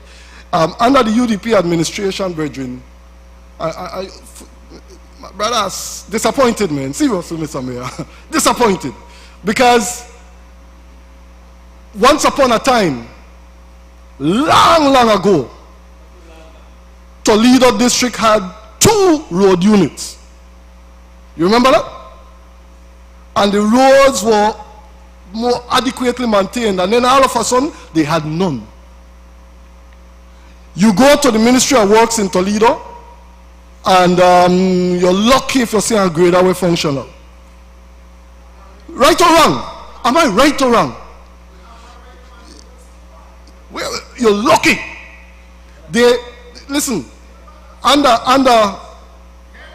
Boots Martinez as the Minister of Works, they pulled all the road unit out of Toledo district. All right?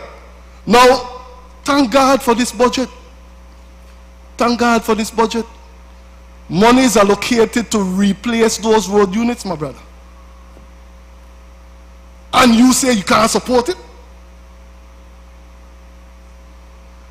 Now, I am grateful for the work that the Honorable Julius and the Honorable and CEO Victor has been doing in housing, madam. And I'm going to pull up some of those numbers. Let me pull up the numbers, Madam President, because I don't want to misspeak when it comes to this crucial aspect of things. I have too much notes, you know. I should, Honorable, I should. All right, quickly. Now I have a table. All right, I have a table. In Corozal district, 14 houses have been constructed, you know. 14. Wait. In 13 years. built by PUP. You wrote off thousands built by the People's United Party government. Now, 5 are under construction. So Corozal District will have 19 by the end of this budget cycle. Orange Walk, 30. Belize District, 213. Kaya District, 74. Stankic District, 15. And Toledo District, because of the land situation, 5. No, not forgotten. Not forgotten. Anytime we get the land situation down there fixed so people could have land ownership. All right? Now, 359 houses already constructed. And I hear the cry, oh, 10,000.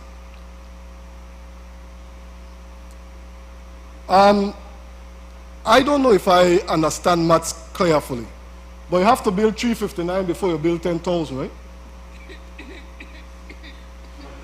Am I right? You have to pass through Infant 1 before you get to Standard 6. So the goal is there, and Plan Belize has set an aggressive goal. Now, Madam President, the ministry has indicated that for the budget year 2023-2024, there is $15 million allocated towards low-income housing program. And they anticipate that this will allow for the construction of 250 to 300 additional homes. Now, if you have never been to one of these settings, Madam President, I've had the privilege of attending a few of these ribbon cutting. And yes, we like cut ribbon. Boy, every time we cut our ribbon for one of their house, you should see the tears in the eyes of these people. You should see the joy, the pride that goes with that, knowing that they have something tangible they can call their own. This budget supports that. So let me close. Close, yes, because I ain't gonna take no 45. I'll quote from the Mandala newspaper. I like that because I somehow I have a joy for Evanex and how he writes, just like the brother have a joy for Glenn Tillett, right? March 18, 2023 editorial entitled, "Not as Poor as We Thought, Economy Looking Good." Yes, yes. Wait. Listen to it. Is our government the hardest working one we've ever had? The answer to that is it just might be. Has the economy improved tremendously since the present government took office in November 2020? The answer to that is a definite yes. Is this the least corrupt government we've had since independence? Without oversight bodies fully functioning, all we have to do to go on our appearances, and based on that, it could very well be so. No, I'm not done yet. Wait. You better take up the fight with Evanex. The brave new government is tackling unpopular tasks. Among other things, the government is working on difficult pension reform, the urgent improvement of the transportation system. The new government is expanding NHI, increasing the number of people who will have subsidized access to health care. There is hope in the multi-pronged approach to crime, and there are cheers for more subsidies to students who come from not so well-off families, investments that move us closer to the promise of free education. Now, last quote. The GOB moved boldly in the past year, delivering on a long overdue minimum wage, restoring the salaries of its employees to what they were in 2020, and beginning April 1st on freezing increments that have been frozen since when was increment frozen? PUP or UDP? Since 2020. All right? And that budget, you supported that budget that froze the increment for public officers, you supported. But you are not going to support a budget that unfreezes the increment for public officers. Come on. No. I'm not done yet. These moves have and will put more money in the pockets of Belizeans. Money that will boost the economy, especially if it is spent on purchasing goods at home and on businesses in Belize. Last quote from Brother Evanix. This government is working hard. Yes. Maybe harder than any other government has before. Yes. This is a busy government. Yes. And we should be grateful for that. Now, listen to this part. We need to be busy too. Listen to this part, Madam Sheena. Listen to this part. Senator Pitts, we need to be busy too. Busy watching to make sure that they are about our business, not their own. So as many governments have been before. Relative to our reality, we pay our leaders well and we exalt them with the title honorable. May they keep our economy growing. And by the way, it's nice to know we are not as poor as we thought we were. Direct quote. Madam President,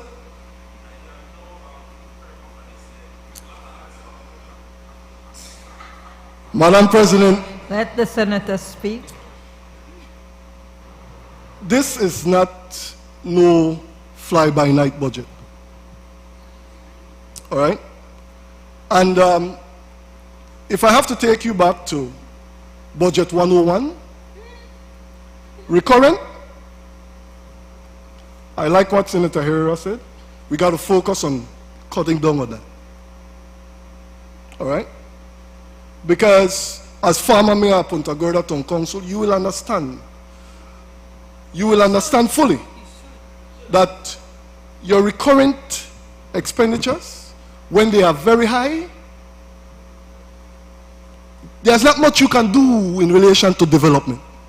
You can't mess with streets, you can't mess with drains, you struggle to pick up the garbage, you're not paying income tax, you're not paying social security, you're not paying your own councillors. Right? We understand that. We know that. We experienced that firsthand. So, we have to cut down on recurring as a government. We have no alternative. We want to continue to grow the economy. We want to continue to grow this country. And it's all our business. So, for once, there has to be a time when we put politics aside, look at the real numbers, appreciate the fact that what is taking place is to be commended. This government is doing a darn good job. And I fully, wholeheartedly support this budget. And again, I use Evanex's word, enough said. I rest my case.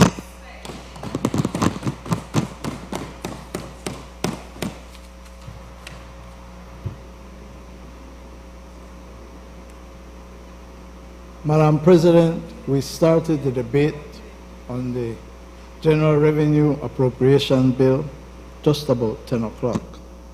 So it's over 7 hours. I will need the help of the good Reverend, and I will need the help of Senator Bennett. They lived in Jamaica. As I listened to the senators opposite, Madam President, you used to live there, but you were too far back. I remember... Leader of government business. A man Leader called, of government business. Don't refer to your presiding officer's tenure. Withdrawn with apology. I remember a man named Lovinder. You know that name? He had a son named One Day Christian. They were One Day Christian. When I listen to the senators opposite, I hear One Day Senators. Madam President, honorable senators, I will offer forgiveness and ask the Reverend to pray for them. I am saying this again. I can only assume because they are one-day senators. When people come in here and accuse government of cooking the books, they must remember that it is public officers who prepare these books. Senator Mackenzie, you accuse the government, I quote you, government attempting to cook the books. You are in effect accusing public officers. It is wrong, it is unfair to do so. None of us in here, no minister, prepare the books of the government. Senator Pitts this morning, very early in her presentation, said that the formula for calculating poverty is faulty. Who designed that formula? Public officers. When you come in here and speak the cloak of privilege and protection of the Senate, and you make accusations that formulas are faulty for calculating poverty, you are impugning the integrity and good name of Belizean public officers. It is wrong and it is unfair. None of us in here designed that formula. None of us applied that formula. None of us calculated the poverty rate. It is public officers. It is wrong, Madam President, to blame, criticize, and impugn the integrity of public officers without evidence and when they can't defend themselves. Senator Mackenzie, the man suffering from depression,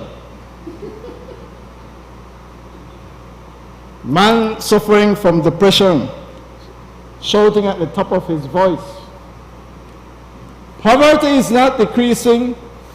The 68,000 that fewer Belizeans in poverty is not true. Who calculated that? No, we. Public officers, approved by the IMF, but not good enough for you.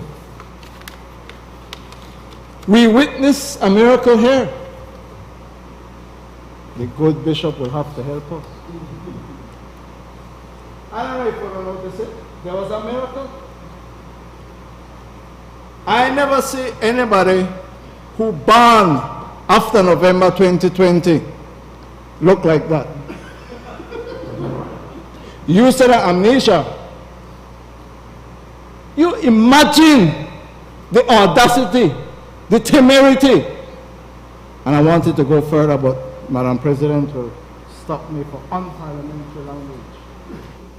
Come here with the face of brass. The face of brass, and talk about roof that's cool the leak after you squander $400 million in Petro-Carib money, $600 million in oil revenue, and Konya and tell we, but you can't get drugs for your son?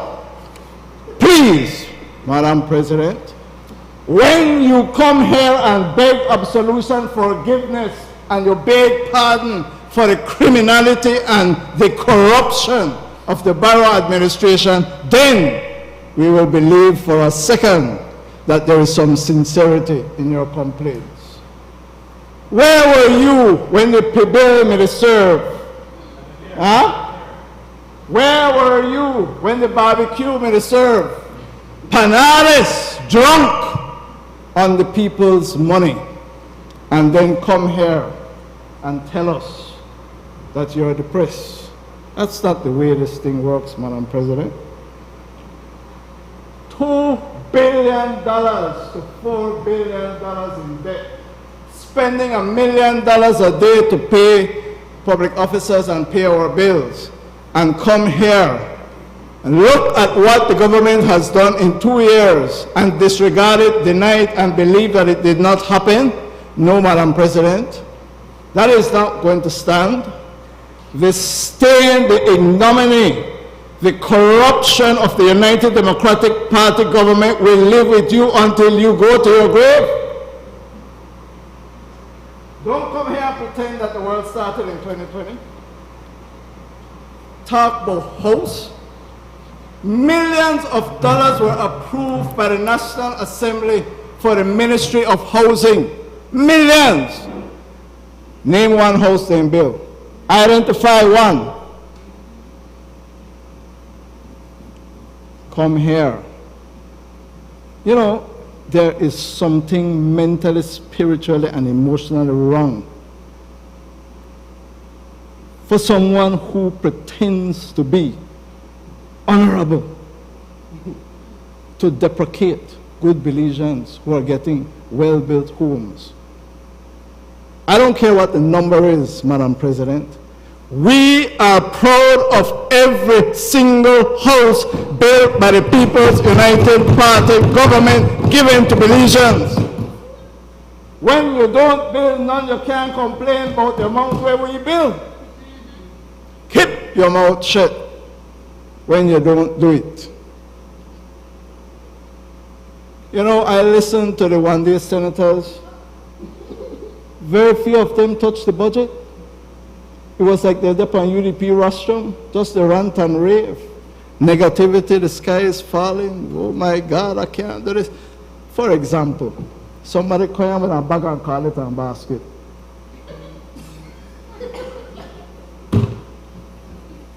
Seeking to make a point and failing. Bring one bag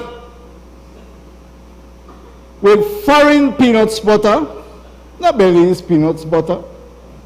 Bring a bag with tin of vegetables, not fresh Belizean vegetables. Say buy chicken, but you don't bring it. Madam President, I would suggest to the Honorable Senator, get your change from the person where you may send a shop.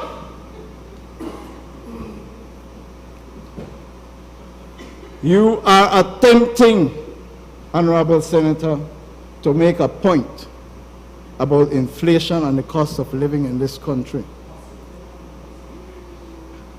I'll tell you, get your change from where you're sending a shop. You must send, and let me not talk about which shop they're sending.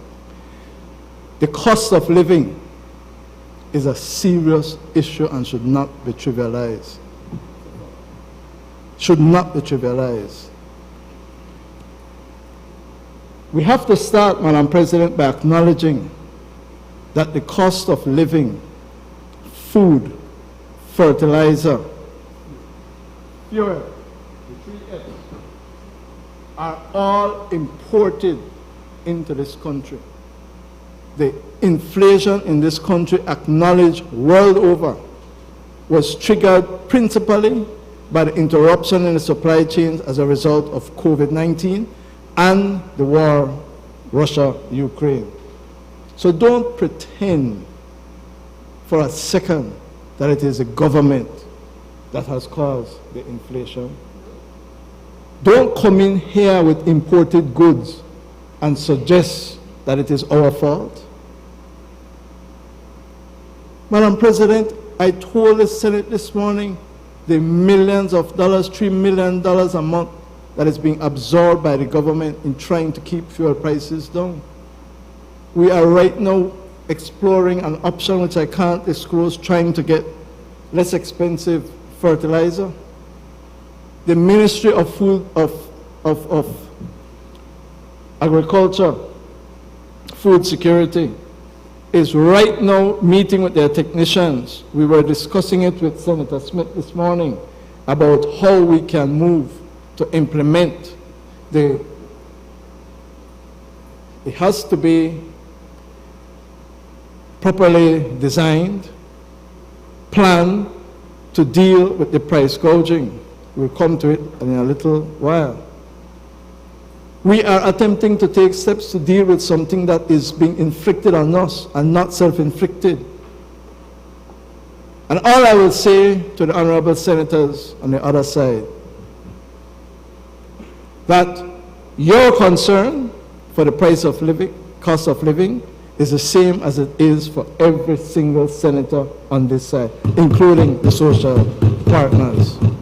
And this Senate will get an opportunity to discuss the measures that we are hoping to put in place to address that very serious situation.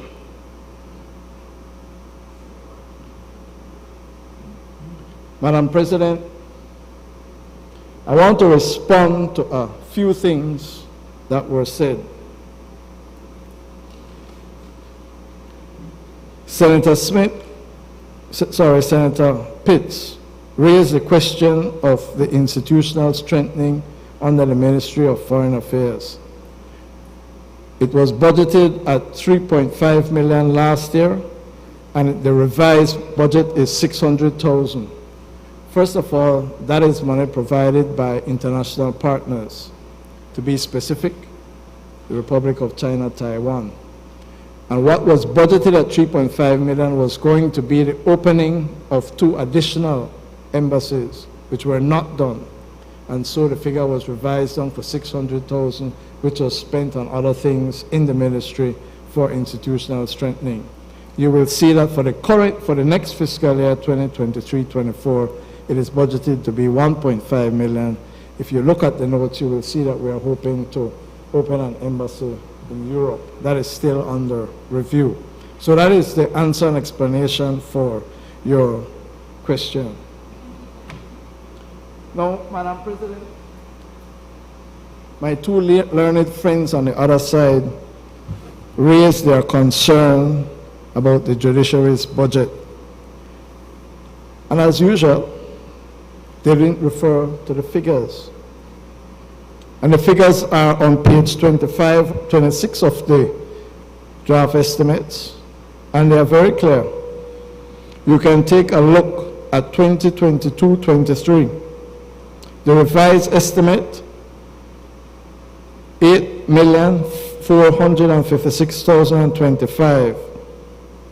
What is forecast for the upcoming fiscal year? $13,022,182, an increase of just about $5 million. And the breakdown is there. Recurrent expenditure went from $8 million to just about $11 million. Cap 2 from $400,000 to $2.3 million. And so there is very clear significant increase in the budget for the judiciary. Senator Colley gave the explanation that we are well advanced in trying to design an affordable judicial complex in the public-private partnership, because we all understand that the current facilities are unacceptable. There's going to be no debate about that for the magistracy, Court of Appeal, and the High Court. So that we are hoping to address very shortly. Madam President, I also want to address the question of a regrettable statement, I believe. Senator Errington complained, criticized us for seeking to expand markets for the exports, saying a few millionaire farmers will benefit. A few millionaire farmers will benefit from the new markets. Your words.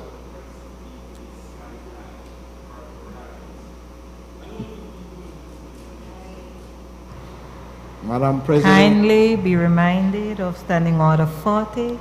Let the leader government business. Madam President, we have the Senator for the business community here, who had work experience as the main man.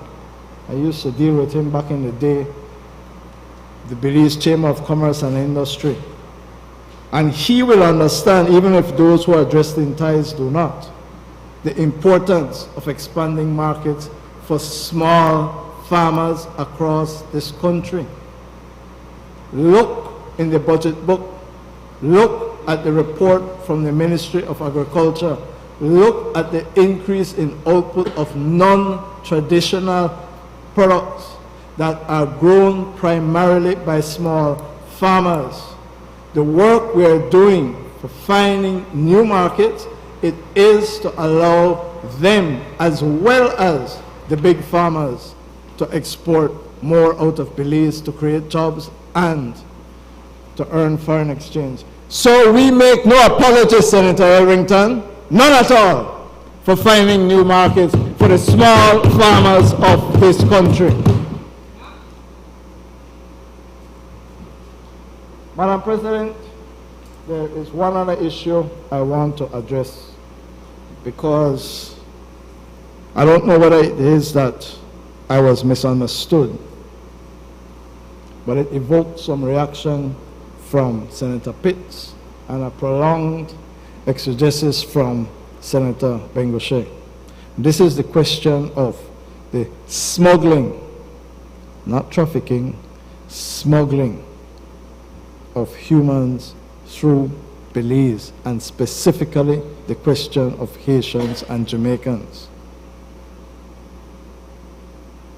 I shared with Senator Bengoshe during the debate the statistics on Haitians coming through the Philip Golson International Airport, the period under review, January 2022 to March 2023. 2,095 Haitians came in those 15 months, not even completed 14 plus months. 2,095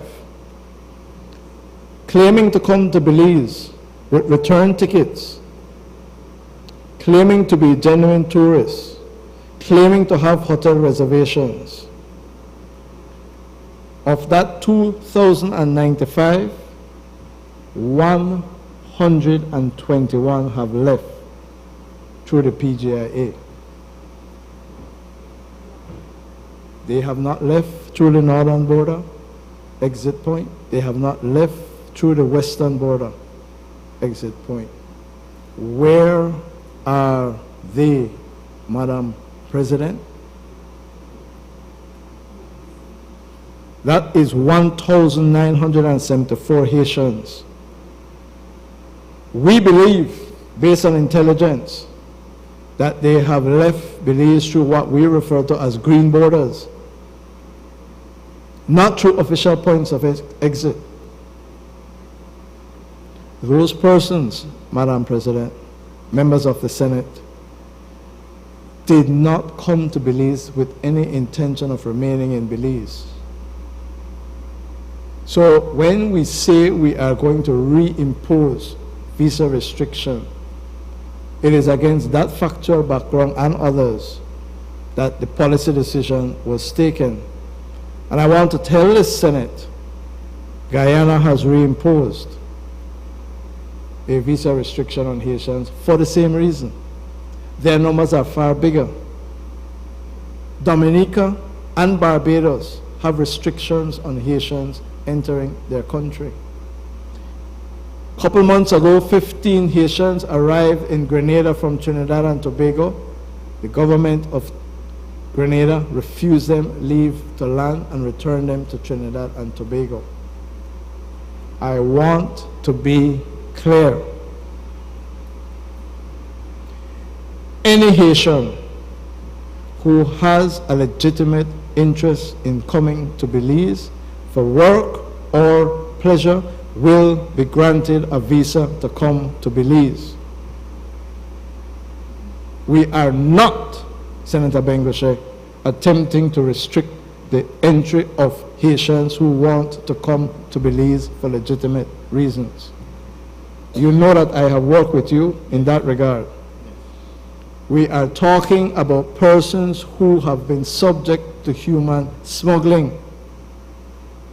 The same period under review, January 2022 to March 2023, 1,673 Jamaicans entered through the PGIA.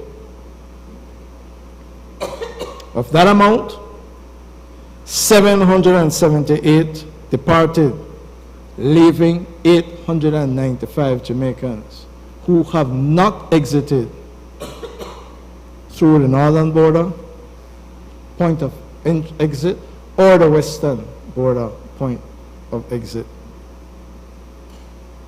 Based on intelligence, based on reports from friendly countries, we have very good reason to believe that these persons have moved outside of Belize through illegal, unofficial points of entry.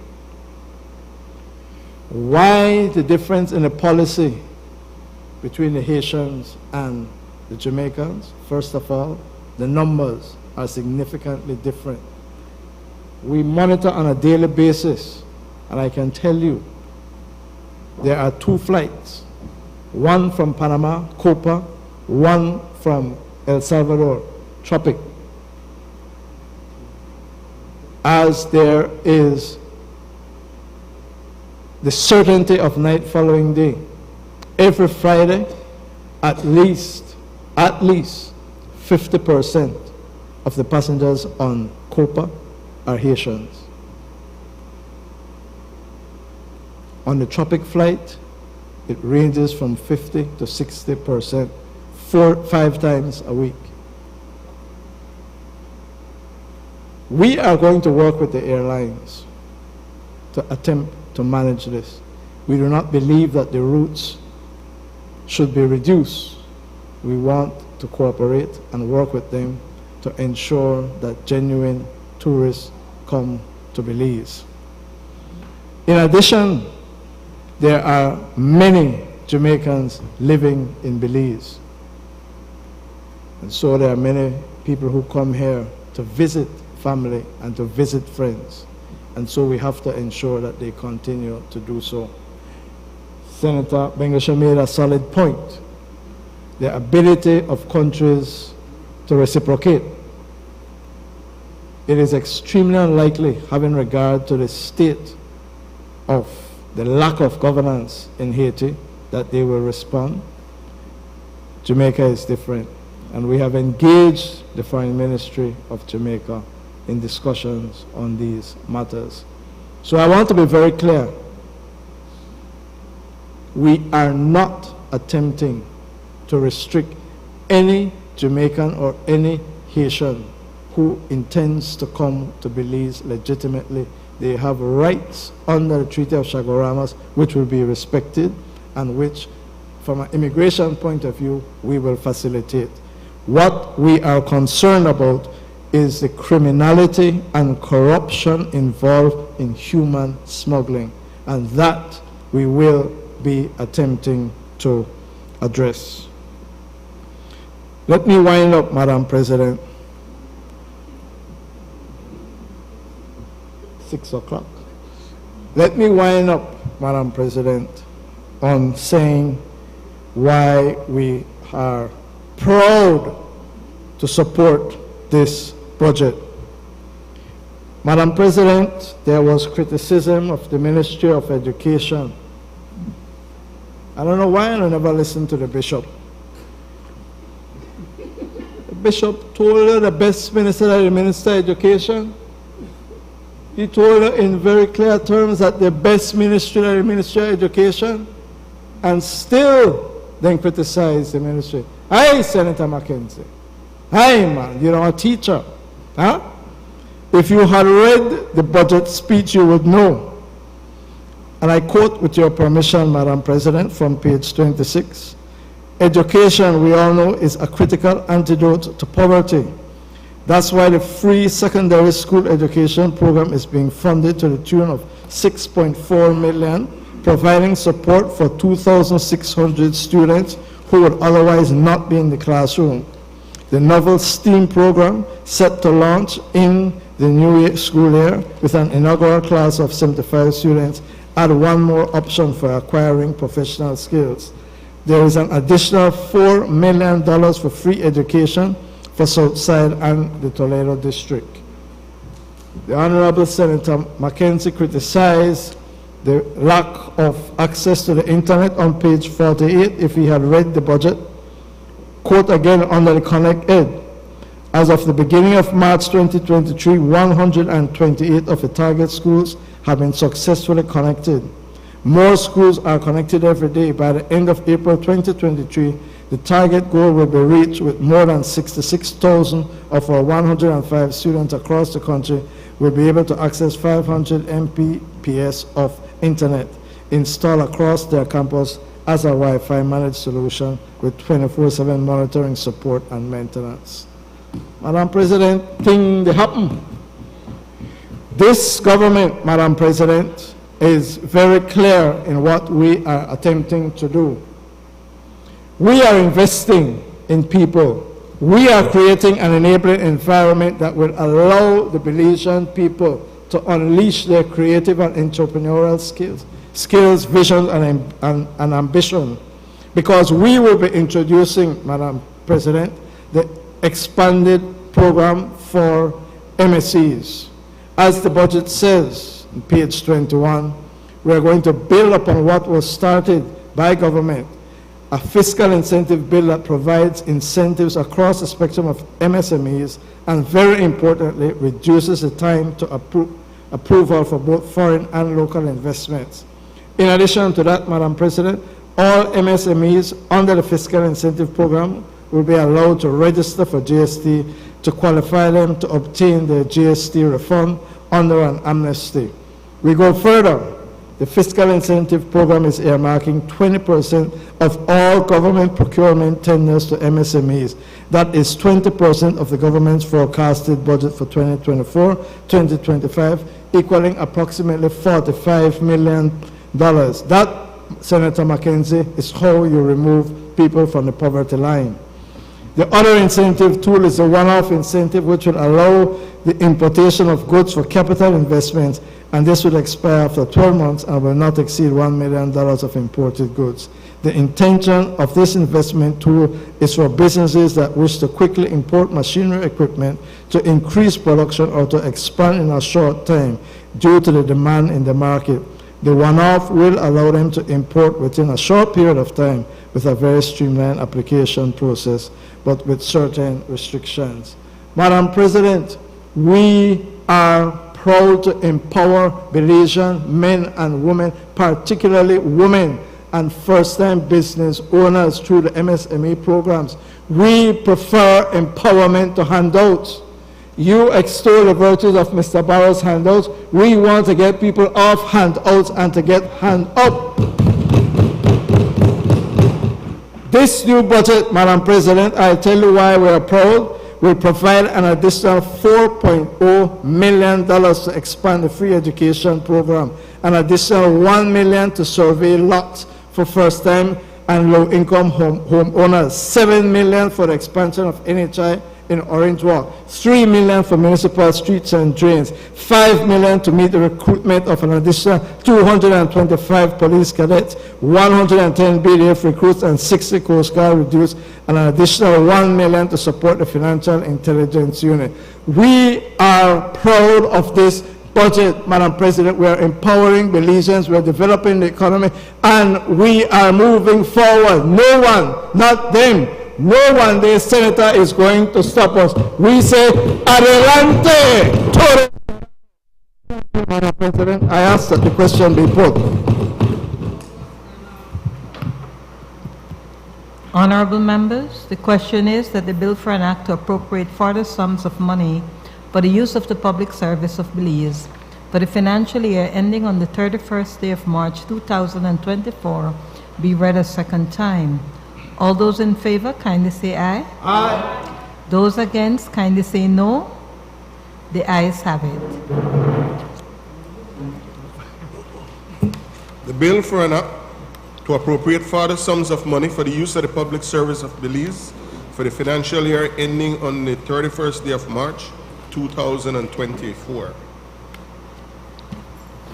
I recognize the leader of government business. Madam President, I rise to move a second reading of a bill for an act to amend the Customs Regulations Act, Chapter 49 of the Substantive Laws of Belize, Revised Edition 2020, to provide for measures to ensure compliance with the Financial Action Task Force recommendations in relation to laws regarding anti-money laundering, combating the financing of terrorism, and combating proliferation financing, to provide for the requirement to keep records, to provide for the forfeiture of undeclared currency, and to provide for matters connected therewith or incidental thereto.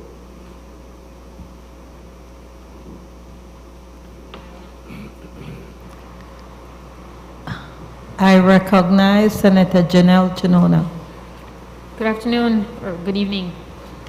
We would only stress here, Madam President, that as part of this mutual evaluation process, there is a lot coming down the pipe, so to speak, and we would certainly encourage everyone to take an active interest in finding out everything that's going on, because I will only continue to stress that being a money laundering compliance officer myself, the penalties are real, the personal liabilities are real in terms of violations under this act, and ignorance is not bliss.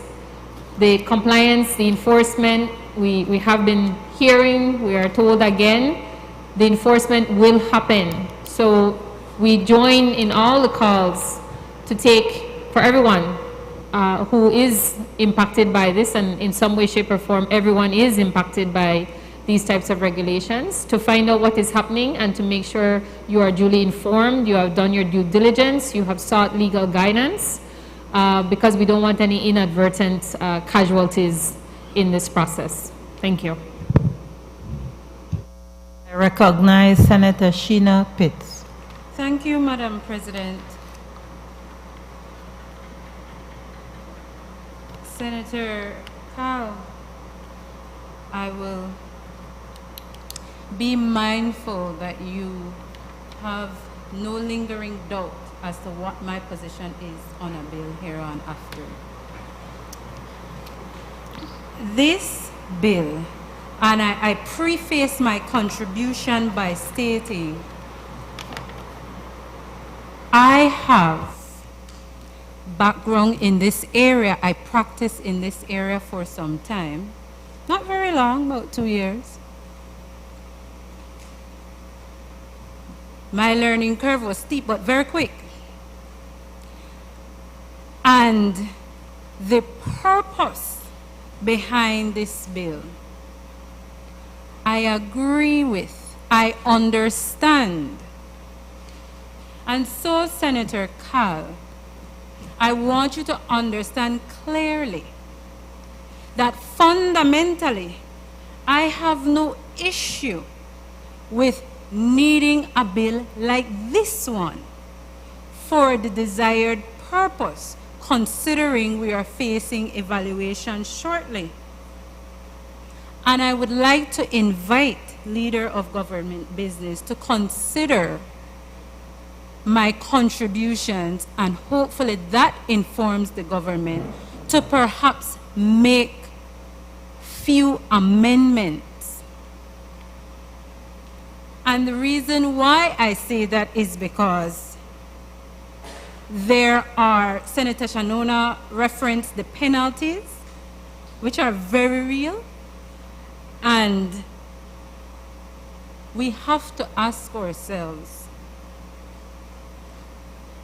whether or not we are going too far, whether or not we are imposing on the jurisdiction of bodies that can handle certain matters, and whether or not we are not double accounting by bills for one issue that can be addressed in another area.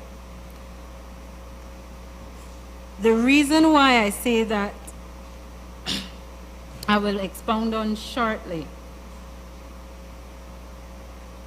The amendment to the Principal Act in 6A in this bill provides that every officer shall cause to be kept at such places as the comptroller may direct, books, documents, records, any other information he receives in the execution of his duty for a period not less than 6 years from the date he receives the books, document, records, or information. Nothing is wrong with that. That is good. We have to, I didn't think we would have to legislate that records are kept, but we're doing it. at 6A2, they define that for the purpose of the section, books, documents, records, and other information includes bill of entry. It gives a long list, right? Or any book, document, record, or information relating to the importation or exportation of goods. I like that that last portion there sits there because it operates to keep wide the list of the kind of documents and records are to be kept. I ask whether it is enough and whether it is in true response to where we are 2023.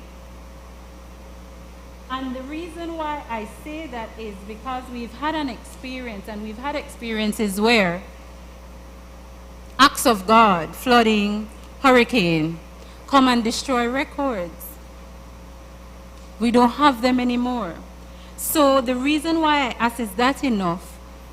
Considering we're legislating that records are kept, why don't we go further to say that those records must be reduced to electronic copies, electronic data? Not just keep the papers. Pretty much we'll run out of space.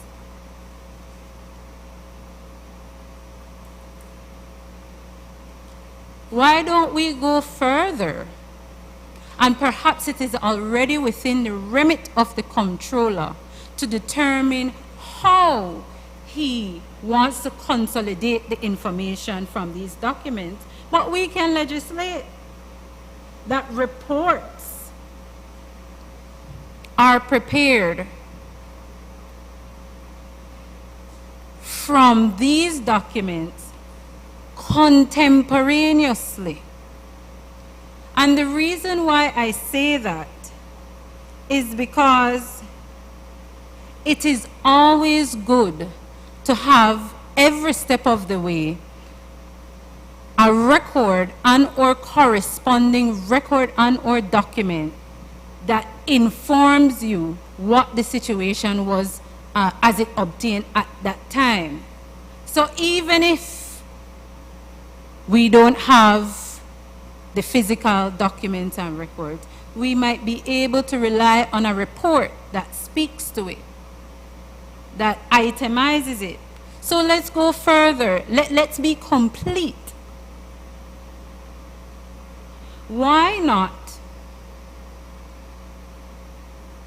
in keeping an electronic database, go further to say that that database has to be preserved in such a way that it can become publicly accessible or public knowledge.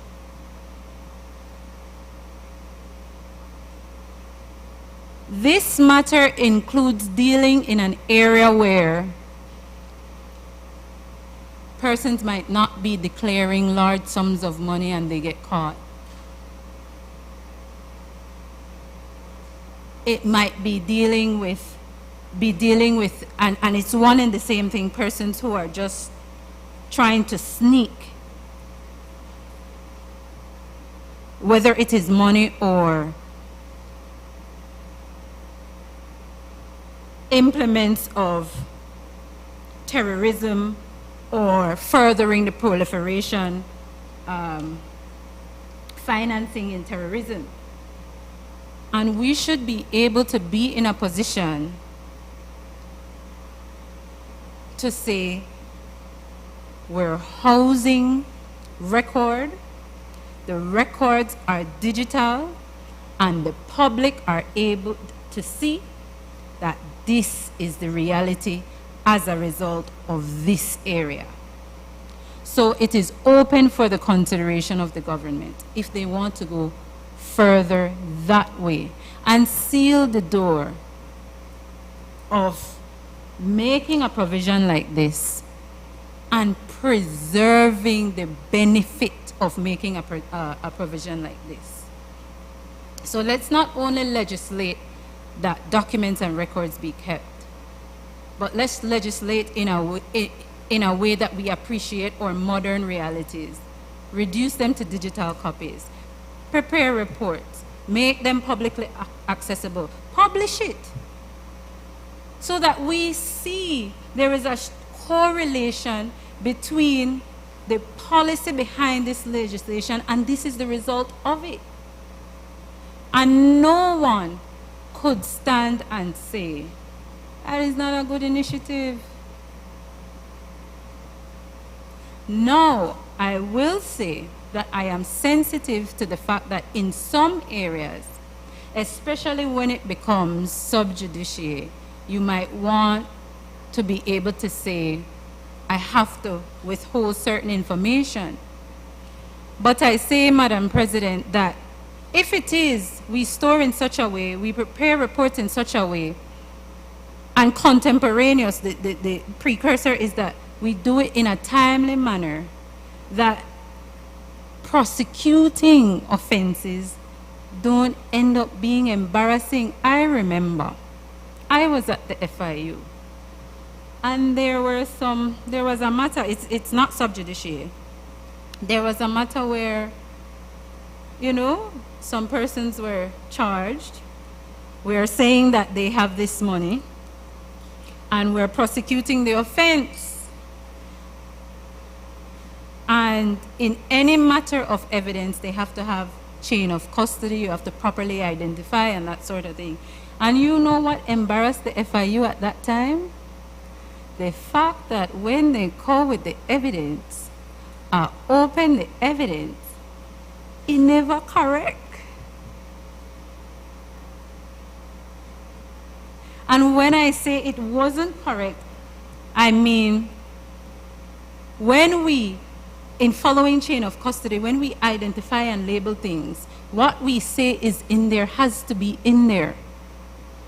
And when in court we open it and we see, that's not what is in there, you essentially, effectively, just throw your case. And people who are really, for all intents and purposes, guilty of the offense, they have to go home. They have to walk, and then what happened to that money? They get it back. And now they're focusing on ways to deal with that. But at this juncture, what I'm saying is, if we treat those documents and records in such a way, from now, it becomes sanguine. And should any matter goes before the court, the last thing that should be embarrassing should be the production of documents. Nothing can go missing, nothing can wet up, no rat can eat, none of that thing. So that is my contribution in relation to that provision, and I invite you to consider whether or not we want to make little tweaks to make provisions that reflect our current realities. I move further, Madam President, to the amendment of section 16 sub 6 that deals with inserting immediately after the words, whichever is the greater, the words, and the currency not declared and reported shall be forfeited.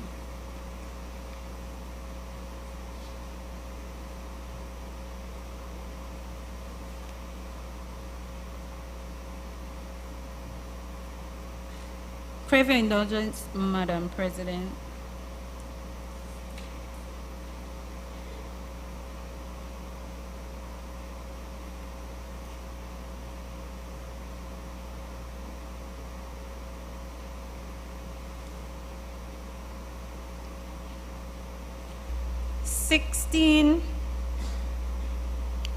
In the Principal Act, if I may be permitted to refer,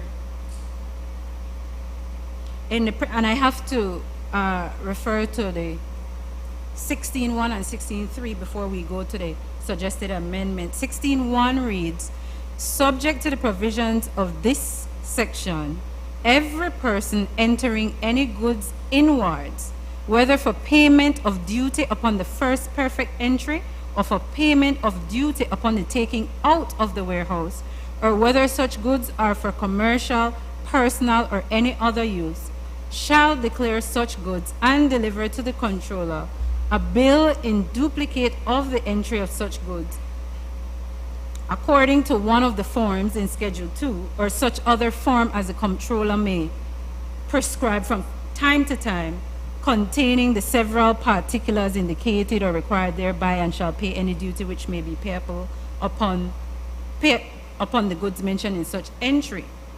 At 16 sub 3, it provides that where goods being entered inwards include currency of $20,000 or more, or the equivalent in the currency of any other jurisdiction, the person entering the goods shall, A, declare and make a report of same in such form and manner and containing such particulars as the controller may prescribe, and B, answer such questions as the proper officer may put to him with respect to the goods, and shall, if required by the proper officer, produce those goods for examination at such place as the controller may direct.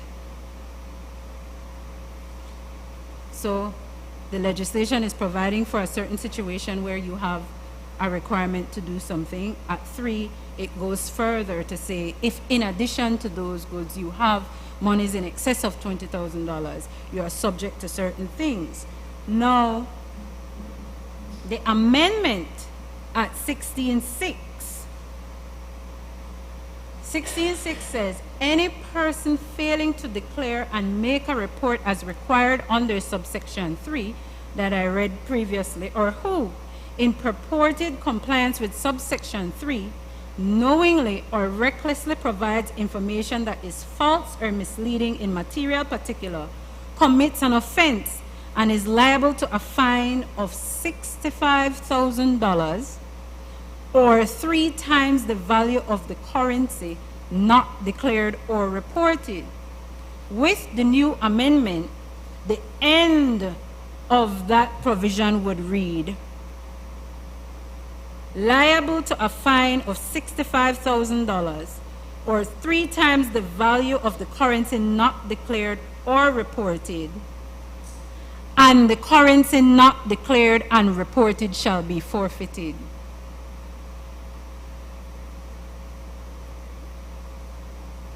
I don't want to trivialize how I see what that amendment is doing, but we're using a sledgehammer to crack a nut. It is sufficient that the fine is $65,000. There is also the opportunity for the fine to be 3 times the value of the currency not declared or reported. And I say that as it stands is sufficient. To go further, to say that the currency not declared and reported shall be forfeited, is presuming, taking as fact that that currency is ill-gotten gains. And first, when I said there are other avenues to address these issues as opposed to crowding them or duplicating our efforts, the government might not have boasted it yet, but civil asset recovery is coming. And civil asset recovery is providing, and I hope, in the grand scheme of things and my appreciation of it and how I worked with it and the legislation I've seen so far, that is where you go through the process to determine whether or not monies are ill-gotten gains and subject to forfeiture. And that is why I say amending the provision to include those words is not necessary here. We have civil asset recovery or forfeiture coming that adequately deals with that. Is that anticipated bill? Madam, I'm just bringing it up because I am looking at Standing Order 38. and I which appreciate speaks to that. not discussing a bill. I appreciate that, Madam President, and I will not discuss that bill. I mention it insofar as making the point that in anticipation of that bill, the provision in this bill can be addressed better there and not here. That is all I plan to say on that, Madam President.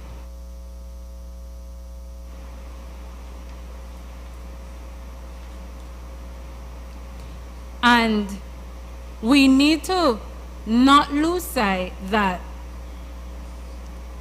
for the most part, the provision deals with a certain kind and class of persons, businessmen engaged in the importation and exportation of goods.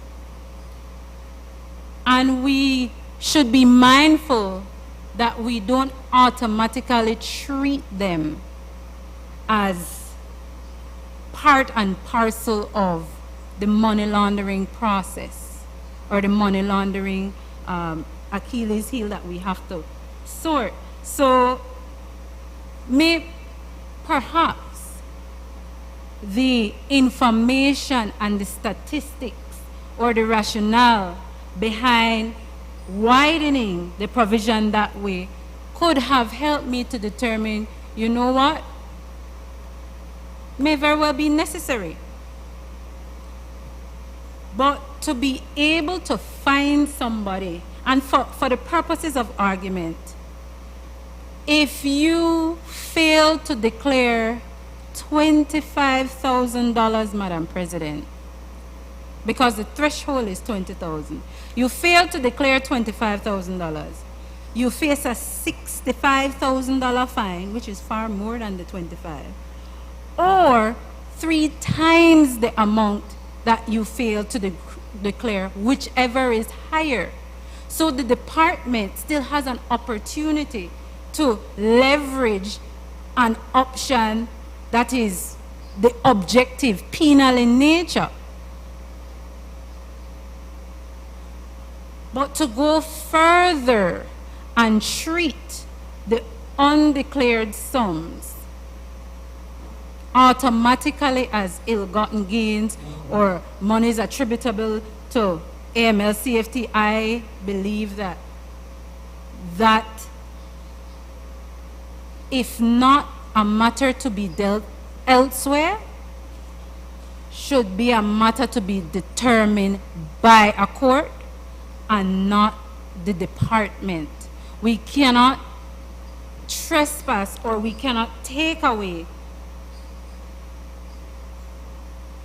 from persons' right to the judicial process and the determination of matters. Madam President, moving forward, the Principal Act is amended in section 42(4) in similar vein as section 16(6) by inserting the words "and the currency not declared and reported shall be forfeited." And so I don't need to repeat my reservations there because they obtain for that.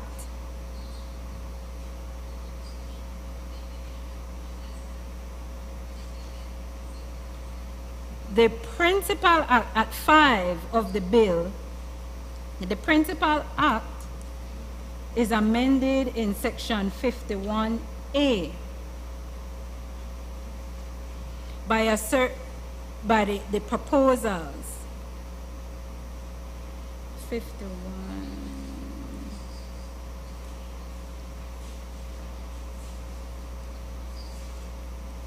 In subsection 3, in paragraph A, inserting immediately after the words letter or postal packet, the words or parcel or package. Madam President, I have no difficulty in that because, and if I may read 51A sub 1, it says, without prejudice to any other provision of this act and notwithstanding the Post Office Act, letters arriving in Belize from abroad shall be produced to the proper officer. If in his opinion any such letter contain other than written or printed material, he may require it to be opened in the presence of the postmaster or any person authorized by him. And if any such letter is found to contain dutiable, restricted, or prohibited goods, such goods are liable to forfeiture. At B, all postal packets arriving in Belize from abroad, accompanied by a customs declaration, be produced to proper officer, may require them to be opened in the presence of the postmaster or any person authorized, and where any goods contained in the postal packet do not correspond with any declaration or contents made in respect of them, or Roman 2, are not accompanied by a customs declaration, those goods are liable to forfeiture. And that is where the amendment come in to include or parcel or package. And that amendment is just to provide for completeness. We don't want to say, make provisions for letters, and then when we look, a package come or a parcel come, and then the department has no authority to do anything because your legislation speaks to letter only. And so this amendment makes for completeness for letter, package, or parcel. And that is good.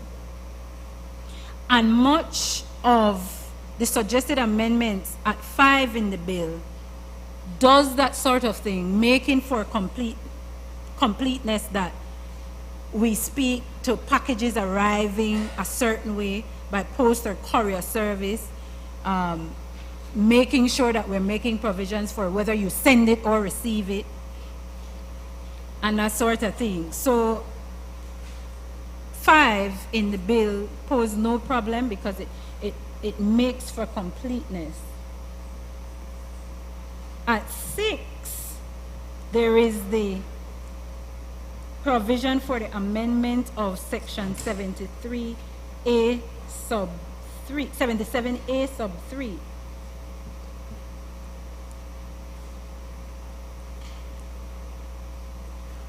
(77A) reads, Madam President, if I am permitted, any person entering Belize shall, at such place and in such manner as the comptroller may direct, declare any goods contained in his baggage, and I stress that word for a reason, or carried with him that A, he has obtained outside of Belize, or B, being dutiable goods or chargeable goods that he has obtained in Belize without payment of duty, and in respect of which he is not entitled to exemption from duty or tax by virtue of any enactment. Sub 2, any person entering or leaving Belize shall, if you are in the possession of the currency 20,000 or more, or the equivalent, you have to declare it and make a report of same in the form and manner prescribed. And B, answer questions as the proper officer may put to you with respect to your baggage and any goods contained therein or carried with him, and if required by the proper officer, produce that baggage and any such goods for examination at such place as the comptroller may direct. Now at 3, the provision there reads, the provision that is being amended, any person failing to declare any baggage or goods as required under this section, or who in purported compliance with this section, knowing or recklessly provides information that is false or misleading in a material particular, commits an offense and is liable to a fine of 65,000 or 3 times the value of goods not declared, or the baggage or goods not produced, as the case may be. And the amendment to that would be, and the currency not declared and reported shall be forfeited.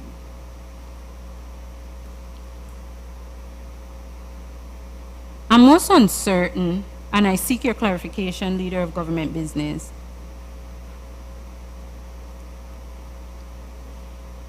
Subsection 3 reads as standalone. Subsection 3 did not carry over in it the precursor or that added feature of not declaring the $20,000, and by so doing you attract this penalty. And the reason why I seek clarification is because this section, it being able to, and correct me where I'm wrong, I am seeing it as it being able to operate standalone in circumstances where people come in and through their baggage, a declaration may be considered as a false declaration. I had alluded earlier to an experience, a personal experience, and this is why I seek clarification on this, and this is why I think for the avoidance of doubt, because we know in statutory interpretation, ambiguity ought not to be encouraged. A person entering the country, me, I entered the country in September, late August or early September. At that time, I was subject to the payment of what I believe excessive duty, based on the examiner's opinion that my declaration was not accurate.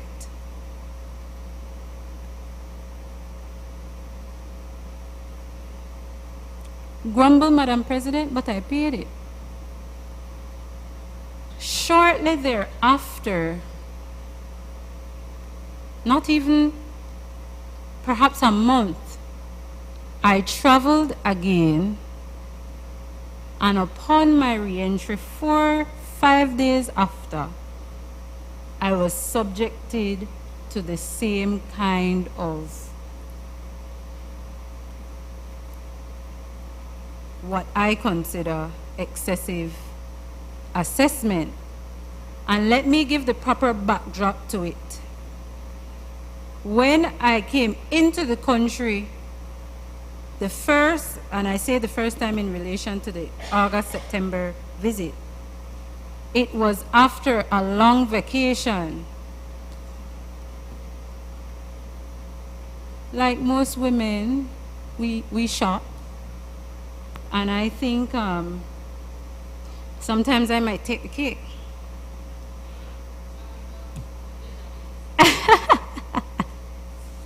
In any event, sometimes I think I might take the cake. When and another feature to appreciate about me coming in, unfortunately, I may be considered one of those persons who are anal. And I say that because upon opening my baggage, everything will be neatly packed, everything will be properly in place. If I need a purple shoe with a pink dot, I will be able to tell you, go to the right bottom corner and the third shoe from the middle is that purple. You know? So a bit too meticulous. An added feature is that maybe just me, but if I buy 4 pairs of jeans and I am not hiding where I've bought it from or how much I've paid for it because the tags are still there, there is nothing that says I have to wear it. And by wearing it, I remove the tags. Unfortunately, I also have a passion of buying shoes. But I only had 2 foot, so I can't wear all of them at the same time. And I give that backdrop. Now, when I was leaving in October, curiously, I inquired with the airline, is there a way for me to make it known with customs on the other side, the condition under which I'm exiting? Because we all know, those of us who travel, you're allotted 50 pounds, and upon my exit in October, I left with 49 pounds. It was a 5-day trip, but you know, I overpacked. These things happen. Don't shoot me for it. And so I overpacked. I had 49 pounds. Much of what I took with me were the very same things that I brought with me in September. Because I said, man, we're approaching the end of the year. We have to make, you know, stop, not go spend down away a trip for you're going for doctor. And so I took all of what I felt I needed, and I asked the airlines, and they said, no, we don't feel so. When I came back with 51 pounds. And so when I made my declaration, I made the declaration for the items I purchased that took me from 49 to 51 pounds. When I went to the examiner, oh my gosh, I've never seen a male custom examiner committed to digging up a bag so irreverently. And maybe I see it that way because I just, you know, I don't like the mess and people, but committed to digging up the bag. And there I was again, being faced in a situation where I am being assessed and taxed. And so I said, I come already, you know. I pay tax for this already, you know. Miss me no know that. You know, there was an exchange. So I said, you know what, perhaps I should speak with the supervisor. And I spoke with the supervisor. And the supervisor explained to me that I share the burden, I share the onus of proving that I had before then paid duty on the very same items. And you know, telephone and internet is a hell of a asset. Something made me take a picture of my payment the first time, the receipt. But it's not something, I know what it is. I was so annoyed. I took a picture and I said I would have taken further measures, but I did not, because I said, man, let me contribute to my government tax revenue. I pay the money. So I took a picture. Also what I had was my online purchase history, which shows date of purchase, date of delivery. I also had in my possession my passport to show I entered the country already and that I paid duty. You know what I also had in my possession? Pictures of me in some of the items that I took prior to my entry that day.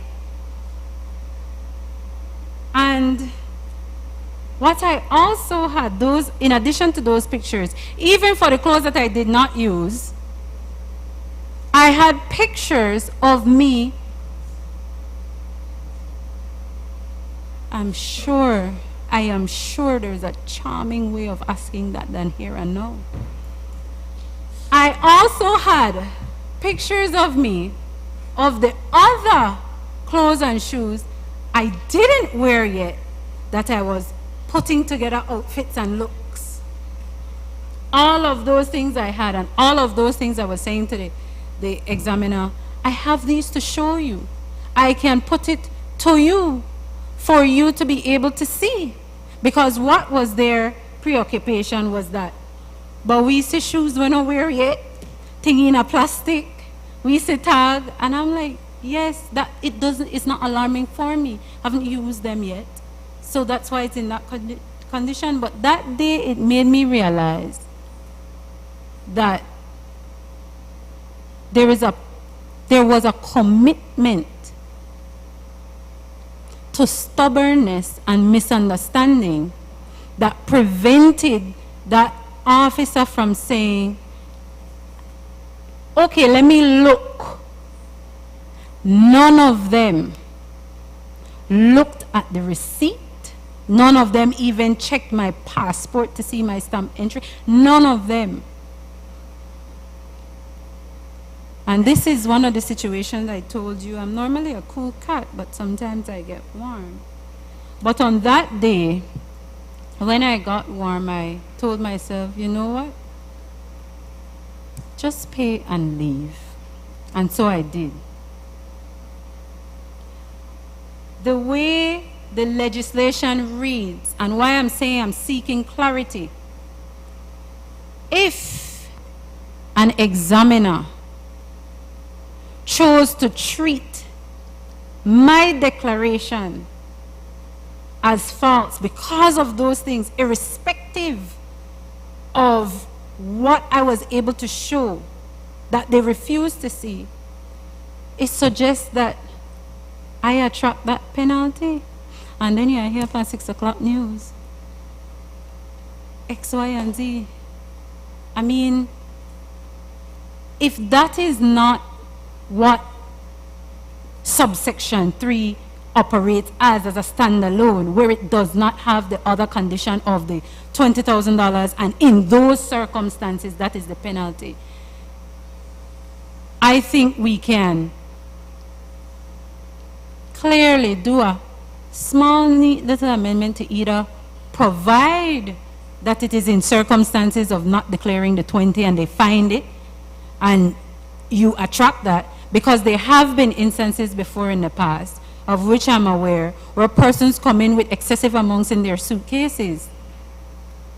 And so that is the mischief that is being sought to be cured. Considering that is the mischief that is being sought to be cured, then at sub 3, it needs to be in there that the $20,000 that was not declared, the $20,000 or excess that was not declared, in those circumstances, when you enter the country, that is where you attract the fine. Because I wouldn't want to find myself in similar circumstances and they decide to apply that section 3 on me. I would pick the hair from my head and everywhere. So, leader of government business, if it is that 3 is not standalone, then we should do the things in that 3 to make it, without a doubt, apply to the circumstances for which the mischief is meant to be cured. For persons who come in through the airport and in their baggage, they have undeclared amounts of $20,000 or more, and therefore they attract the fine.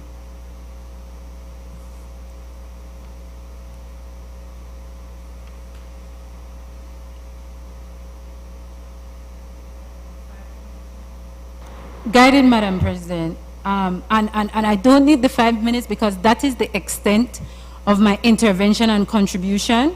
Again, I want to reiterate that I have no inclination to oppose the purpose of the bill. I just think perhaps we could consider tweaking it in a way that does not lose the purpose of the bill and we still achieve the same objective.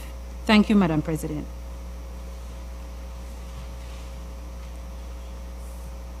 Madam President, Senator Pitts raised three fundamental issues, if I understood her intervention.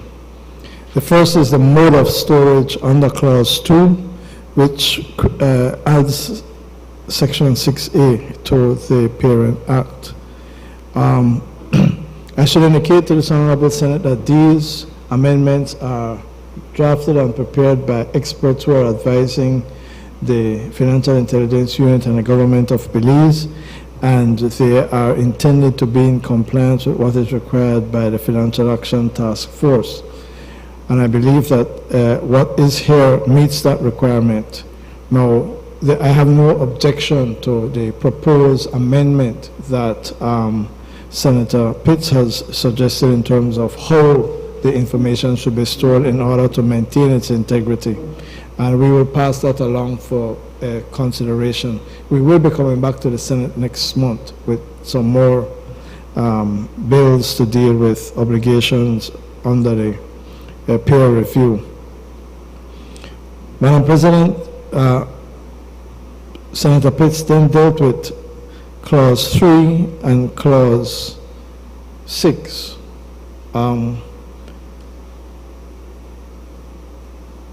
Clause 3 of the bill refers to Section 16 of the Parent Act. Section 16 of the Parent Act, Madam President, deals with goods being entered for which a bill of entry is required. That is talking about a person who is bringing in goods into the country, for example, in containers. Entry is passed, or a value is declared, entry is passed, duty paid. That is what Section 16 is dealing with. Section 77, referred to in Clause 6, on the other hand, is dealing with a person who enters a country with goods. There are two different things. One is a person who is coming in through the airport or some other port of entry with goods. The second situation is where a person is just entering goods. He or she is in Belize. They're entering goods, i.e. through a container or some other device. So there are two different sections. That's the first point. The second issue is Section 77 of the Act provides in 77A1, any person entering Belize shall at such place and in such manner as a controller may direct declare any goods contained in his baggage or carried with him. So you have to make a declaration of the goods. That's the first one, 77A1. 77A2 says any person entering Belize shall, if he is in possession of a currency of $20,000 or more. So 77A2 is dealing with a person entering Belize with $20,000 or more. They must make the declaration and make the report, answer questions to the proper officer. So one, you're obliged to make a declaration. Two, if you're bringing in more than 20,000 Belize currency, you have to make your declaration and answer questions. Three, one that Senator Pitts raised, says any person failing to declare any baggage or goods as required under this section, or who in purported compliance with this section knowingly or recklessly provides information that is false or misleading in a material particular, commits an offense. So, you're coming in with your goods in your bag, you have to make a declaration. You're coming in with money, you have to, over 20,000, you have to make a declaration. And what 3 says, if you come in and you failed to declare any baggage or goods as required under this section, then you have committed an offense. And so I believe, Madam President, that the section as written makes sense. The purpose of the amendments, both Section 16 and Section 77, is clear. In addition to the fine, whether it is of the $65,000 or 3 times the amount, the money that you do not declare will be forfeited. In addition to the fine, in addition to the fine of $65,000 or 3 times the value, what the legislation seeks to do is to take away the money that you did not declare, or that you hid, or that is over 20,000 that you did not declare and answer for. So you will be fined and you will lose the money that you did not declare. That is the purpose of the legislation. The final point I want to refer to is Section 118, subsection 2 of the Act. The fine is not administratively imposed. The fine or the forfeiture is not administratively imposed.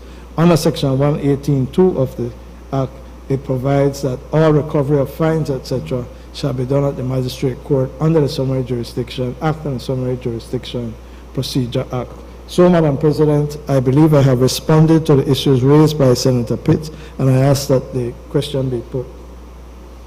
Honorable members, the question is that the bill for an act to amend the Customs Regulation Act, Chapter 49 of the Substantive Laws of Belize, Revised Edition 2020, to provide for measures to ensure compliance with the Financial Action Task Force recommendations in relation to laws regarding anti-money laundering, combating the financing of terrorism, and combating proliferation financing, to provide for the requirement to keep records, to provide for forfeiture of undeclared currency, and to provide for matters connected therewith or incidental thereto, be read a second time.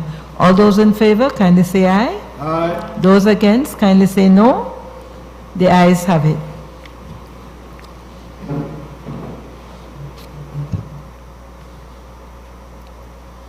The bill for an act to amend the Customs Regulation Act, Chapter 49 of the Laws of Belize, to provide for measures to ensure compliance with the Financial Action Task Force recommendations in relation to laws regarding anti-money laundering, combating the financing of terrorism, and combating proliferation financing, to provide for the requirement to keep records, to provide for forfeiture of undeclared currency, and to provide for matters connected therewith or incidental thereto. I recognize the Leader of Government Business. Madam President, I rise to move the second reading of a bill for an act to amend the Supplies Control Act, Chapter 293 of the Substantive Laws of Belize, Revised Edition 2020, to provide for the power to issue a violation tickets for particular offences, to provide for the publication of the names and particulars of the offenders, and to provide for matters connected therewith or incidental thereto. Madam President, this is a tool being introduced to attempt to assist in the fight against price gouging.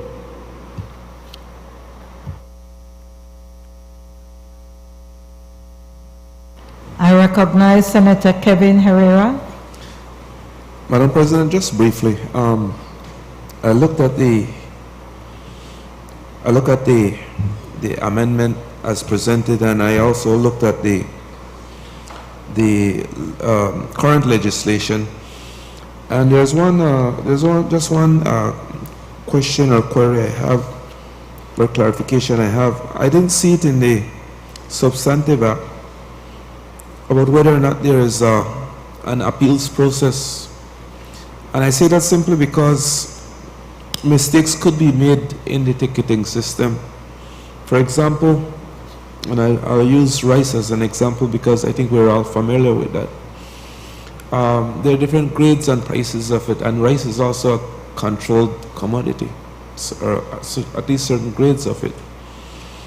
And so if there's a mistake with respect to ticketing, and the person feels like they've been wrongly done so, what would be the process? I know that the courts are always available, but is there another appeals process, or has one been contemplated to address that type of thing? You know, we will note as well in the amendment that that the person who violated this will be exposed in various ways, and so perhaps there may be some process by which this type of thing could be addressed before exposure in that form. Thank you, Madam President. I recognize Senator Sheena Pitts. Madam President,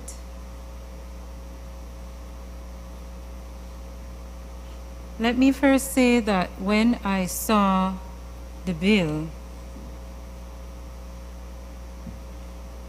I was pleased, because this bill is a concrete mechanism through which the government can address inflation. And so,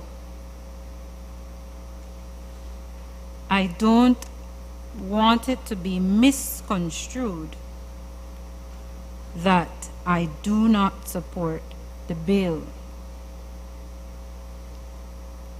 There are areas where, again, I invite the government to consider some tweaking.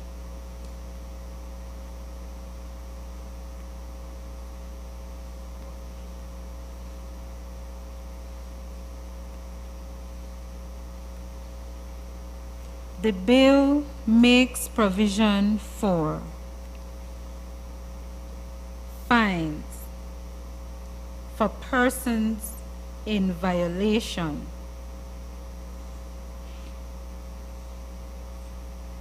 I would have loved to see corresponding regulations or guidelines that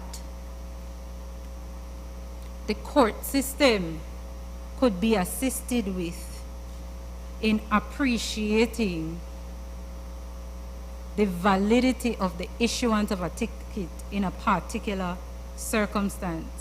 Assistance to the judiciary to determine that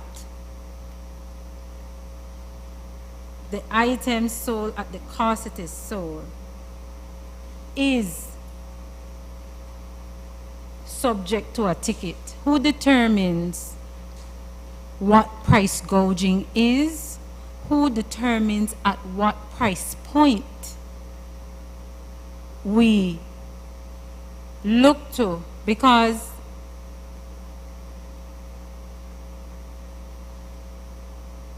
one businessman may tell you, I imported on this date at the time when fuel was so high, at the time when my customs and excise duty was so high, and in me putting my item on the shelf to be able to meet or recover costs attendant with having it on the shelf, it needs to be at that price.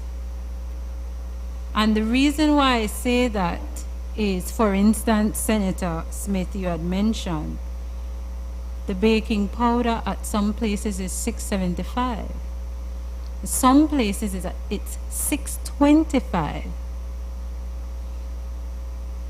Is the $6.75 the price gouging price and subject to the ticket, or the $6.25? How do we know that that item is so price gouged because it should really be $5.25? What would the officers issuing the ticket have to go by, and what would the judiciary have to go by to determine that ticket? Now, I'm not saying the ticket shouldn't be issued, you know, and I'm not saying that this measure shouldn't be undertaken.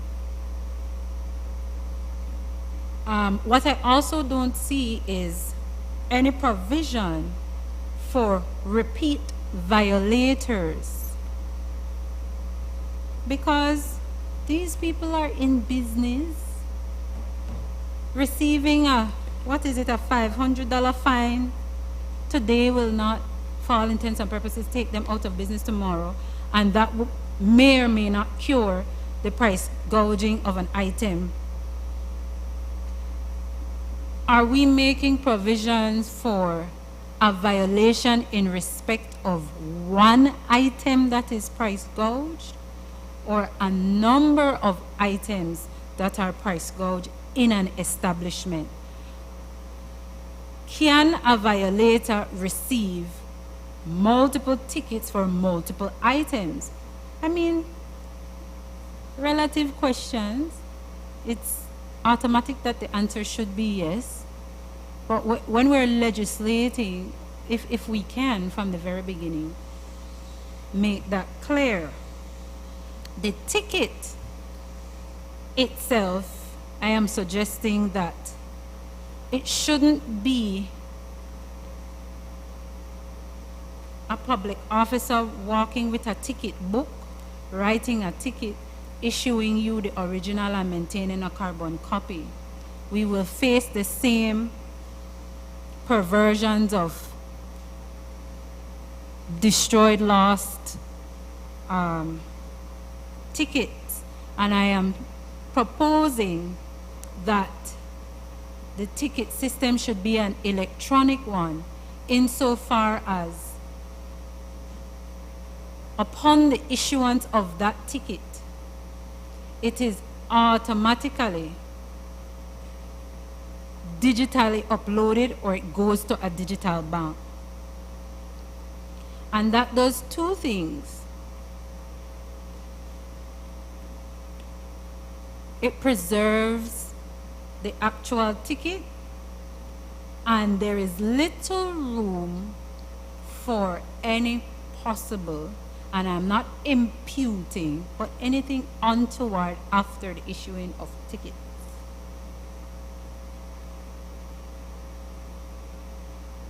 At M, section 3A, sub-Roman 3M, the place where the fine stated on the violation ticket may be paid. Could we go further and make provision that the monies generated from the payment of fines goes to a specific location, for example, perhaps the Consolidated Revenue Fund? Could we ensure that when the ticket is paid, it is paid at a bank in an account that is directly connected to the government of Belize? This again takes away any misadventure of going to an office and paying a ticket or and losing the paper or any of that, because bank records are reliable and we can lean on that established institution to help us preserve records. The penalty at 3B,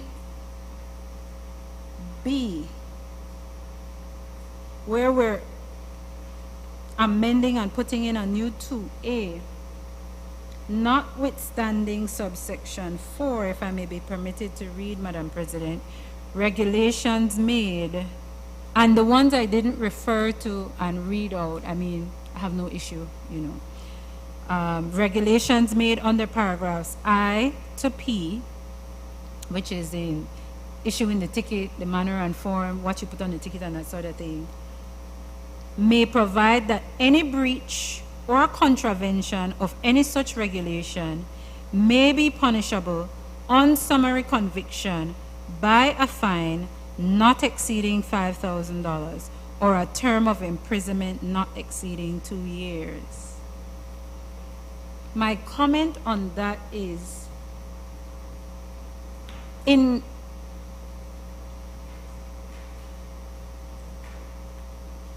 I appreciate the exercise of judicial discretion, because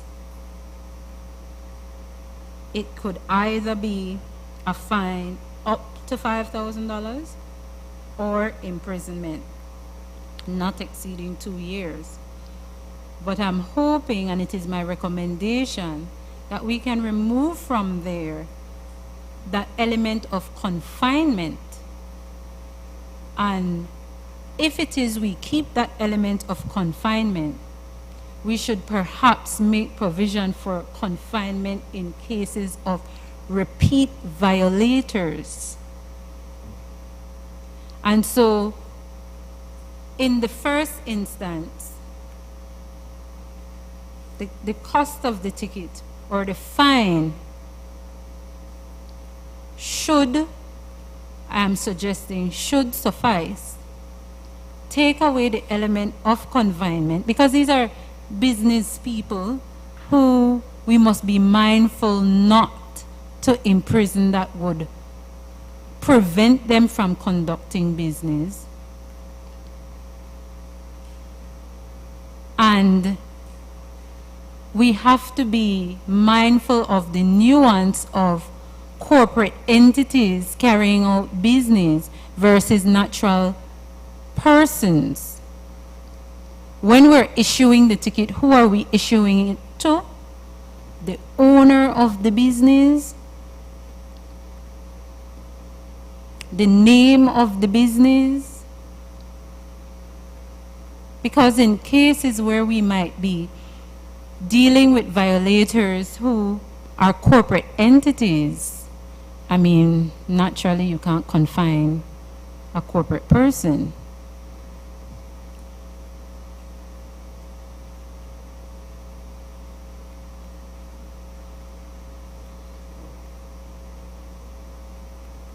Could we then also include that where a ticket has been issued to a violator, in respect of that establishment becomes subject to, for want of a better word, review or supervision, so that by that supervisory process, that business, the government is saying, you can go there. We have checked them. They're not price gouging. You're free to choose to shop there. We can restore to the Belizean people through that supervisory process that a violator who received a ticket today, next week not back up to the same nonsense of price gouging on the same items or other items. The supervision of ensuring that that violator is brought within the purpose of the act to not price gouge, I think that is an added feature that could be a part of the bill.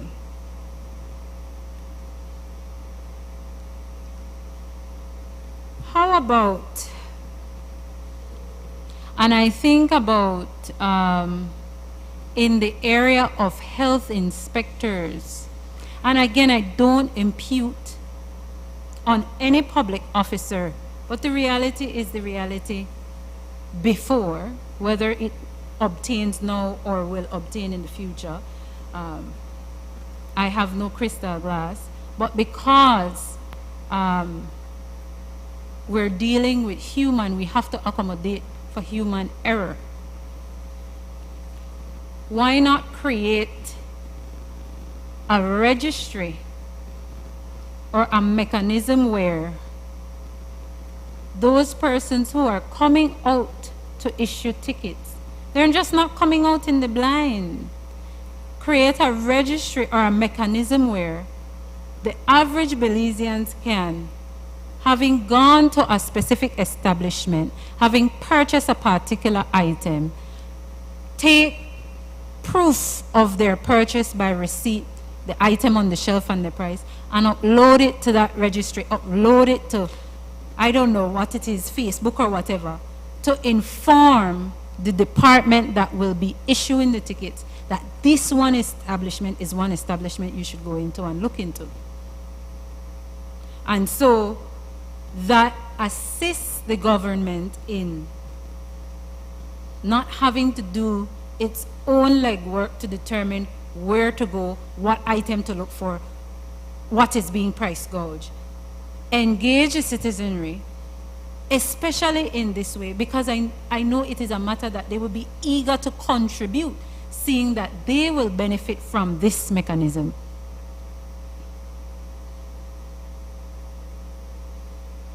I would even want to go further, but it's been stated in the budget book, plain black and white. It has been stated by the leader of government business that they're not the government of handouts. But perhaps the government could consider as an incentive to have a wide-scale, quote-unquote, investigation of what is being price gouged and which establishment is gouging by saying, you can access this little $50, this little $100. Use it to go and purchase whatever. Having purchased whatever, submit to us proof of purchase, submit to us proof of the item, submit to us proof that this item is this specific cost. And I won't push it, I'm just suggesting. Because we don't want to make people feel that we want to pay them to do something that benefits them. The initiative or the rationale should be to get the citizens on board, to make the process happen quicker. Because even though this bill is here, from implementation to turn over where we see the results, there is a period in time within which that will happen. And without falling folly to guess what I don't know, I can safely say that that period is not overnight. I mean, passing the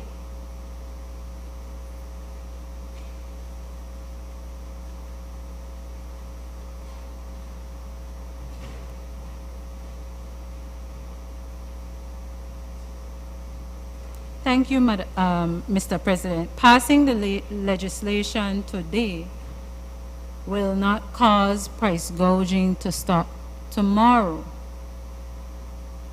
Passing the legislation today will not cause tickets to begin to be issued tomorrow. And so, in an effort to assist the government in getting closer to the realizable result that price gouging is being addressed in as soon as reasonably practicable time, the suggestions I made, I invite the government to consider, perhaps incorporate them, add them to the bill, and bolster the bill. And with that, Mr. President, again, for the benefit of my colleague, Senator Carl, this is another bill that I understand the rationale and purpose, and therefore I don't want you to misunderstand that I do not support the initiative. Thank you, Mr. President.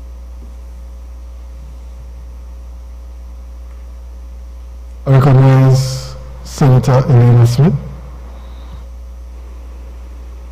Thank you, Mr. President. Just a few comments on this one. And I know that this is coming about, I believe, as a result of our meetings and discussions with the government team in terms of the unions offering to assist the government in trying to see how we can help our people in terms of looking at the high cost of living and more specifically price gouging. And so the union had volunteered, if you will, to have persons assist with being persons who will be checking on these things and seeing how we could help to address that. But I just have a few things that I want hopefully clarified on this bill. When we look at the supplies controls regulations, it tells you the percentage of markup that can be added to goods. However, if it is that persons would be issuing tickets to violators, then I believe that we have to be able to determine how or who or what items are higher than they should be. And so, as a result, then we believe that the price list should be publicized so that we all can know what that is, because not everybody will be going through the regulations every time. And so, to avoid certain maybe legal issues, then it may be best for us to publicize that list maybe with 2 weeks every month, that can be a reference point. In addition to this as well, Mr. President, we know that I believe under the GST there's a particular law rule that speaks to the displaying of the price of goods, and that's another issue. And so if that is not done, then it would be difficult for you to determine whether this is price gouging or not. And so along with this, we have to ensure that we are also enforcing that portion of that law as well. Right. So in addition to that though, for this to be as effective as we want it to be, we have to also look at the point of sales machines in these stores as well. So these are things that would add to the intent of this bill, so that then we can achieve the end result that we want to achieve. So those are important areas. Also, we are going to be issuing these tickets, but what is in place? What system do we have in place for accountability of these tickets? Additionally, what will be put in place to minimize, I will not say avoid, I will use the word minimize, because sometimes we can't always control all of these things. Things such as bribery. I go to issue a ticket because you have violated, but in issuing the ticket, being offered something, not to issue the ticket. That's the reality, and we can't run away from that. So how do we address that? What will be in place to address that? And then I know that there may still need to be some further discussions on this matter in terms of, when and what would be provisions put in place to allow for public officers to either go out and, during working hours to do that. Is it that they're going to be doing it after work? Those are matters that I know we would have to be discussing separately, and Senator Koyi, I believe, might be able to respond to that. But those are the other areas that we would need to look at. And I think, Mr. President, that would be some of the areas that we have, that we needed to raise, and I trust that those matters that we've raised, those what we believe to be some recommendations, would be taken seriously, and then we can address them. Oh, there's one thing that I need to point out under Section 2.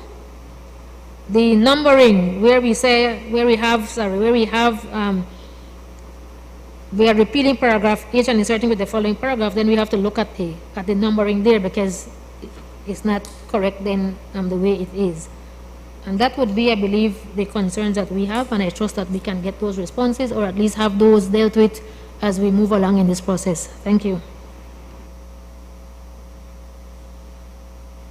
I recognize Senator.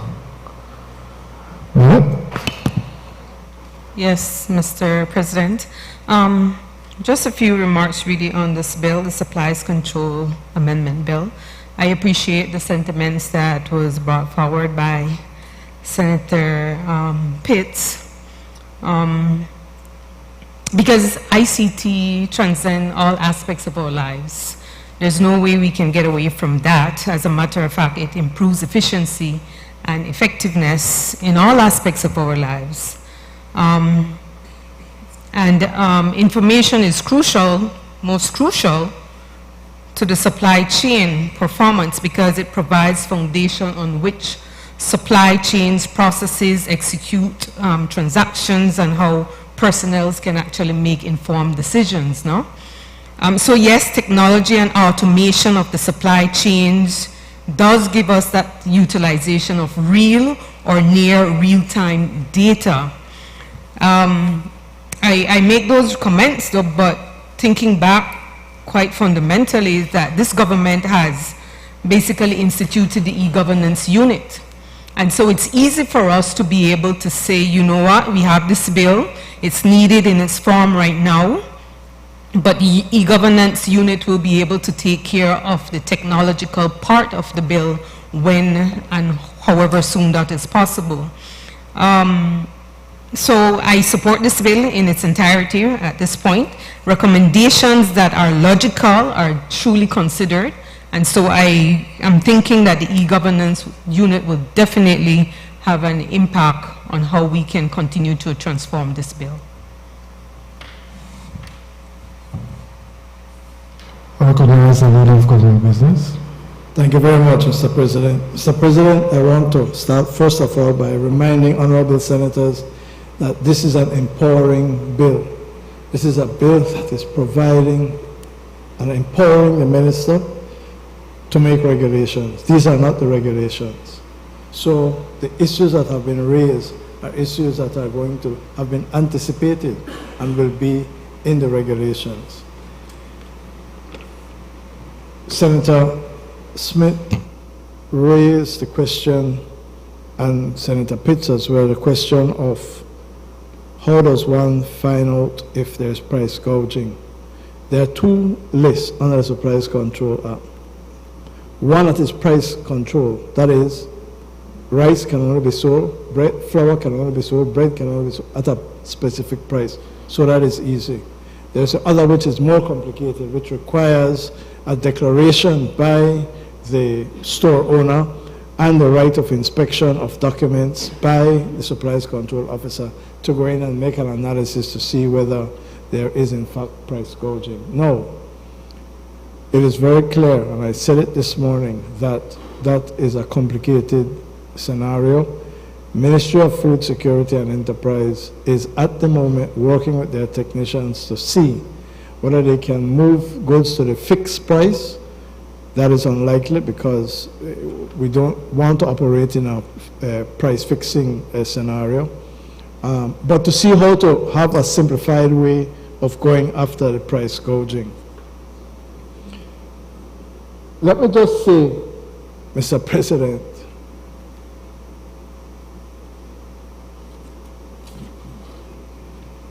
I believe all the senators in here have a very good idea of what we're talking about. Have a very good idea of at least one, if not more than one store where you can go into and know that Belizeans are being ripped off by greedy store owners. Let's not pretend that we don't know what's going down. Some people may have had the experience of going into a store and the price of something is $5. They go back in 2 days later and it is $9. Okay, whether they have old stock or new stock, everything all of a sudden become $9. So, the government is prudently meeting with members of the private sector on Friday to have a frank discussion about what is happening. And I agree with Senator Pitts. It is critically important that consumers be educated and consumers be in the front line in the fight against price gouging. And the regulations will make provisions for persons to lodge complaints with the Supplies Control Unit. Senator Herrera raised the question of an appeal, and you will see that P, the regulations will make provision for the procedure for requesting a court hearing by a person who has been issued with a violation ticket. So if you want to dispute your violation ticket, it's not a matter of just paying it. You can have a procedure and go before the court and explain why the ticket has been erroneously issued. Senator Pitts raised concern about imprisonment of violators of the Act, which is provided for in 2A. Perhaps we have a different attitude and approach to this issue. Until, Mr. President, 2 or 3 people go to prison, store owners not get a sense. It is the intention of the government of Belize to use the full force and weight of this law to prosecute persons who are guilty of price gouging, and where appropriate to ask the court to impose a fine and confinement.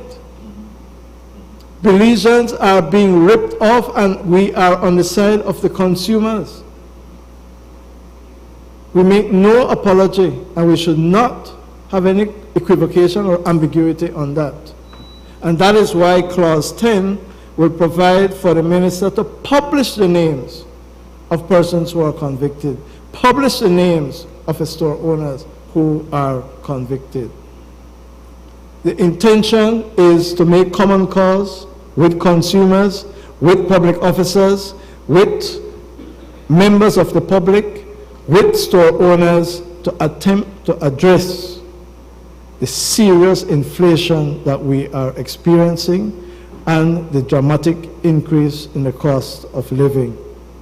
That, Mr. President, is the intention behind the legislation, and the Attorney General's Ministry, in consultation with the Ministry of Food Security, are working on the regulations which we hope to promulgate as soon as possible, taking advantage, of course, of the digital innovations that this government is introducing. I ask that this question be put.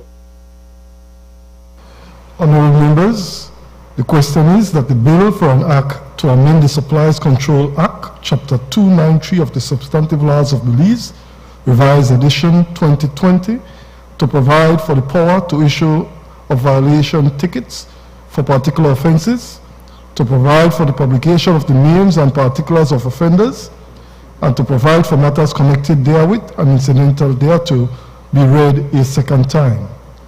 All those in favor, kindly say aye. Those against, kindly say no. I think the ayes have it.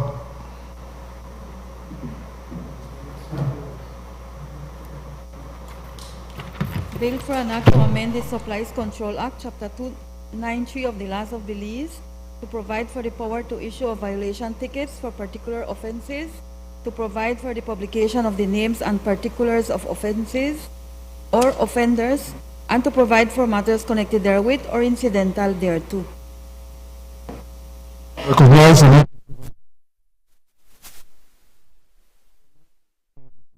Agreement of honorable senators, I'd like to take the next 2 bills together. They're related. Thank you. Madam President, I rise to move the second reading of a bill for an act to amend the Caribbean Community Free Movement of Skilled Persons Act, Chapter 1702 of the Substantive Laws of Belize, Revised Edition 2020, to provide for new definitions under the Act to increase the categories of persons qualified to enter or remain in Belize for the purpose of engaging in finding gainful employment with an employer or as a self-employed person, and to provide for matters connected therewith or incidental thereto. I rise to move the second reading of a bill for an act to amend the Immigration Act, Chapter 156 of the Substantive Laws of Belize, Revised Edition 2020, in relation to the movement of nationals of Caribbean Community States, the clarification of the period of definite and indefinite stay for nationals of a Caribbean community, and to provide for matters connected therewith or incidental thereto. Mr. President, members of the Senate, this is in keeping with our obligation under the revised treaty, which we have increased the category of persons who are able to move freely and to seek employment or to provide self-employment within the CARICOM.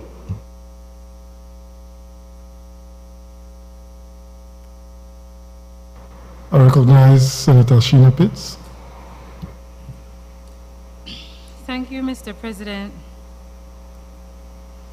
Records being broken today. This is another bill, Mr. President, that I have to say I support. And I support. And I don't know if the text of this bill is attributable to the kind of practicing attorney that is my friend, the leader of government business, because the amendments proposed makes for completeness of the Principal Act. Before I go on, just for the record, leader for government business, I had written down here, and if you could permit me, I support the increase of passports. It might be an unpopular opinion, but I support it. We are the only country where the cost of passports is so cheap. And when you look at the cost for acquiring this new system and the new books, measured against the cost you pay to get one, government is not making anything back. And I think because of that, maybe what we can do is perhaps subsidize first-time holders. But take it up. The only question I have with this, thankfully, at 19J sub 9, where it says the department may approve or refuse a request under subsection 7, and where the request is approved, the department shall grant indefinite stay and endorse the passport of the managerial, supervisory, or technical staff within 30 days of submission of the passport. I don't think that the time of 30 days is realistic. I mean, there are incidences of administrative delays, and so I would recommend that that period of 30 days be enlarged. And one of the reasons why I recommend it, I find it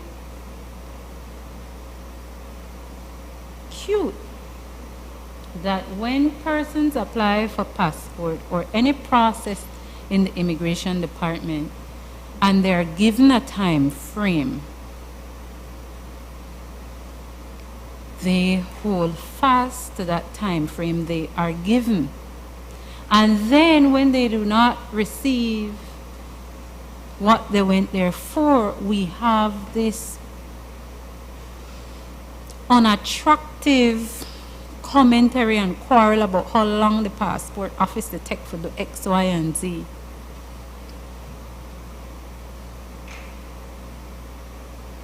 And one of the reasons perhaps I'm able to appreciate and why I am making the contribution in this way is because when you go to any other country and you engage these same services, the time frame given there for completion is always, on every front, longer than our time frame here. And that is why I am saying, generally, I think it's unrealistic when we give these short time frames, so that in the very beginning, people can appreciate that it will take this certain amount of time. Now, you can be finished and issue it earlier, all the better. Commendations to the department, but give a more realistic time period where it takes away from people giving the kind of commentary that is unnecessary. And the reason why I say this, I have had experience where going to the very immigration department in the States and getting a passport issued, they are clear on the number of days and time it will take for completion, and they are clear on the amount. And I find people there being clear on the time it will take. No mumble and grumble. So sometimes, and this is no assault on foreigners or Belizeans from the diaspora, but sometimes I like to do a little comparison and I say, but this is a system I have experienced in the United States when you go, and this is the time they tell you. But somehow when you come home and you experience that quote-unquote delay, all of a sudden Belize turned backward for you. Like, it is unfair to departments that do more than just service one person. And so, leader of government business, I would recommend that the time be enlarged there, and perhaps generally across the board within that department, so that persons can have a realistic expectation, and it takes away from the mumble and grumble about the work of the department, and people can sit back and wait to appreciate this new passport, because it's pretty, you know, Mr. President. Have you seen it? Man, I even appreciate that CARICOM National Gun in a smaller fonts, and I see my big Belize. So that is an aside, I digress. Additionally, considering that I am recommending that the time be enlarged, perhaps what the department could consider is issuing a provisional letter to meet the time in between which issuing or stamping the passport of those persons, that they can rely on it and commence employment as soon as possible. Because I don't want to say on the one hand, enlarge the time, and then we have people who are here just sitting for an extended period of time, not being able to start gainful employment because they have not been given the go-ahead. So perhaps where time is enlarged, a provisional letter, and the provisional letter could be sent directly to the prospective employer, because this is in respect of persons coming to work in a specific area, and there is in the proposed bill certain requirements that you have to meet. And if it is that a person does not meet the requirement and not entitled to, then they can be notified. You know, unfortunately, this is what you have failed to do. Perhaps if you do this, we can reconsider, and at that time issue. Another query I have is in relation to same 19J, but sub 14, where the department shall revoke, and this is following on the foot of the previous provision.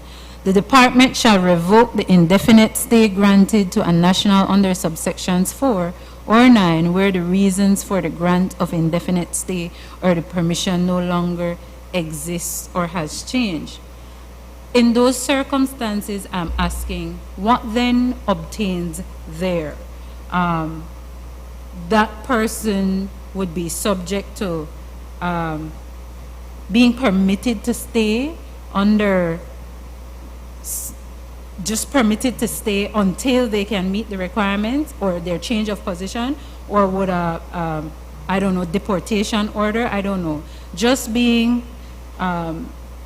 it being revoked, I want to know like what happens there after the revocation, and whether or not it should be specifically provided for, especially where this is the exercise of an administrative function, and people should be made aware clearly of the effects of administrative decisions, so that they don't feel like somebody's discretion or somebody's mood is influencing a revocation, as opposed to not only the revocation, but what happens thereafter and what they can do thereafter, whether there is some further appeal within the department or whatever in those circumstances. So if you could, Senator Courtney,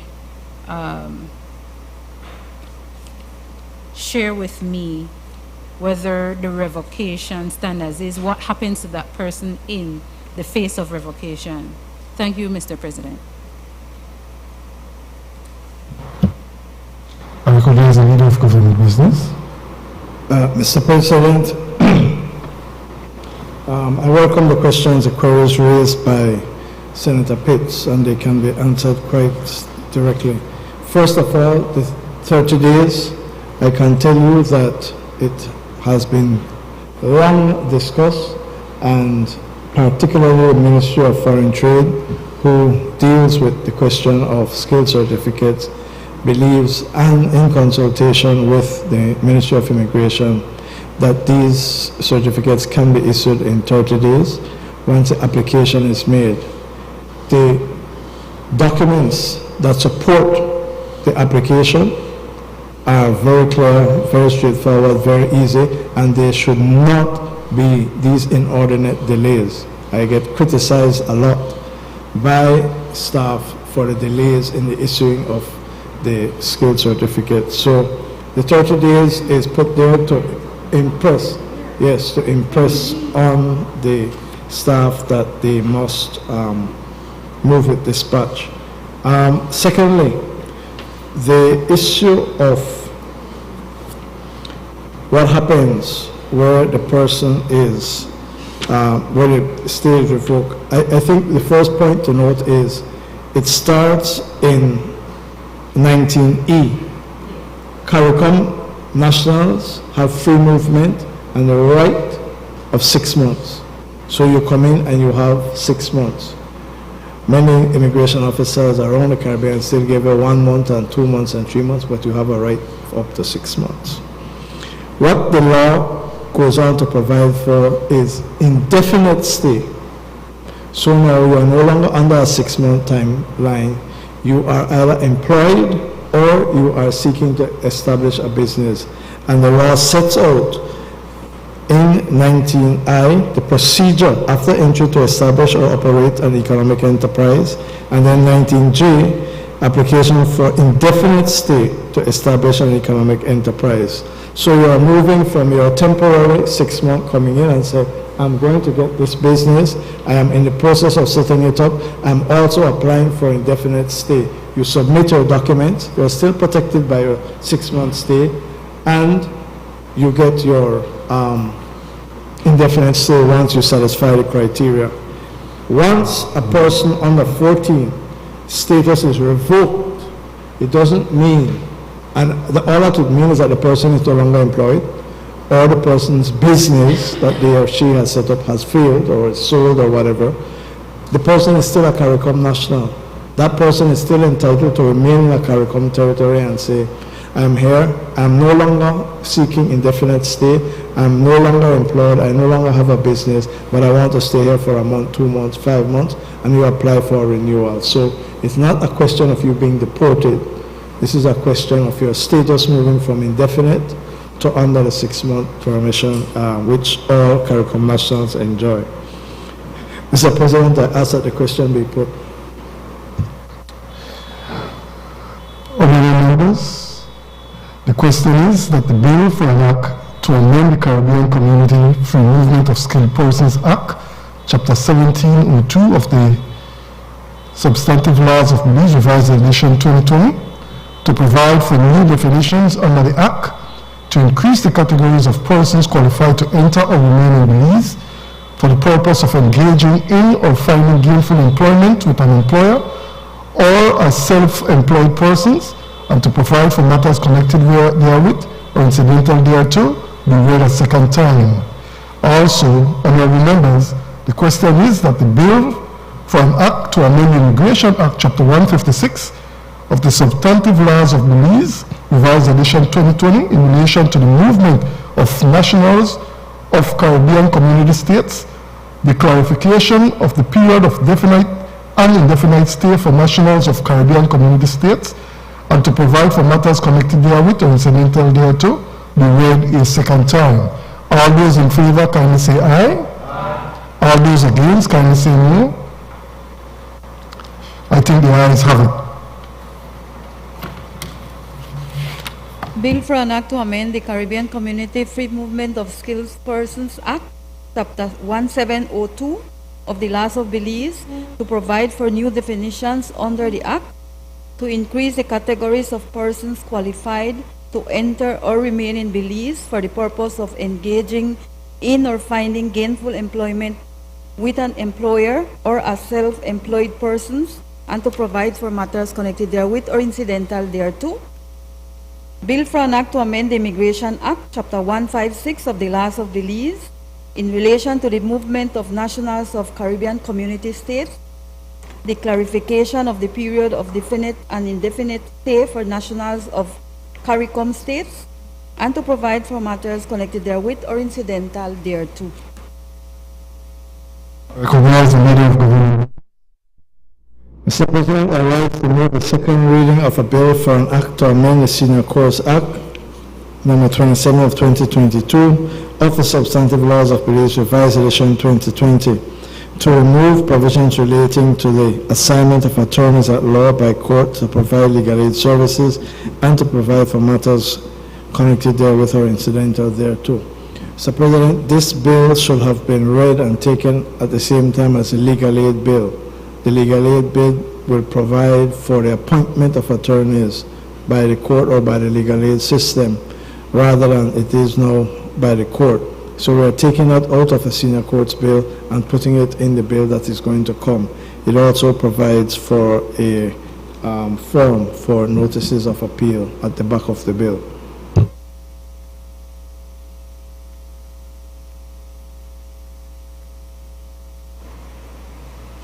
Nice, Senator Shimon Pitts. Thank you, Mr. President. And if you would permit me to ask quickly, Leader of Government Business, because I could dispense him having answered the question. The legal aid bill has been introduced. I can reply. Yes, I recognize. Thank you. The legal aid bill has in fact passed by the House, but we had the legal aid bill, the extradition bill, and the non-profit organization bill also for today's debate. You see the order. So we remove those three bills, which are substantive, to the next sitting. So they have been sent from the House to the Senate. We will debate them at the next meeting. Thank you, Mr. President. Considering that then, and I strongly urge, could this bill wait until the legal aid bill come and both of them be read together? Because we proceed with this, you will end up with a situation where you take away that mechanism with nothing before the legal aid bill.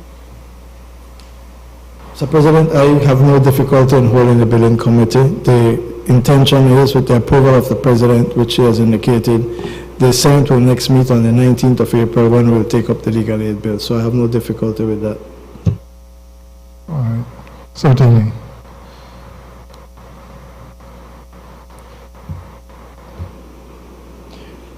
Mr. President, I rise to move the second reading of a bill for an act to amend the Retired Person Incentives Act, Chapter 62 of the Substantive Laws of Belize, Revised Edition 2020, to expand the Qualified Retired Persons Incentives Program to allow for investment and business creation by foreign retirees and to provide for all matters connected therewith or incidental thereto.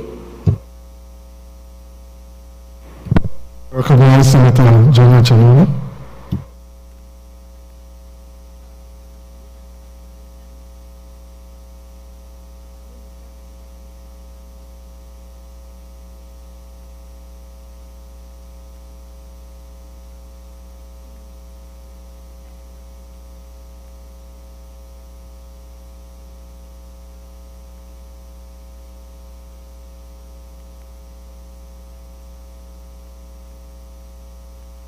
Sorry. Take two.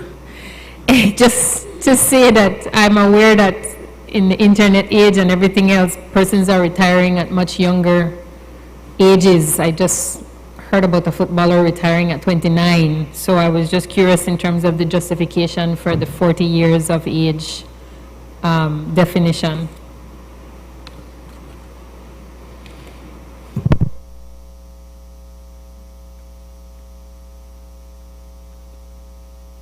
I recognize Senator Sheena Pitts. Thank you, Madam President. I really wish that before opening for the debate, leader for government business could have gone into much of the bill, some backdrop, some explanation.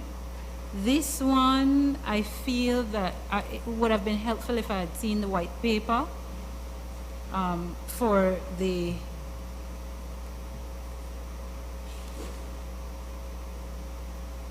parent and this one. And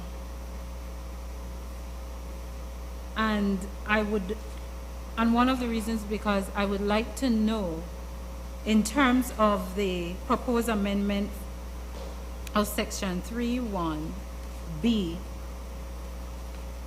the inclusion of some of the categories from which you could be a source. I would also have benefited from, because it appears and it effectively a bill that provides for non-Belizeans, and by that it excludes our Belizeans in the diaspora who would want to come home to retire, who could access these very either pension, annuity, social security benefits, home equity, inheritance, reverse mortgage, personal savings, and that sort of thing to opt into the scheme.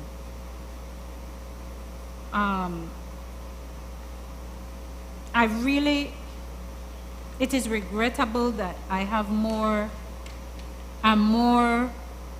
unaware of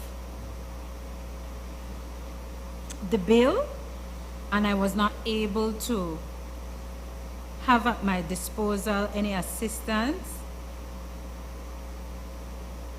But I do appreciate that it attracts foreigners to Belize, and it is a mechanism, if we're looking at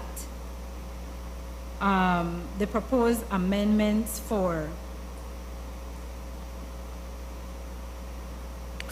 in 4A and 4B, where, what is the term? Qualified retired persons can come and contribute to our local economy, start business.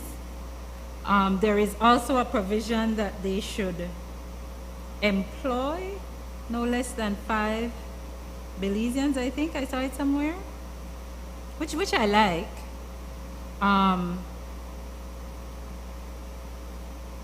I see in 4D that there is a provision for qualified retiring persons being eligible in 4D, eligible to practice philanthropy.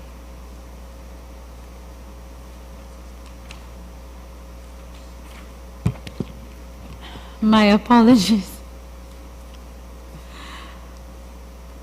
There is a distinction being made between qualified retired persons who are eligible to practice philanthropy and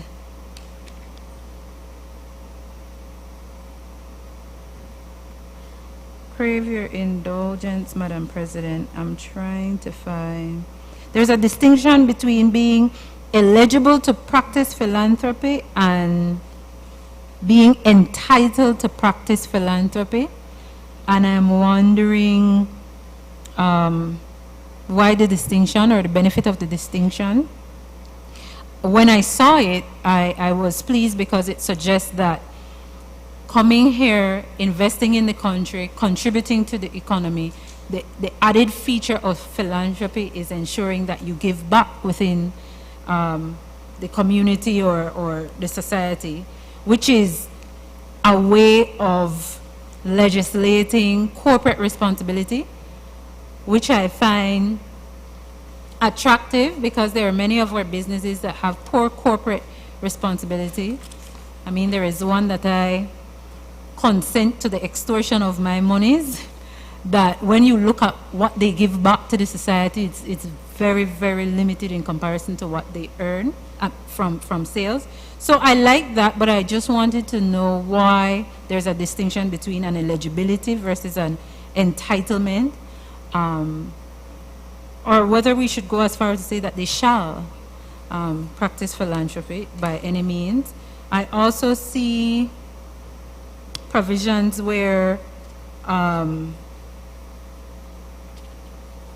the business of these qualified retired persons, they cannot employ their dependents, and I'm wondering what's the rationale for it, because there might be businesses that essentially start out or have the feature characteristics of family business or mom and pop shops, and they may very well want to hire a child to work with them in the growing of the business. Pardon? Or a wife or a husband. So I significantly lean and yield to having a better appreciation of the bill, but it is not to say that I don't support it. I just have more questions than anything in relation to the scope of the bill. And another thing that I wanted to ask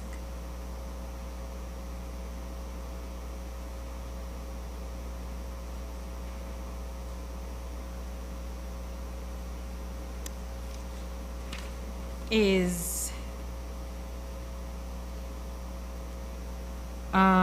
at 4B2 sub B. 4B2 provides for a qualified person who desires to carry on business in Belize in accordance with Section 4A1B shall apply to the BTB for approval, Belize Tourism Board for approval. 2, application for approval to carry on business in Belize shall be in writing and accompanied by the following: A, business plan, and B, proof of investment capital of at least $1 million. I'm wondering whether or not the amount, $1 million, may be too high, especially in the face of qualified retired persons who may want to come back and they can be properly in that space of MSMEs, and so putting the ceiling or the amount of 1 million may be a bit too high, or it could be that it is at that level because we are trying to attract a higher level of the kind of people that can really bring and pump money. But I wouldn't want it to operate to exclude others who would want to come but don't have similar investment capital. And that is the extent of my contribution to that one, Madam President.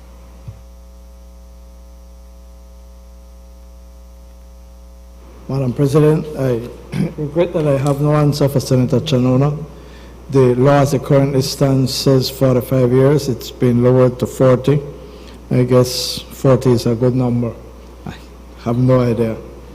Under Clause 3, Madam President, the expansion of the categories of income is based on experience.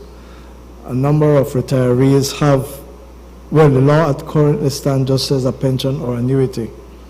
And now we're adding 1, 2, 3, 4, 5, 6, 7 additional categories to allow persons who are here, who are getting an inheritance or a reverse mortgage or has personal savings, to use that as the basis of their meeting their living expenses.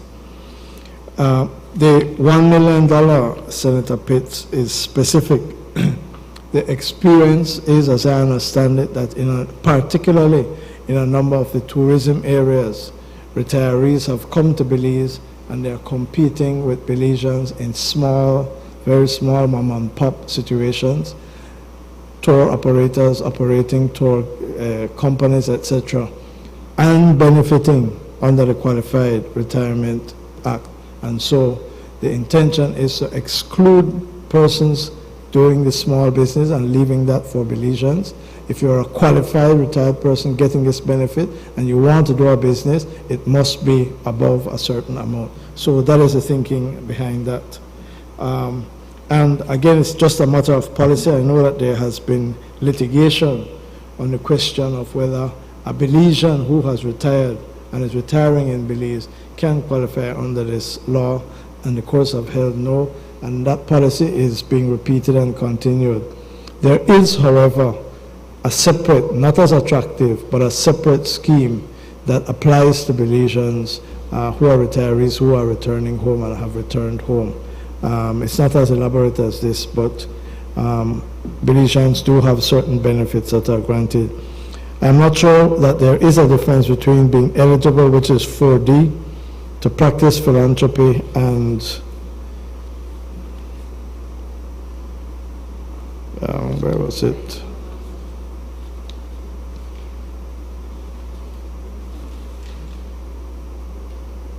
And 4.1 shall be entitled. I'm not sure that there is any legal significance between entitled to practice philanthropy and 4D, eligible to practice philanthropy.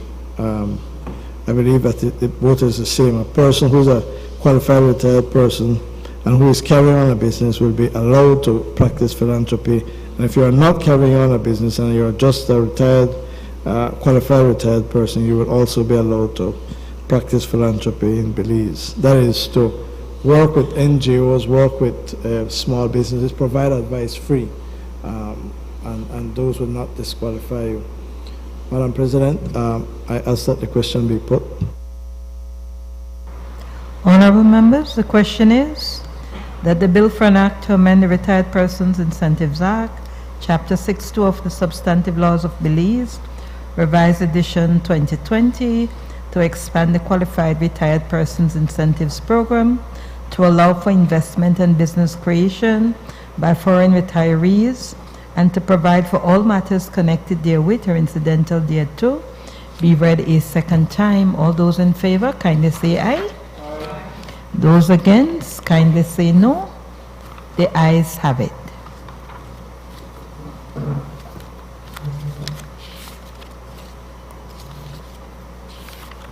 Bill for an act to amend the Retired Persons Incentives Act, Chapter 6.2 of the Laws of Belize, to expand the Qualified Retired Persons Incentives Program to allow for investment and business creation by foreign retirees, and to provide for matters connected therewith or incidental thereto.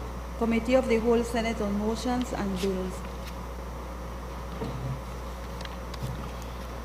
Honorable members, in accordance with Standing Order 68A, the Senate will now resolve itself into the Constitution and Foreign Affairs Committee, a committee of the whole Senate, to consider the motions referred to it, and thereafter, in accordance with Standing Order 5.4, the committee of the whole Senate to consider the bills that were read a second time.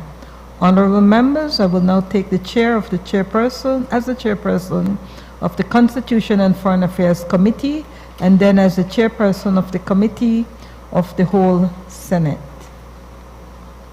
I ask that anyone in the gallery, I think, or we have anyone to clear the gallery?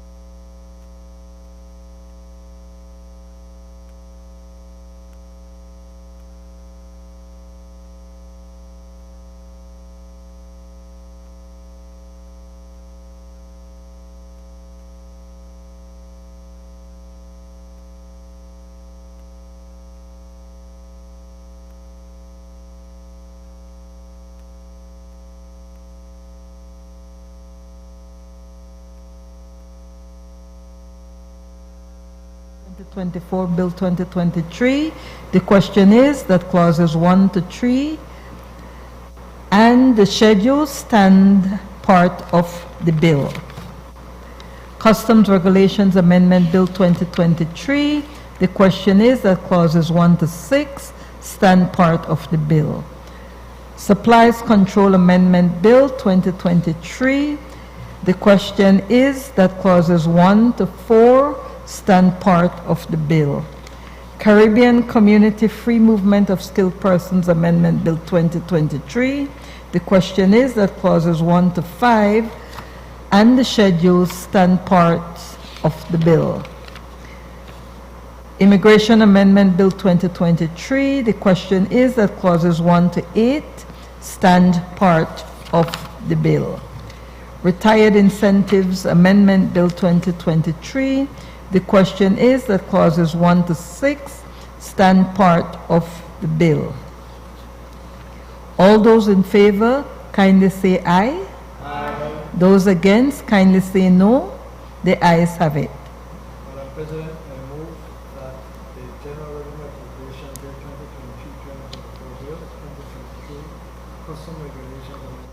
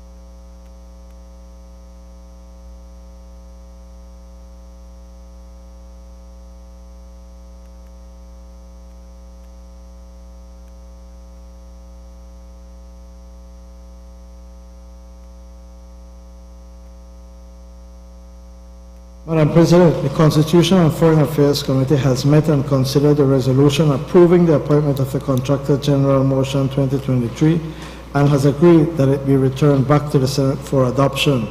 The committee has also met and considered the resolution to support Democratic Taiwan Motion 2023 and has agreed that it be returned back to the Senate for adoption.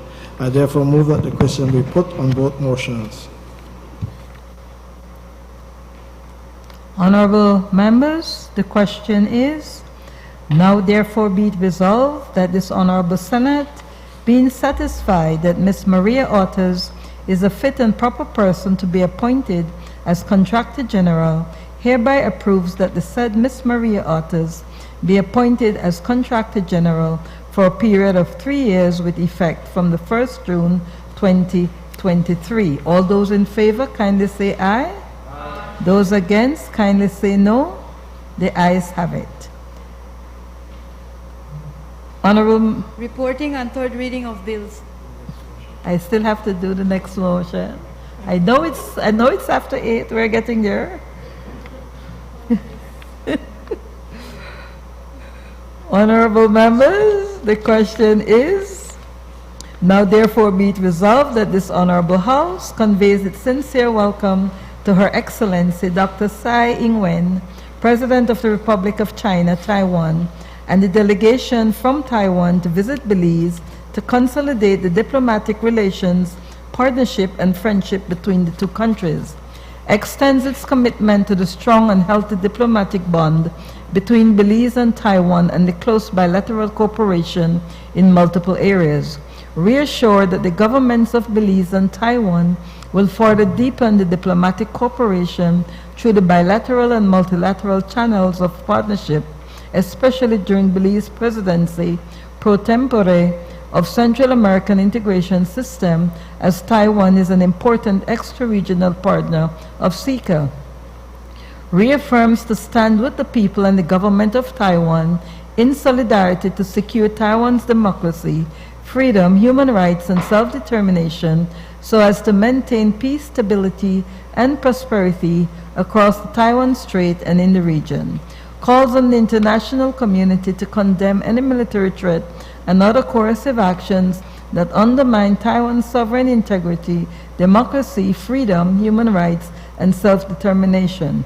The Senate expresses its full support of Taiwan's participation in all related international organizations, including the United Nations, the World Health Organization, the International Civil Aviation Organization, the United Nations Framework Convention on Climate Change, and the International Criminal Police Organization. Be it further resolved that a copy of this resolution be presented to President Tsai Ing-wen of the Republic of China, Taiwan, and to the Office of the Prime Minister as a tangible token of the friendship expressed herein. All those in favor, kindly say aye. Those against, kindly say no. The ayes have it.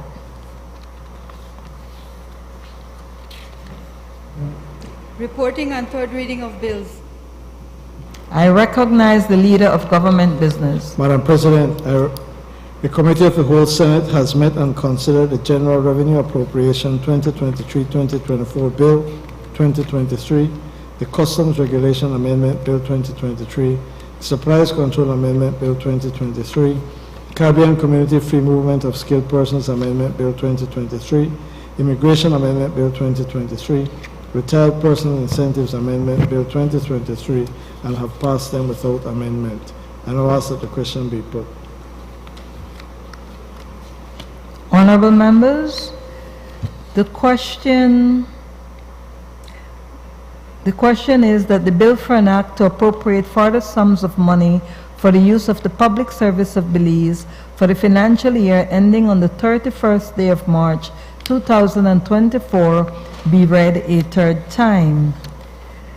Customs Regulation Amendment Bill 2023. Honorable members, the question is that the bill for an act to amend the Customs Regulation Act Chapter 49 of the Substantive Laws of Belize, Revised Edition 2020, to provide for measures to ensure compliance with the Financial Action Task Force recommendations in relation to the laws regarding anti-money laundering, combating the financing of terrorism, and combating proliferation financing, to provide for the requirement to keep records, to provide for forfeiture of undeclared currency, and to provide for matters connected therewith or incidental thereto, be read a third time. Supplies Control Amendment Bill 2023. Honorable members, the question is that the bill for an act to amend the Supplies Control Act, Chapter 293 of the Substantive Laws of Belize, Revised Edition 2020, to provide for the power to issue of violation tickets for particular offenses, to provide for the publication of the names and particulars of offenders, and to provide for matters connected therewith or incidental thereto, be read a third time. Caribbean Community Free Movement of Skilled Persons Amendment Bill 2023. Honorable members, the question is that the bill for an act to amend the Caribbean Community Free Movement of Skilled Persons Act, Chapter 17 of the Substantive Laws of Belize, Revised Edition 2020, to provide for new definitions under the Act to increase the categories of persons qualified to enter or remain in Belize for the purpose of engaging in or finding gainful employment with an employer or as a self-employed person, and to provide for matters connected therewith or incidental thereto, be read a third time. Immigration Amendment Bill 2023. Honorable members, the question is that the bill for an act to amend the Immigration Act, Chapter 156 of the Substantive Laws of Belize, Revised Edition 2020, in relation to the movement of nationals of Caribbean Community States, the clarification of the period of definite and indefinite stay for nationals of Caribbean Community States, and to provide for matters connected therewith, or incidental thereto be read a third time. Retired Persons Incentives Amendment Bill 2023. Honorable members, the question is that the bill for an act to amend the Retired Persons Incentives Act, Chapter 6.2 of the Substantive Laws of Belize, Revised Edition 2020, to expand the Qualified Retired Persons Incentives Program, to allow for investment and business creation by foreign retirees, and to provide for all matters connected therewith or incidental thereto be read a third time. All those in favor kindly say aye. Aye. Those against kindly say no. The ayes have it.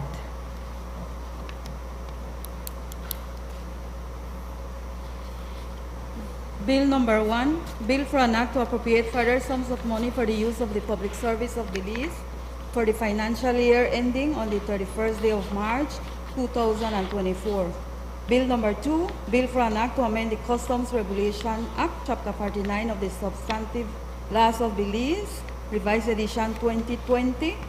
Bill number 3, bill for an act to amend the Supplies Control Act, Chapter 293 of the Substantive Laws of Belize, Revised Edition 2020. Bill number 4, bill for an act to amend the Caribbean Community Free Movement of Skilled Persons Act, Chapter 1702 of the Substantive Laws of Belize, Revised Edition 2020. Bill number 5, bill for an act to amend the Immigration Act, Chapter 156 of the Substantive Laws of Belize, Revised Edition 2020. Bill number 6, bill for an act to amend the Retired Persons Incentives Act, Chapter 62 of the Laws of Belize, and to provide for all matters connected therewith or incidental thereto. I recognize the Leader of Government Business. Madam President, as we have passed 11 hours, I move that the Senate do now adjourn. You seem to be a seer. Know what will happen in the next few minutes. Honorable members, the question is that the Senate do now adjourn. All those in favor, kindly say aye. Aye. Those against, kindly say no. The ayes have it. The Senate now stands adjourned.